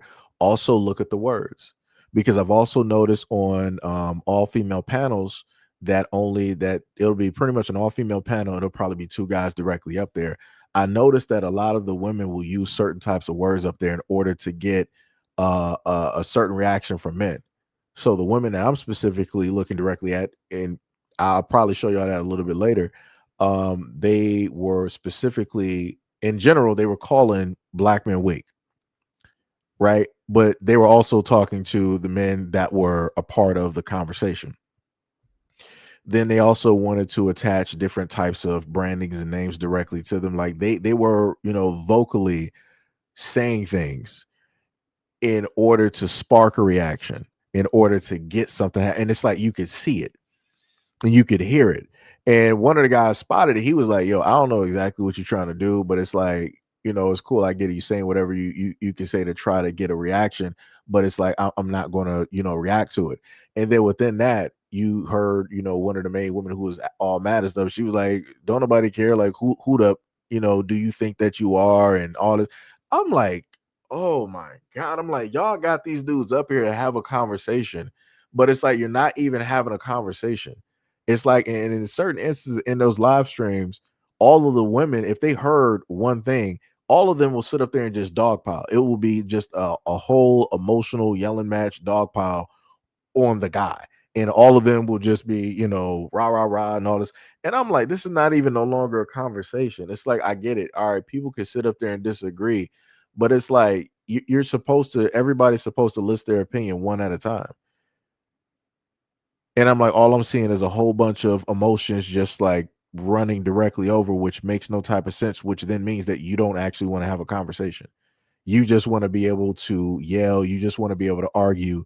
You want to be able to say whatever it is that you want to sit up there and say. And the reason that I came up with that opinion is due to the fact of watching the content and then looking at how the moderation was going. The moderation wasn't really, there. The moderation was happening like if a dude basically was trying to interject or cut somebody off or whatnot, whatever. The moderation was there, but when it dealt with the women trying to dogpile and overtalk the guy and all, it wasn't really there. It was really relaxed, and I'm like, this is why we can't have a lot of conversations, man. And then it went from that because they got bored and they couldn't, get the reaction that they really wanted from that guy. And then the women, it was like, yeah, we really, we need to bring the black women up. We need to see the pick-me's and this and that. And I'm like, oh my God. I'm like, oh my God. I'm like, I get it. It's like if you guys basically talked amongst yourselves in the echo chamber and just repeat the exact same thing, had the same conversations, it's only going to be entertaining for so long because people are going to get bored. So this is when those type of platforms decide, okay, we're going to start having people directly up here to, give a whole different look, a whole different perspective, a perspective that they don't really care about, but they're doing it because it'll keep engagement directly up. But then once that doesn't work, and that's crazy because I thought the last resort would be basically going to the men and having a conversation.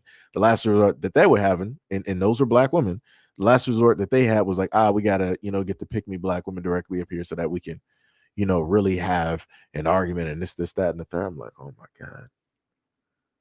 I'm like, Lord have mercy. I'm like, it's just not, it's not going to work out. Like you just have a lot of folks out here that just aren't healed. They carry around so much animosity and hatred and everything like that from previous situations that they just want that to spill over onto, other people. My main thing that I would love to sit up there and see, and I thought about this for a minute, because a lot of folks feel as though that their opinions are true. What needs to happen is that somebody should do an experiment where they allow kids, I'm talking about kids, I'm talking about from ranges like 14 to I say about like 8, to sit there and to listen to some of these platforms. And then after a certain amount of time passes and goes by, enough information is gathered, allow the kids to articulate what it is that they were able to hear and how does it make them feel. That should be a study that should be done. Because again, I try to tell people before that at the end of the day, that a lot of the rhetoric, a lot of the stuff that people tend to put directly out there from both, black men and black women is going to have a negative effect. It's going to have a detrimental effect. But the loudest voices that I've at least been able to, see and hear, you have a lot of black women out here that got platforms. And again, I've stayed directly to a lot of those platforms, even went to blogs to even do research and to try to get an understanding of the perspectives of folks directly out there. Like I said, it's going to be detrimental. It is going to be detrimental. Doctor said I saw her bash all men, black, white, and etc. True said you're right. It's a problem. Mallory, what is up? What is up? You said FBA equals reparations. Doctor says she's been hurt before. Big said Maya Rudolph never made racist remarks, probably confused with Mason Rudolph. Let me see. What was the other one? Jeanette said with right side paralysis, unable to speak, function, complete amnesia. Bling. You said bling in right eye. Oh, I think it's like blinking in right eye. Deaf right ear, unable to read or write, and my husband taking me to the doctor, never being treated. I guess that's until now. I think. Pink says, Seji, I sent you a video on IG. Okay, I got you. I got you. Got you, no problem. Also, much love, respect, and appreciation, and shout out to all of those folks that came directly through in the comment section. Much love, respect, and appreciation. I'm trying to find. Okay, I got you.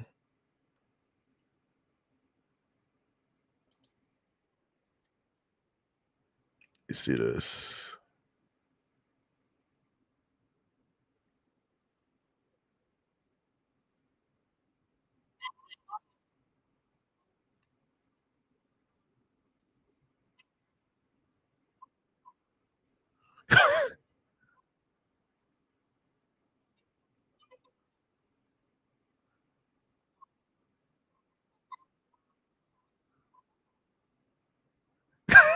I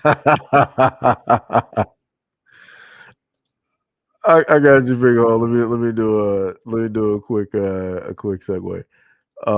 Because the one thing I did say before is that we need more black women in video games, like more black female gamers. So that's actually I actually like that. That's pretty dope. I like that.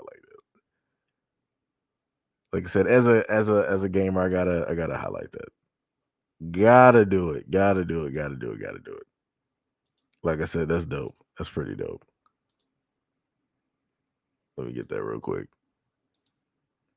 I think I know which game she's playing actually.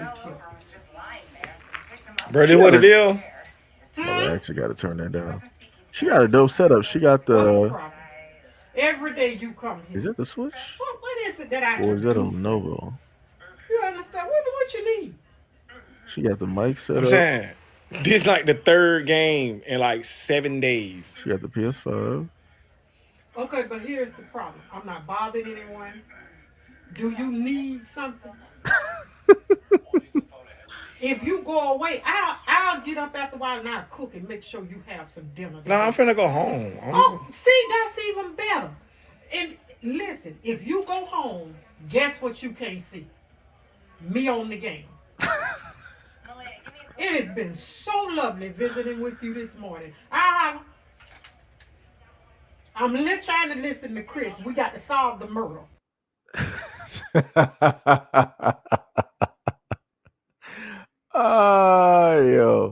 Yo, that's funny. I like that. Shout out to Pink. That was I like that one. That was funny. Like I said, it's dope. It's dope to sit up there and see some people getting into video games later in life. That's pretty dope. Janice said women are truly disrespectful, where women need to be teaching the proper role of women. And you said masculine women. As Mitchell said, money doesn't make the man more attractive. It's all about the particular man. Sometimes biological.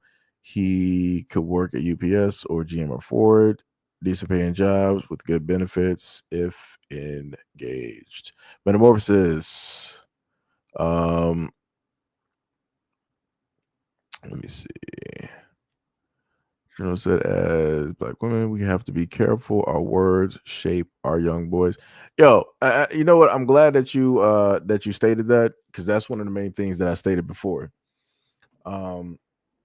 And in a lot of instances, some of the women that at least I've been able to hear directly from, on their platforms, they have sons, or maybe they might be taking on, family member kids, or, however the situation is basically working. And my main thing is that, if you, because people will normally state that, hey, if you're a man and you hate women and da da da da, then you don't need to be, raising a daughter. That is correct. You shouldn't. You're not going to be able to raise her properly if you have those certain sentiments about a woman. And within the exact same vein, if you are a woman, raising a son, you're not going to be able to raise that son properly. Because you have a lot of negative sentiments about men in general. And soon enough that young boy is going to become a teenager, and that teenager is going to become a young man and develop into a fully grown adult male. Um, again, like I said, I keep trying to tell people before, as a parent, your words mean a lot. And in a lot of instances, when you think that nobody's paying attention, meaning your kids, they're always paying attention because kids are always up. They can always hear. And again, a lot of these conversations are happening on TikTok. At one point in time, TikTok was a platform where you had, kids and all this other type of stuff. And then adults took over TikTok, which again didn't make any sense because adults used to have what Facebook and IG and all this other type of stuff. But for whatever reason, everyone's like, we're going to sit up and go to TikTok. Crazy work, diabolical. So now you have a lot of the younger generation, and I felt like it was done purposefully. I'm just going to be honest with a lot of folks when it deals with the conversations dealing with gender and men versus women, all of that good stuff. I feel as though that it was purposefully done so that those adult conversations and those emotions can easily be more accessible to the younger adults out here, because everybody knows that kids ain't really going outside like that like they used to, like let's say like the 80s, 90s, 2000s, right? A lot of kids they grew up on and they still spend time on, still to this day, on electronics, and especially going to TikTok and maybe a few other social media platforms. And when they go directly through TikTok on the For You page or things that are being suggested, they'll run through content or live streams where they have women bashing guys. And they can witness what it is that these women are saying and all this other type of stuff. And those young girls who ain't never really had interactions, just with guys, right? Maybe their heart was broken because some dude that they were attracted to wasn't attracted to them, and that dude ended up being with somebody else, or however it works. They will then, because of that hurt, they will sympathize and empathize with the older hurt women directly out there. I'm talking about women who are in their 20s, who are in their 30s, 40s, 50s. And they'll go with their sentiments and they'll be like, you know what, I feel the exact same way because of whatnot or whatever. And I'm like, yeah, that's not right. Because I'm like, you're passing down and handing trauma to a brand new generation. I brought you guys a video years ago where a young woman, I think she might have been about 19, maybe 20. And she said that she's never dated a black male at all, and nor does she have any type of interest. And she specifically thanked the women for the types of content that they make about black men. And I'm like, man, that's crazy. I'm like, you ain't never have a date or anything like that. You can't even list a bad interaction that you had with the black man, even of your specific age group. But automatically, you got the sentiments as women out here who've had multiple interactions, with guys. It could be a marriage, it could be a fiance, a boyfriend, a child's father, whatever it is. And I'm like, yeah, that's not even cool. And this is why I say that a lot of adults need to monitor and watch the stuff that they say, because it has influence, it has an effect. Like I said, this timeline right now is going to be studied. I promise you, it is going to be studied in the future, and they're going to be looking at everybody crazy. They're gonna be looking at everybody crazy. Yo, Kid Kinetic, what is up? What is up? You said the damage is irreversible. Gerald D. Wait. I'm sorry. Wait, hold on. Okay, so so I think I had it right the first time. So it was Gerald D. So my please forgive me for mispronouncing the name. My apologies. He said, I agree. Kid Kinetic said, I've been destroyed already. I'm just lingering into non-existence. Shan said, I'm back. I shadow banned dude that said, if you're not from Africa, you're not African, you're just a black woman. He had a pocket the way he said that and meant it as an insult. I'm not even sure what I was reading at that moment. I thought I understood what he was saying, and that's why I thought he was talking about from the perspective that Black American women are different from African women. I don't know.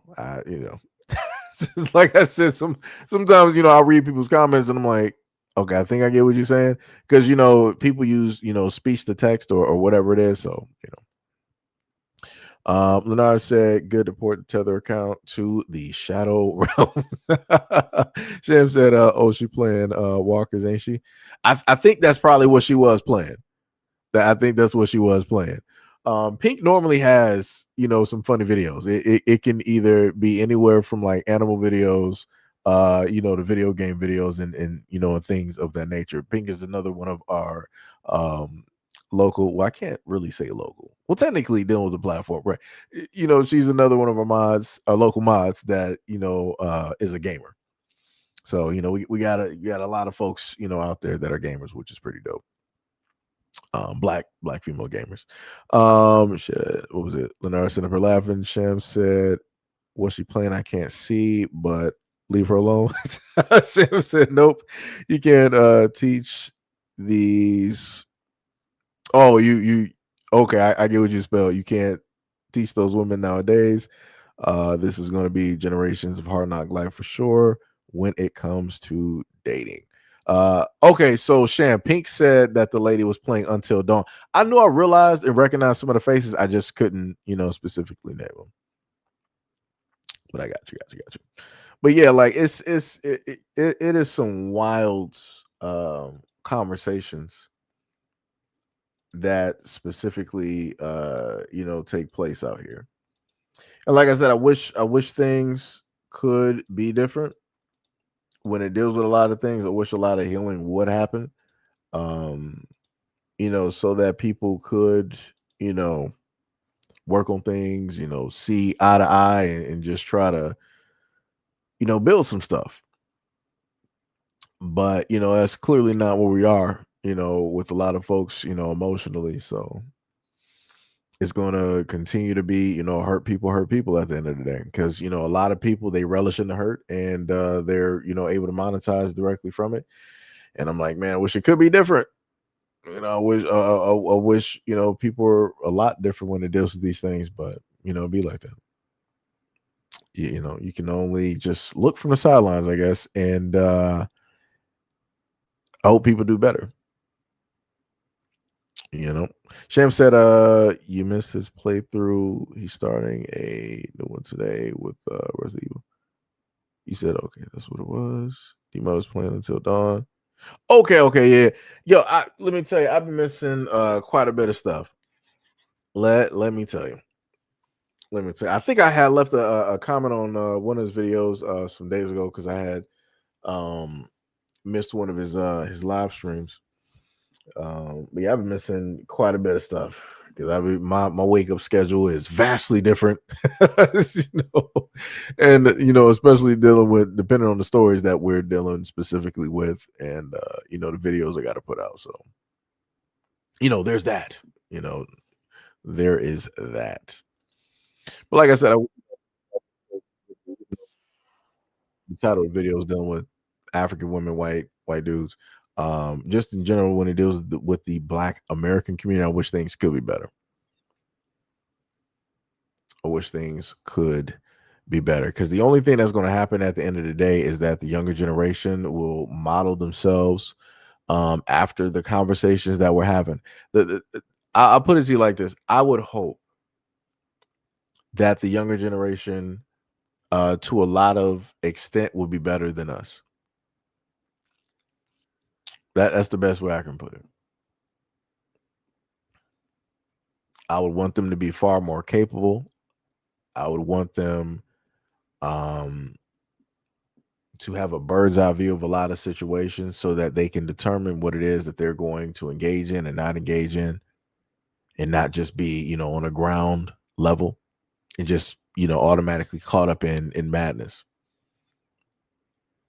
Um, because at this moment in time, as a content creator, it is an uphill battle. It is very much an uphill battle.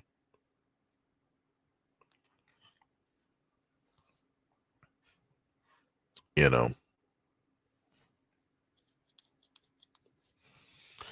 Oh, I didn't even know that. Yeah, I know that was tough.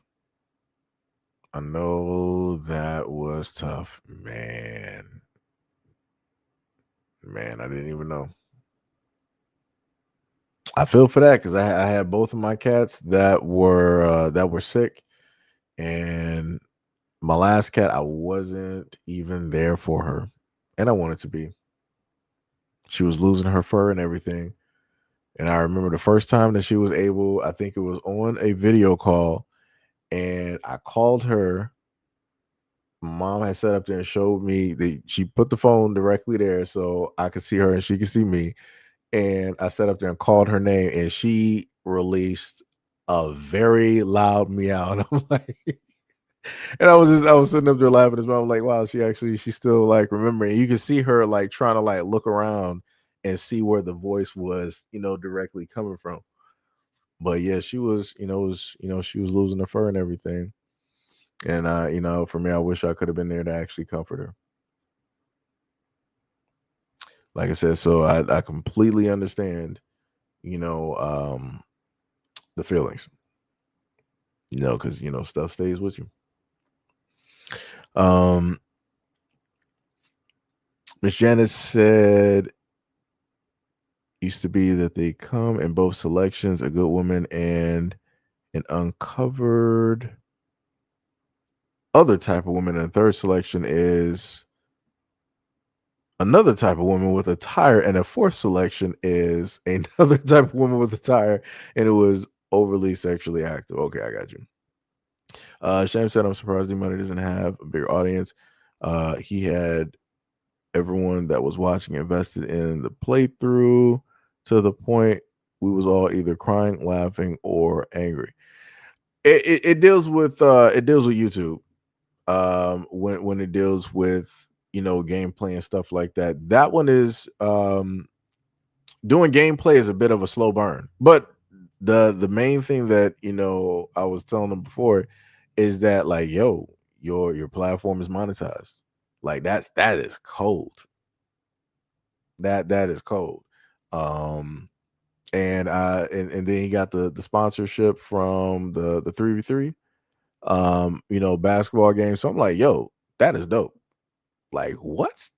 Like I don't even, like I said before, like for me, in my eyes, I feel like, he's doing, way better than me. Like he's doing some dope stuff because I'm like, hey, monetize, and then you got, a sponsorship. I'm like, what? I'm like, how hard it is to get something like that. I'm like, yo, that's difficult. And then you gotta stay consistent, you gotta keep putting out content and different stuff like that. But yeah, he's gonna get there. He is gonna get there. I've watched quite a few video game YouTubers over the years just grow. All it and realistically, along with the consistency, because D Money is always consistent.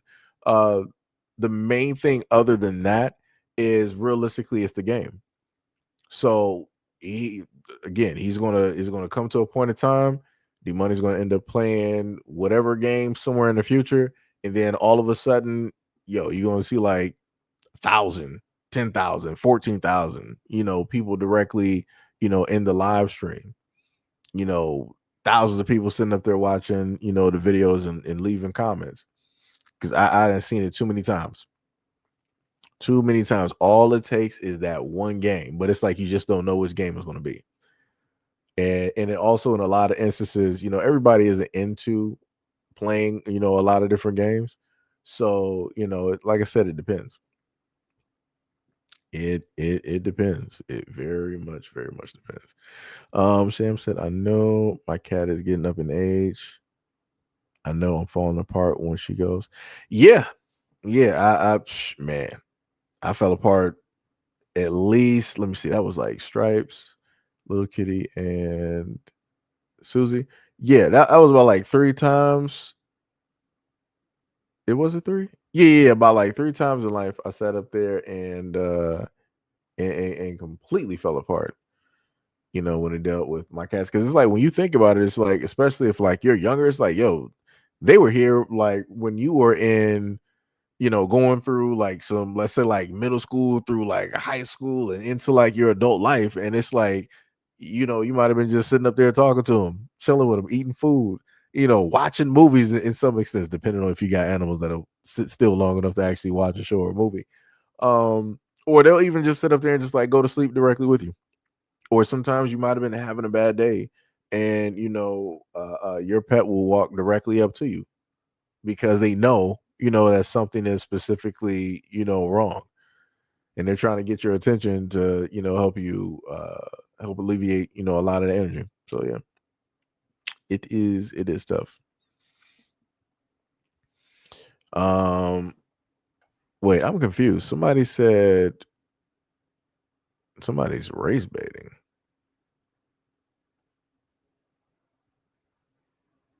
Oh, you said what's with the race bait? Oh, okay, you talking about the whole MAGA thing?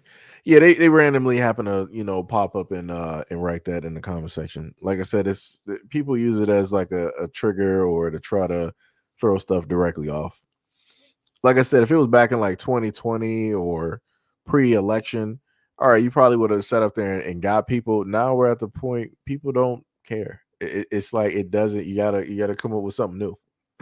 People don't, people don't really care about it, anymore. People can shout, MAGA from the rooftops, and nobody's losing their mind about it. So it's like, it don't have the same flair as it used to. So now you gotta do something different.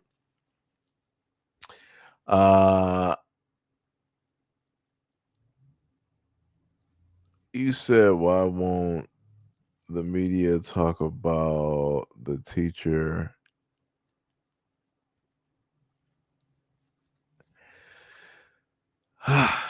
This is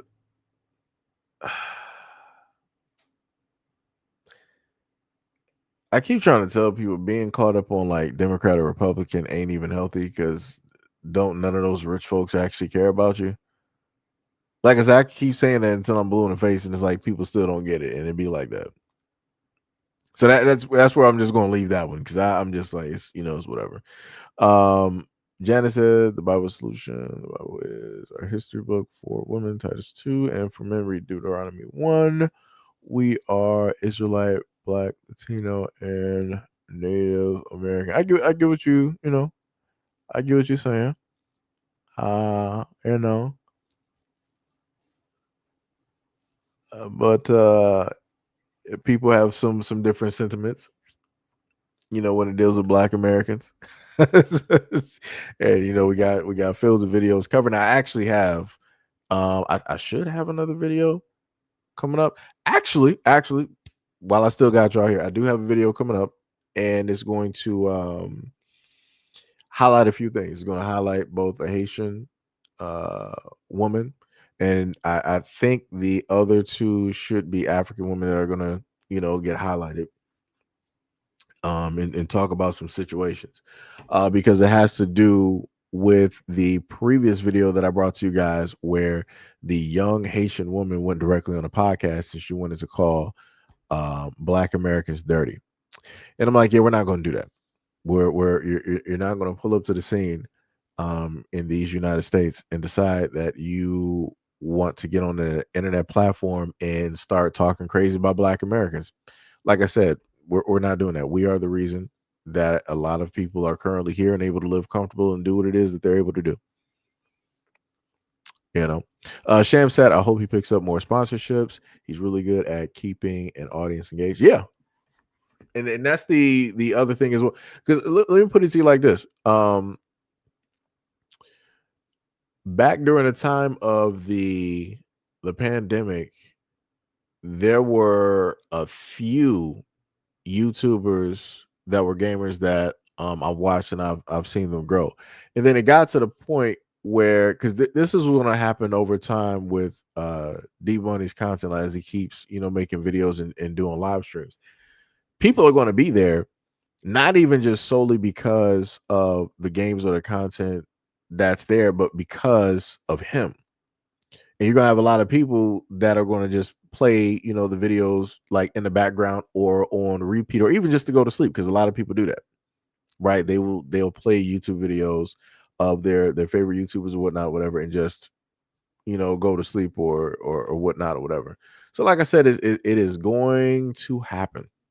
Trust and believe. Trust and believe it is going to happen. Let me see. Pink said my cat died 15 years ago and still feel the pain and I lost. Yep. Yep. Yep. Yep. Shana said he's talking about gaming.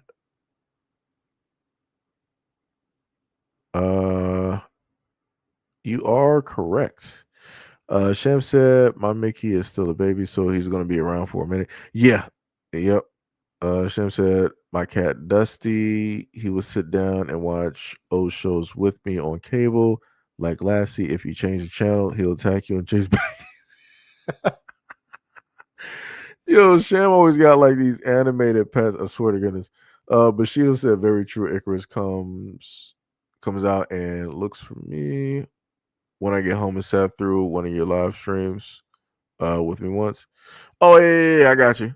I got you. I get what you're saying. Yeah. Well, that was probably during one of the live streams where it was like 8 hours or something like that. It had to be 8 hours because we used to do the longer live stream, even though technically right now we're on like 4 hours at this moment, which is crazy to me. Wait, what time is it? Oh, I forgot. I started this early in the morning. I thought it was like late afternoon. I'm like, man, I was supposed to have a video up for you guys, even though technically I do have to have that video. It'll probably be up around like 1 or 2 p.m. Depending on how long I stay directly on the live stream. Shana said, I remember that video that you posted. I remember that I went off. Yeah, like I said, it was crazy. She was just like I said, I don't know what her problem was. Shem said, I got a baby cat looking me in the face right now, trying to figure out what she wants because she just ate. The older ones always send her in to start begging. Ty said the daily wrap up crew. Yeah. Yep. That is it. That is it. Also, much love, respect, Ty, and also my condolences, good sir, to the the loss of your cat. Because trust me, I do understand.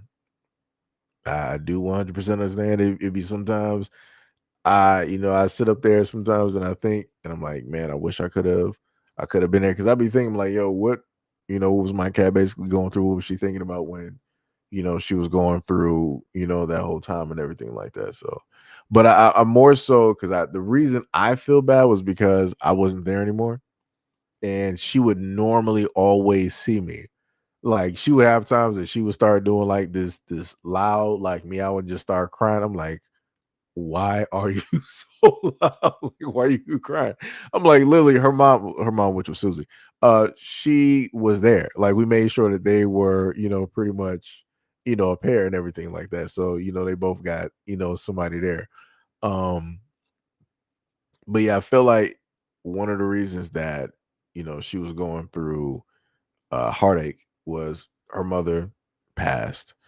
And then number two, I wasn't there anymore. So she was, pretty much there by herself. And it was I still to this day I can't get my words right. Still to this day I feel bad about that. Still to this day. As Janice said, they do not care. Ty said, I am existing. Brother Exile said, I am listening. You said, still here, just unloading sheet metal off the. Yeah, I knew it. I knew it. I was like, yo, Brother Exile, that man, he working right now. That man is working.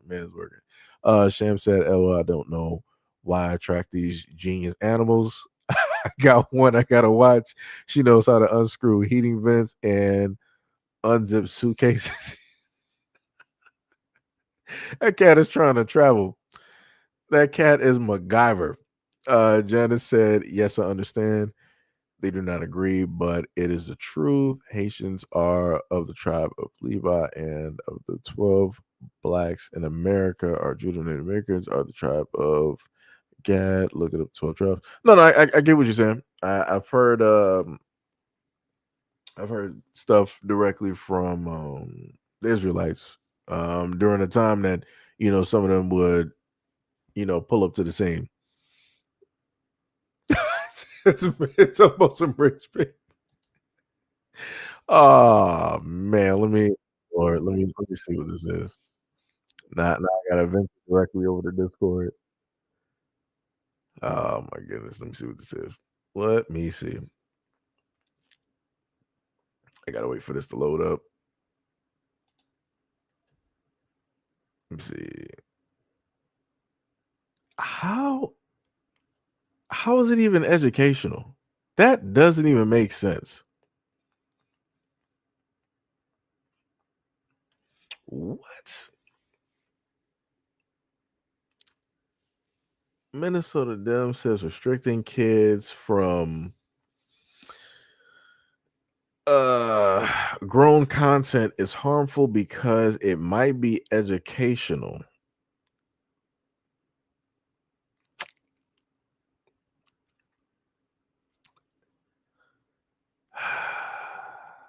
Said it might be educational if they are part of the LGBT.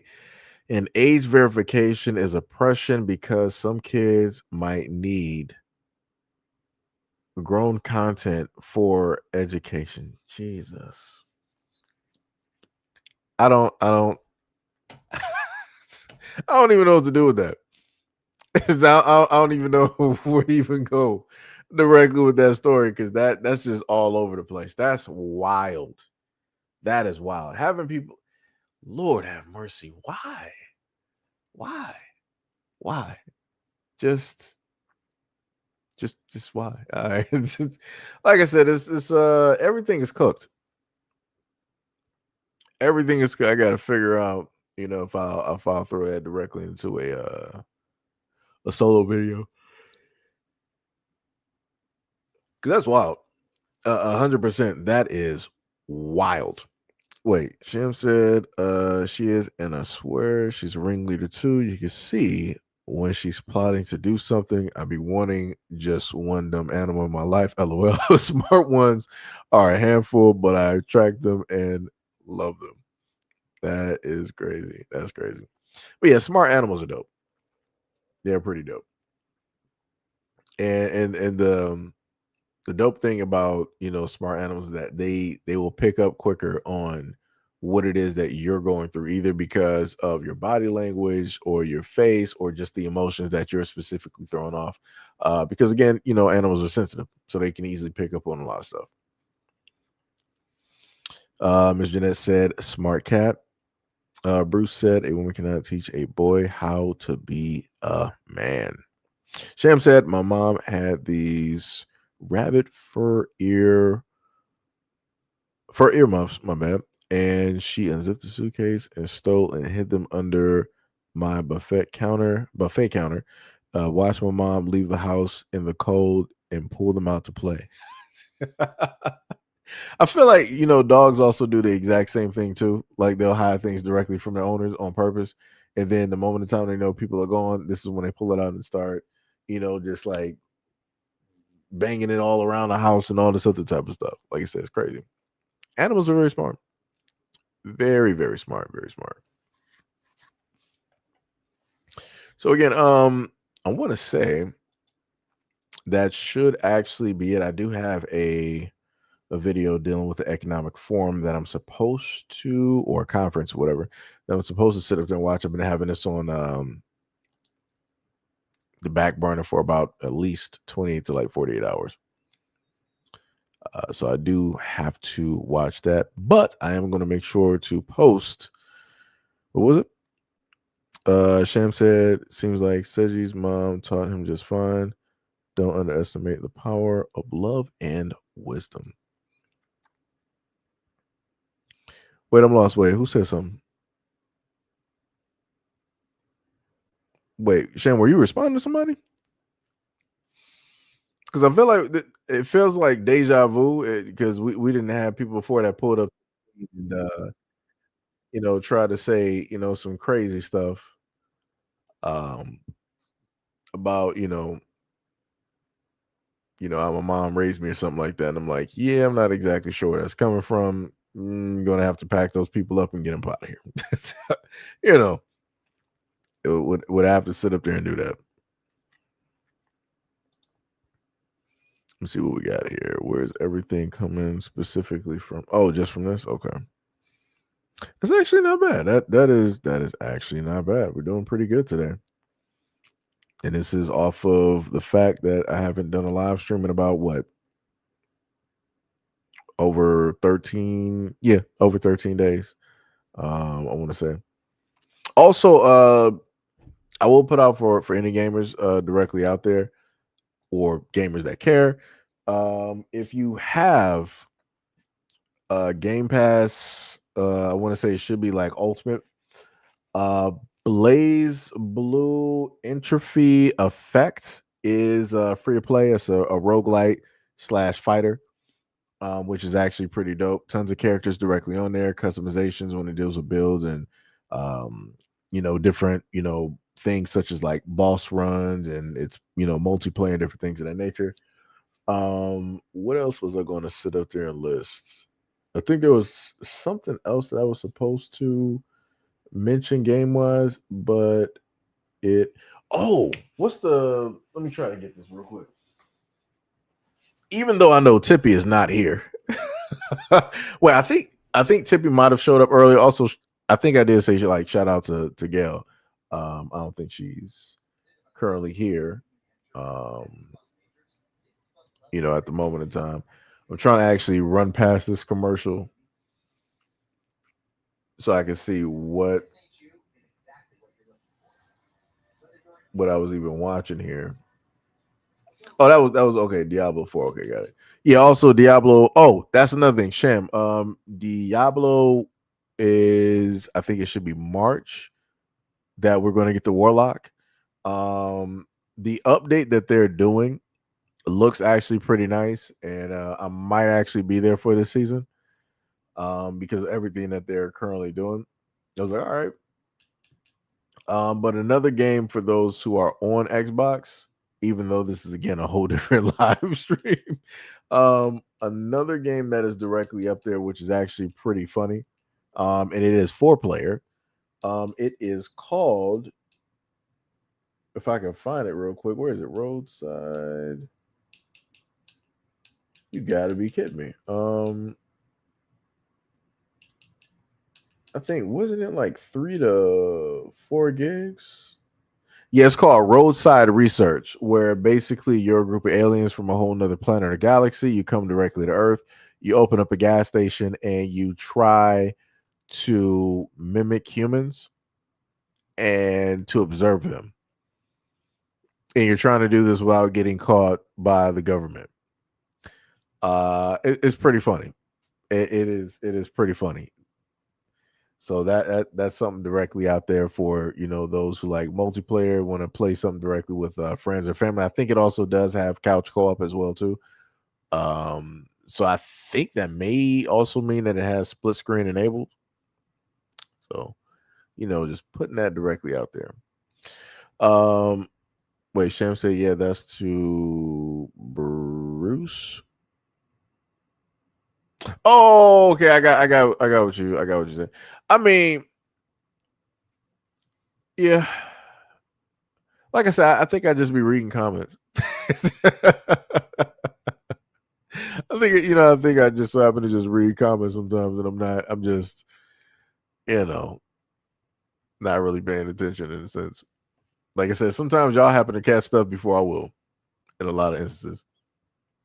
Shem said he said the woman cannot teach a boy how to be a man, but I feel like your mom did a great job. Well, thank you, Shem. Much love, respect, and appreciation. Shem said, I think the problem is that men hating women raising boys and the women who treat their boys like their husbands / boyfriends, those boys don't get raised right either. Yep, I get what you're saying. Yeah. I think they had some shows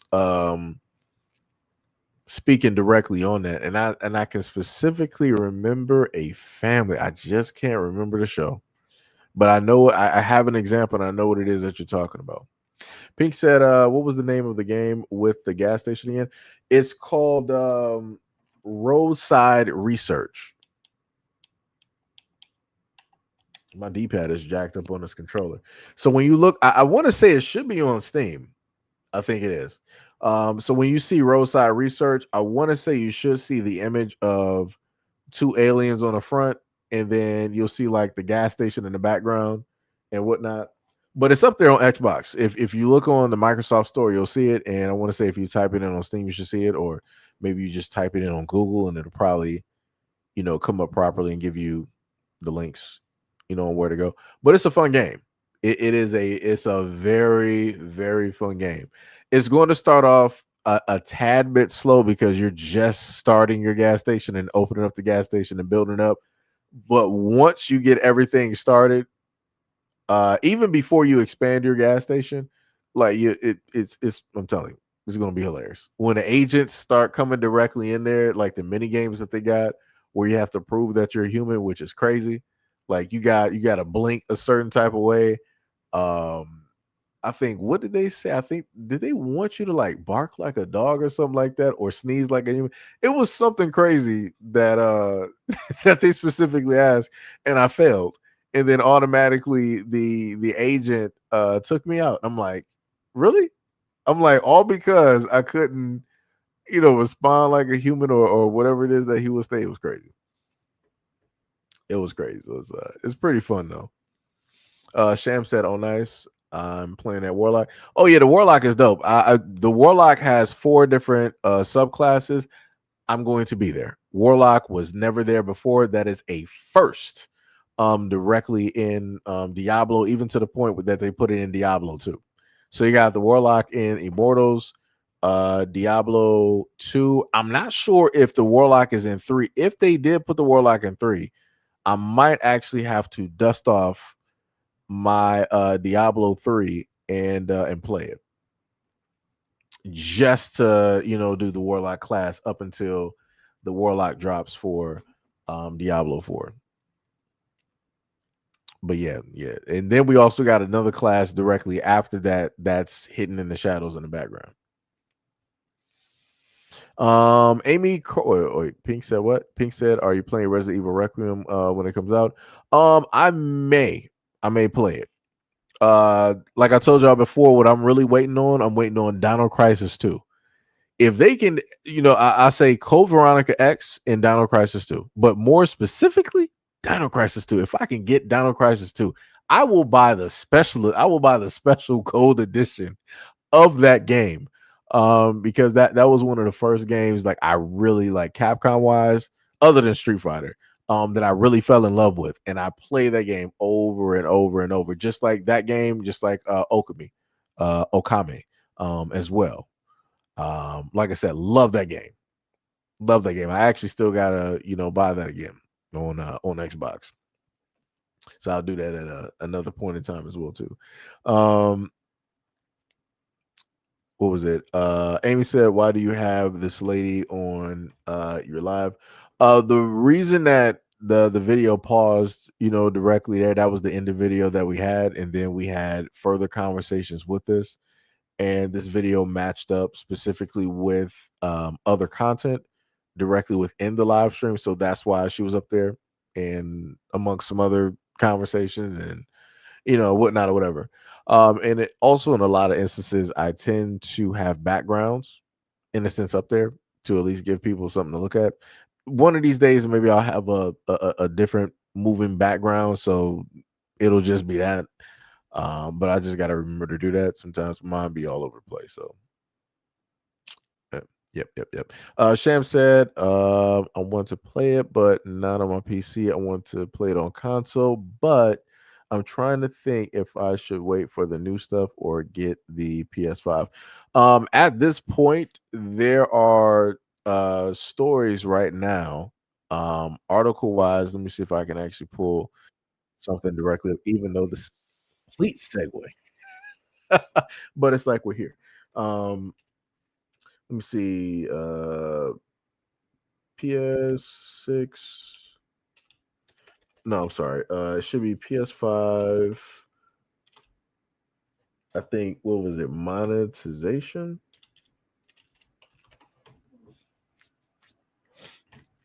Yeah.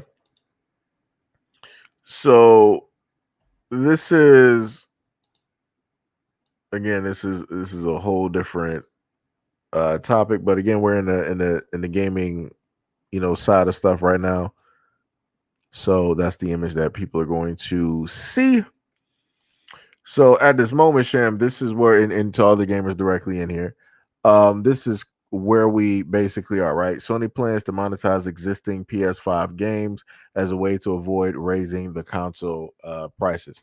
And the other information that they got directly out there is the fact that Sony is going to more than likely, supposedly, possibly delay the PS6 to 2028, 2029.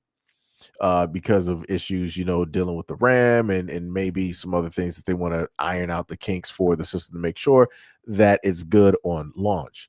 My main thing that I'm looking at is if they're delaying it, then it seems as though that they're doing it because they know that Microsoft has some things that will cause huge issues for Sony.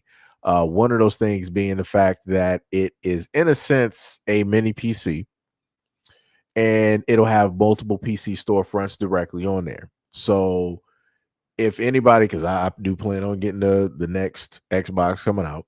So if anybody out there plans to get the next Xbox, what's supposed to happen is that you have the Microsoft storefront, you'll have Epic, and you'll have Steam. And I think GOG will be directly up there as well too. You'll have multiple storefronts of which that you can go to those libraries and play those games all on one console, all in one area.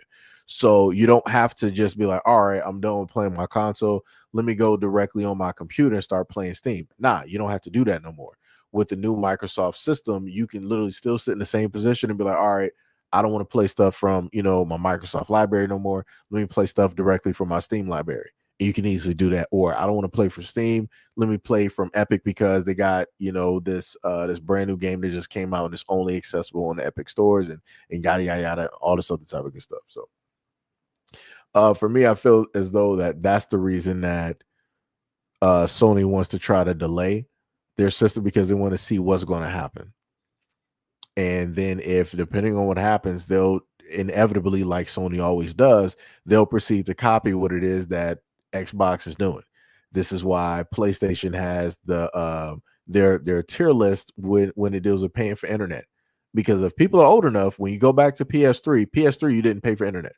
There was no tier system. You didn't have to do a monthly card, anything like that. People are like, that's why, Xbox, they're getting over on you guys. And, if you got a PlayStation, all you got to do is just plug in your internet and you're just there. You don't have to pay per month and da-da-da and all this type of good stuff. But the main thing that everybody on Xbox is pointing out was that, all right, it's cool. Like you don't got this extra thing there, but your servers are trash. And that was a fact. PlayStation servers during the PS3 era, trash. And PlayStation was going down almost every week. It was to the point where PlayStation was down for a month. And I think they had to give out some free gift cards on people's accounts. They had to do quite a bit of stuff to give an apology because, their servers or whatever it is that they have, they weren't secure. They didn't have money specifically invested like Microsoft did. And then on top of that, like I told people before, Sony specifically ended up going with the tier list internet's gift card, cards or whatnot, whatever, because it was an article during that time frame that said that Microsoft per year was making $250 to $300 million just solely off of the Xbox Live subscription. That's not talking about the games. It's not talking about the systems or anything else. Just specifically off the membership. Like I said, it's crazy. It's crazy work directly out here. Diabolical.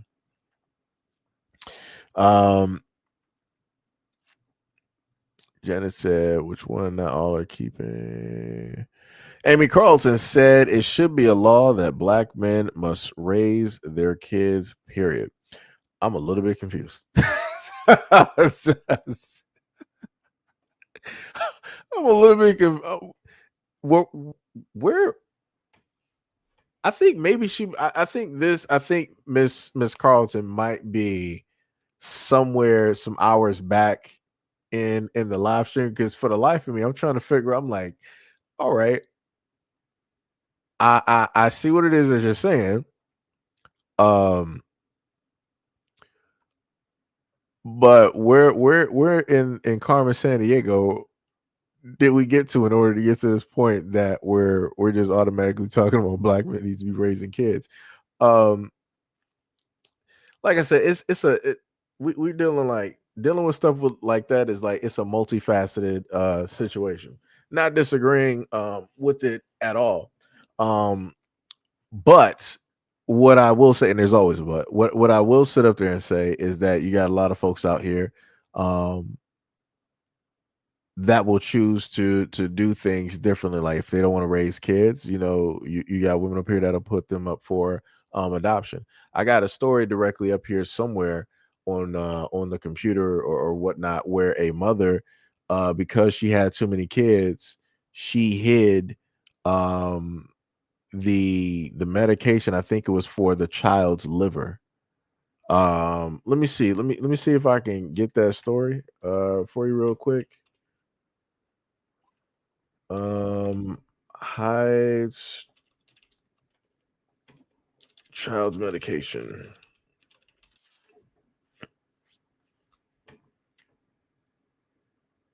Yeah. Yep. Let me see if I can get a picture of what the story. Let me see. The story is actually right here. Let me see. What's the lady's name? Yeah, it was a lady in Florida. Let me put this directly up there.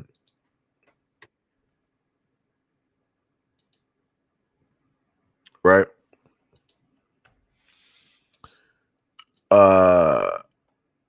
Let me just put the whole thing up there, because you'll have people up here trying to say that I'm trying to bash or whatever. So let me just put the full thing directly up there. So a lady, because people are going to be like, well, she's a woman, she's overwhelmed, and this, that, and the third, and all this other type of good stuff, right? So you got this mother right here that decided to hold her son's medication, causing his liver failure, right? And it was quoted as saying that Miss Devlin stated that she was overwhelmed with the number of children that she has. That's why she held her teen son's medication, causing liver failure. Right. So it said that according to Miami-Dade Sheriff's Office, the suspect was identified in the arrest report obtained by the news as Edmonte Devlin.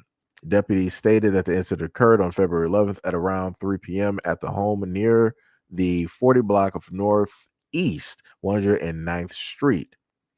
Devlin's arrest report states that the victim is a 15-year-old boy. Investigators wrote that Devlin, quote, failed to provide the victim with necessary medication for approximately 6 months for his liver disease, causing his liver to fail and requiring an immediate liver transplant in order to survive. After reading about Miranda rights, Devlin admitted to deputies that she had not given the victim his medication since the middle of last year because, quote, she was overwhelmed with the number of children she has. Deputies stated that Devlin acknowledged that she was aware that the medication was necessary and that without it, the consequences would be life-threatening.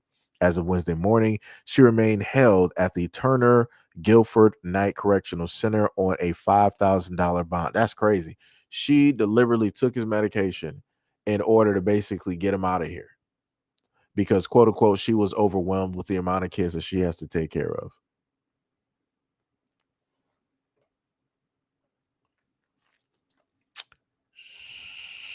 So I'm just trying to figure out.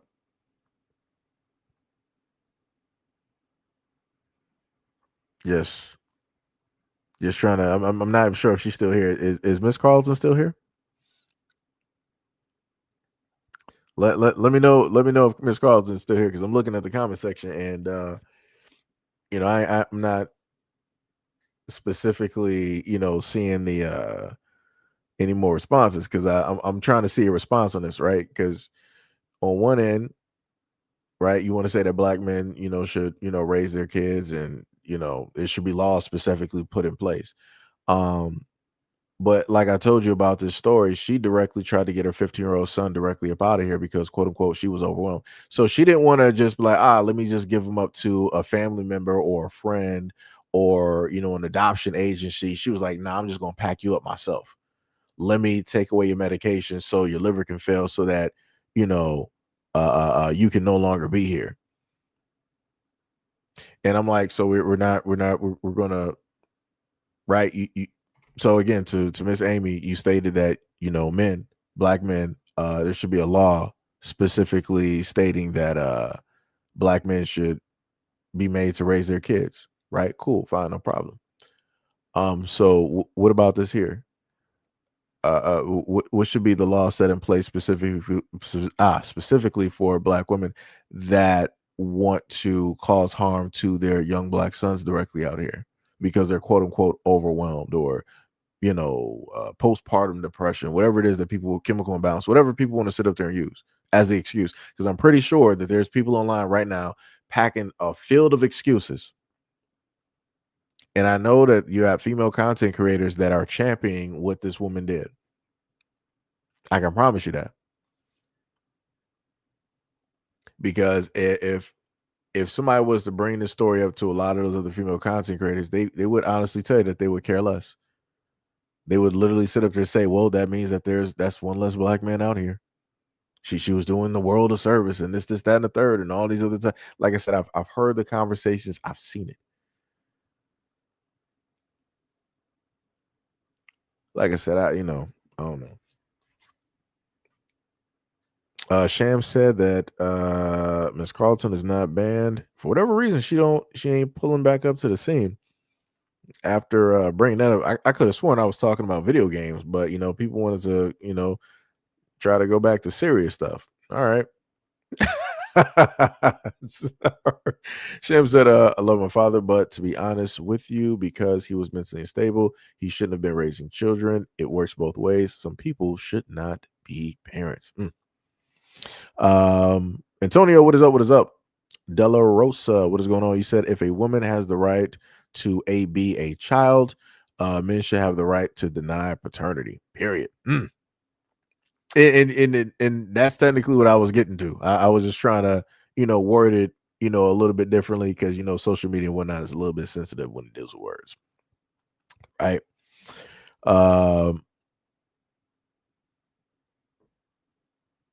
Let's see. I'm not even sure what that dude talking about. Apologies, spam. He mentioned Israelites. I've heard all the different camps that do not keep God's commandments that I was trying to tell him. I have cognitive issues. My apologies. Oh, okay. I got you. But yeah.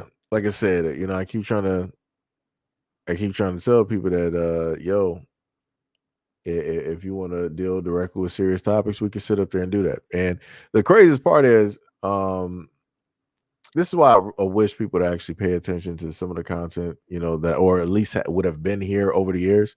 Because I didn't had like a lot of my moderators know I didn't, had content went directly on the whole thing dealing with black. Matter of fact, I actually cut one of the live streams. I actually chopped up one of the live streams and I put it as a I think it was like 30, 45 minute, maybe an hour video. When I did have a guy pull up to the scene in the comment section and he wanted to, start talking, crazy when it dealt with, black women. I'm like, I don't got no time for this. I'm like, we're not doing this. You got the wrong one on the right day. Yeah, the wrong one on the right day. And I'm like, we're gonna have this conversation I'm like, no problem. And I think it might have been like maybe one or two other, guys that pulled up and tried to, say some stuff.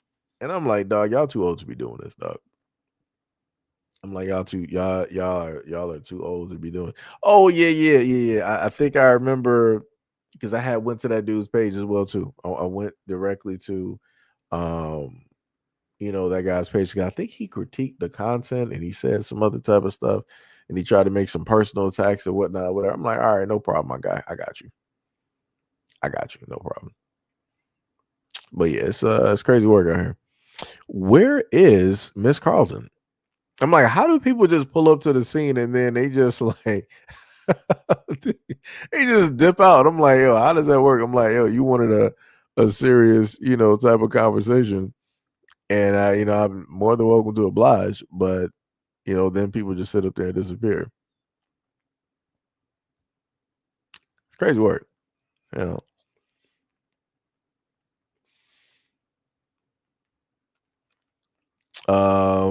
Antonio said the censorship is called equality. I mean, yeah.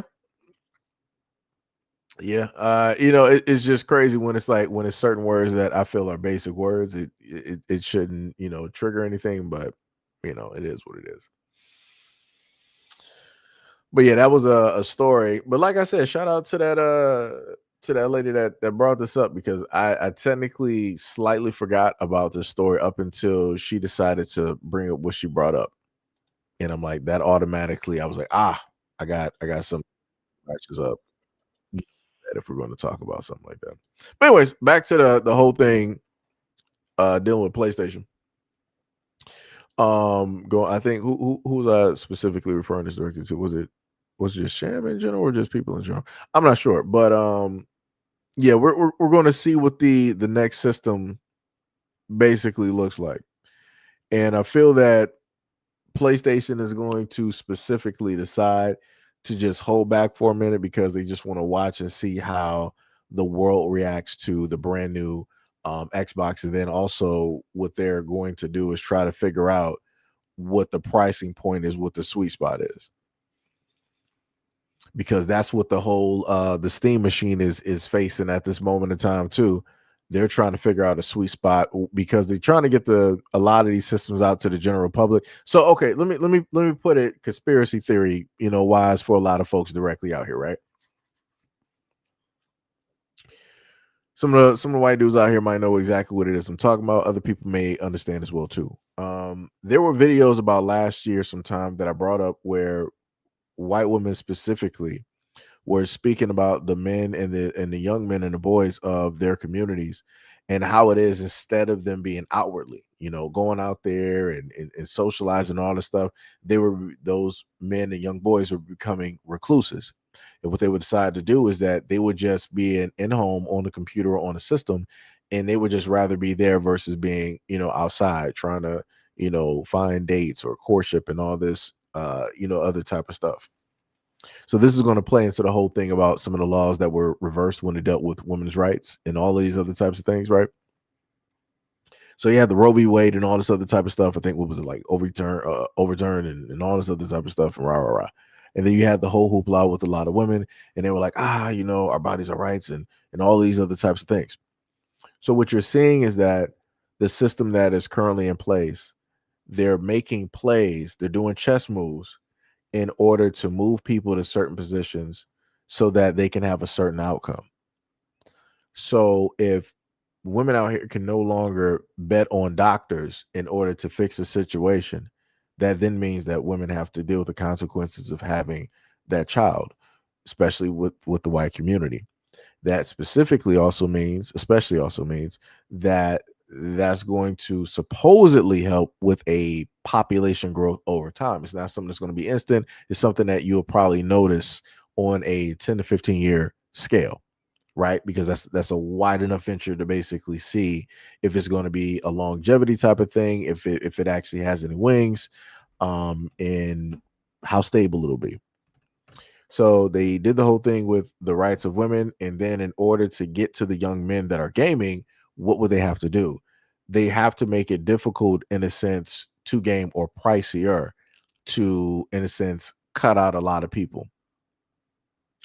So this is why you see the increase in a lot of systems. You see the increase in a lot of memberships. You see the increase in a lot of video games, even with the newer consoles. Even, at this moment in time, you got certain makers, talking about that they're going to go up on the price on, certain things, and all of these things. Again, it's to, in a sense, price out, or at least to make it as uncomfortable as possible financially to do what it is that you normally do, because other folks directly out there don't want you inside the house all day. They want you out there meeting and creating kids directly with women in order to raise, said population back up.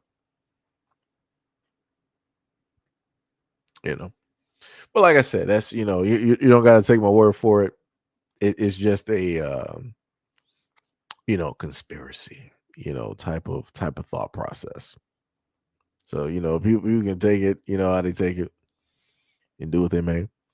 Ms. Jeanette said, thank you. And Sham said, okay, PlayStation is good at keeping their bottom line protected. So if they think they'll get hit hard market wise, they'll hold back. The crazy part is, looking at the comment section of the article when I first read it on my phone, you had some folks out there, they were completely fine with if PlayStation wanted to, have some type of micro transactions or raise the prices of certain things. And other people basically said, due to the fact that PlayStation has such a loyal fan base, that PlayStation might as well just milk them for everything that they got. And I'm like, that's wild. I'm like, that's wild. That's wild to actually say something like that. Miss Jeanette said that you are telling the truth. Sham said the system is way outdated when dealing with women's health.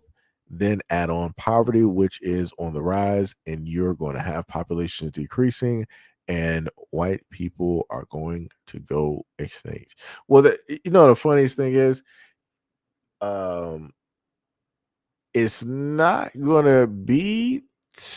It'll slowly but surely, if things don't change, it's going to end up exactly like how it is that you stated. But you also have the other thing too, where people want to mix and match their genetics, with certain things. The craziest part is, you could actually just have Cabbage Patch Kids. If people don't know what Cabbage Patch are, Cabbage Patch way back when was a doll that came from a Cabbage Patch. They used to have commercials directly for it and everything, and it was just one large thing. But we have the ability to gene splice or to gene edit. And I think it was somebody in China that had the ability to do it, and it was outlawed. Like they cannot do that at all. It is illegal. They made laws to make it illegal to sit up there and do it. But my main thing is this. And like I said, I do understand it. When you deal with people from religious standpoints, people are like, oh man, y'all out here playing God and y'all doing this and doing that and blah, blah, blah, blah. No, it's the type of good stuff, right? This is where I see the good directly within, like, the gene editing. If you have the ability to have a medical professional edit out the weakest parts of the genes, or to get rid of something that'll show up, later on in life when it deals with that kid, and you can do it before it happens, I'm like, you might as well do it, because that's going to help the longevity of that child. Now, when it gets to the point where people are like, we're going to gene splice and have the kid like 6 feet, blonde hair, blue eyes, and da da da. I'm like, all right, now we're getting crazy. Now, now you done just lost the plot, and stuff is not even making sense no more. But like I said, I guess the wealthier of the population has the ability to do that. But I did find out over there in, what was it, South Korea, that the parents give their kids, when they're younger, this it's not a chemical cocktail. Well, yeah, they give them this medication cocktail that will help them grow and all this other type of stuff. So this is why you see a lot of Korean parents where they're both like 5 something, but then their child is like, 6'2", 3, 4, 5. And I'm like, yeah, that doesn't make sense because normally on average, Asians don't normally get that high. They normally don't get that high. Unless you have some leg lengthening surgery and all this other type of stuff. Sham said that the sisters were out there adding poverty, which is on the rise. Okay, yeah, I think I did. Didn't I cover? I think I did mention Sham's comment directly up here. But yeah, pretty much that's it, y'all. That is it. Because at this moment in time, I'm going to start, rambling off and talking about, multiple subjects have nothing to do with the with the live stream stuff. But hopefully for a lot of you guys here, you guys are able to enjoy the live stream. The comments directly up there. Sham said that technically we naturally do this through infertility and miscarriages. So I'm not saying that gene splicing is bad. However, wanting to create superhumans by tampering with genes comes with consequences. I mean, that it does. That is true. Mo said between hours of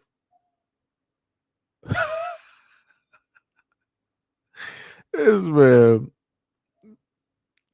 said because starting a live stream at 7 a.m. is diabolical. Hey, I mean, the funniest thing is I thought about starting this live stream, back around 12 in the morning. 12 or 1 o'clock, doing it the old time frame. But I'm like, you know what, a lot of people might not, actually be up and different stuff like that or whatnot or whatever. So I ended up, doing a live stream at this moment. Sham said I was still sleeping through the live and going on for 3 hours. Wait, you said you were still asleep? Wait a minute. Wait, so you just been like in and out of sleep? Oh, okay, my bad. I misread. I know I must be tired. You're basically saying that you came in, 3 hours later because the live stream was going on. I got you. Yeah, I know I'm tired. I've been up for a minute. I've been up since yesterday sometime. But and I feel like that one live stream I watched was incredibly just like it was emotionally draining because I was just like, I'm like, man, I was like, yep, got to tap out. Can't do it. Shane was like, yeah, I was knocked out. Mo was like, for real. Oh man. But yeah, much love, respect, and appreciation. Shout out to anybody who, donated directly to the live stream, who was a part of the membership, the patron. Shout out to the mods as well. Much love, respect, and appreciation for doing the Lord's work, every single day, both seen and unseen. Much respect and appreciation. Shout out to the regulars.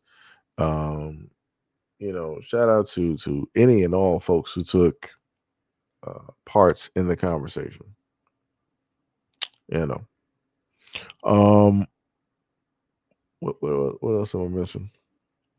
But yeah, I have the video directly up for you guys because it is 1:35, so yeah, it's gonna have to be around like 2 or something like that.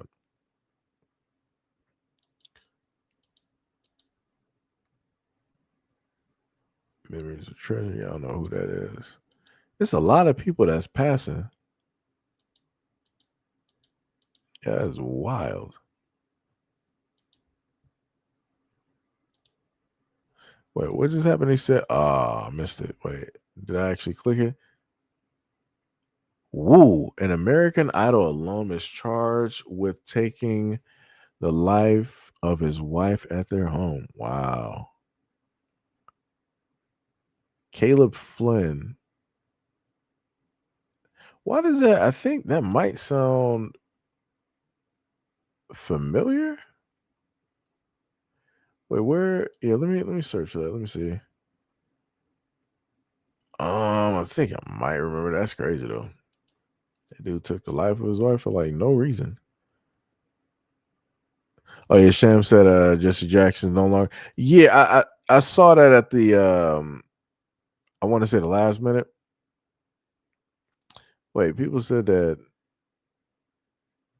LaMelo was dressing inappropriately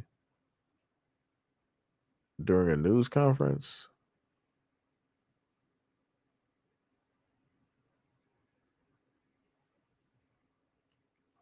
What was it?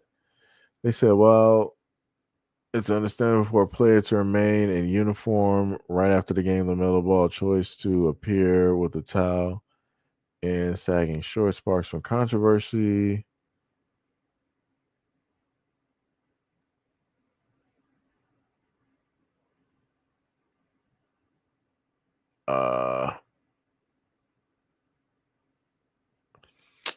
Man, I don't even care. This dude just got done sitting up there playing like 45 to like an hour on a game. Dude sitting up there sweating. The dude is tired. And people are just focused on how he's dressed. That don't even make any type of sense. Yeah, I need people to get it together. That's wild. Sham said, yeah, I had to cook some breakfast and drink some coffee. Those meds know me out and they got me on. Sham said, it's a lot of people passing. Yeah, it is, yeah.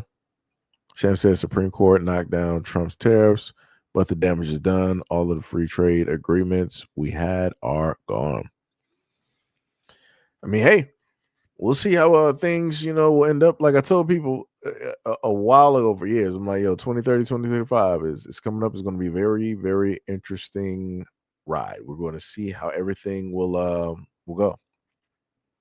I want to say that hopefully by the time 2030 pulls up to the scene, a lot of the conversations that we're even having at this point, hopefully they'll go extinct. Hopefully they will go extinct, and hopefully you'll start to see a lot of platforms, become more serious, and they will talk about things of substance. Hopefully that'll happen. But that's a hope and a wish. That is a hope and a wish. But anyways, love you guys. I will catch you guys in the next, video or live stream. I'm about to, work on this video before my brain goes completely off. At the moment, because I'm tired. Sham said, what? Also be careful of tick bites with the warm weather going around. These tick bites have changed to where it's not just Lyme disease. The guy's got his arm cut off. Woo, that's crazy. Yeah, I seen one kid. He got bit by. It was a white kid. He got bit by a tick, and something set up there and happened to him. And it took them a while for him to, get the treatment and be back to normal. But he's pretty much back to normal. So yeah, it is serious. Most said it's okay to be a dreamer. Nah, it's not okay when you got to sit up there and get out some videos real quick though. You gotta try to be, as consistent as possible. That's the one thing I've been, doing at the moment. So yeah, let me get this going directly for you guys and have that up. So yeah, peace out. Love you guys a lot. See you guys in the next video and or live stream. Peace out.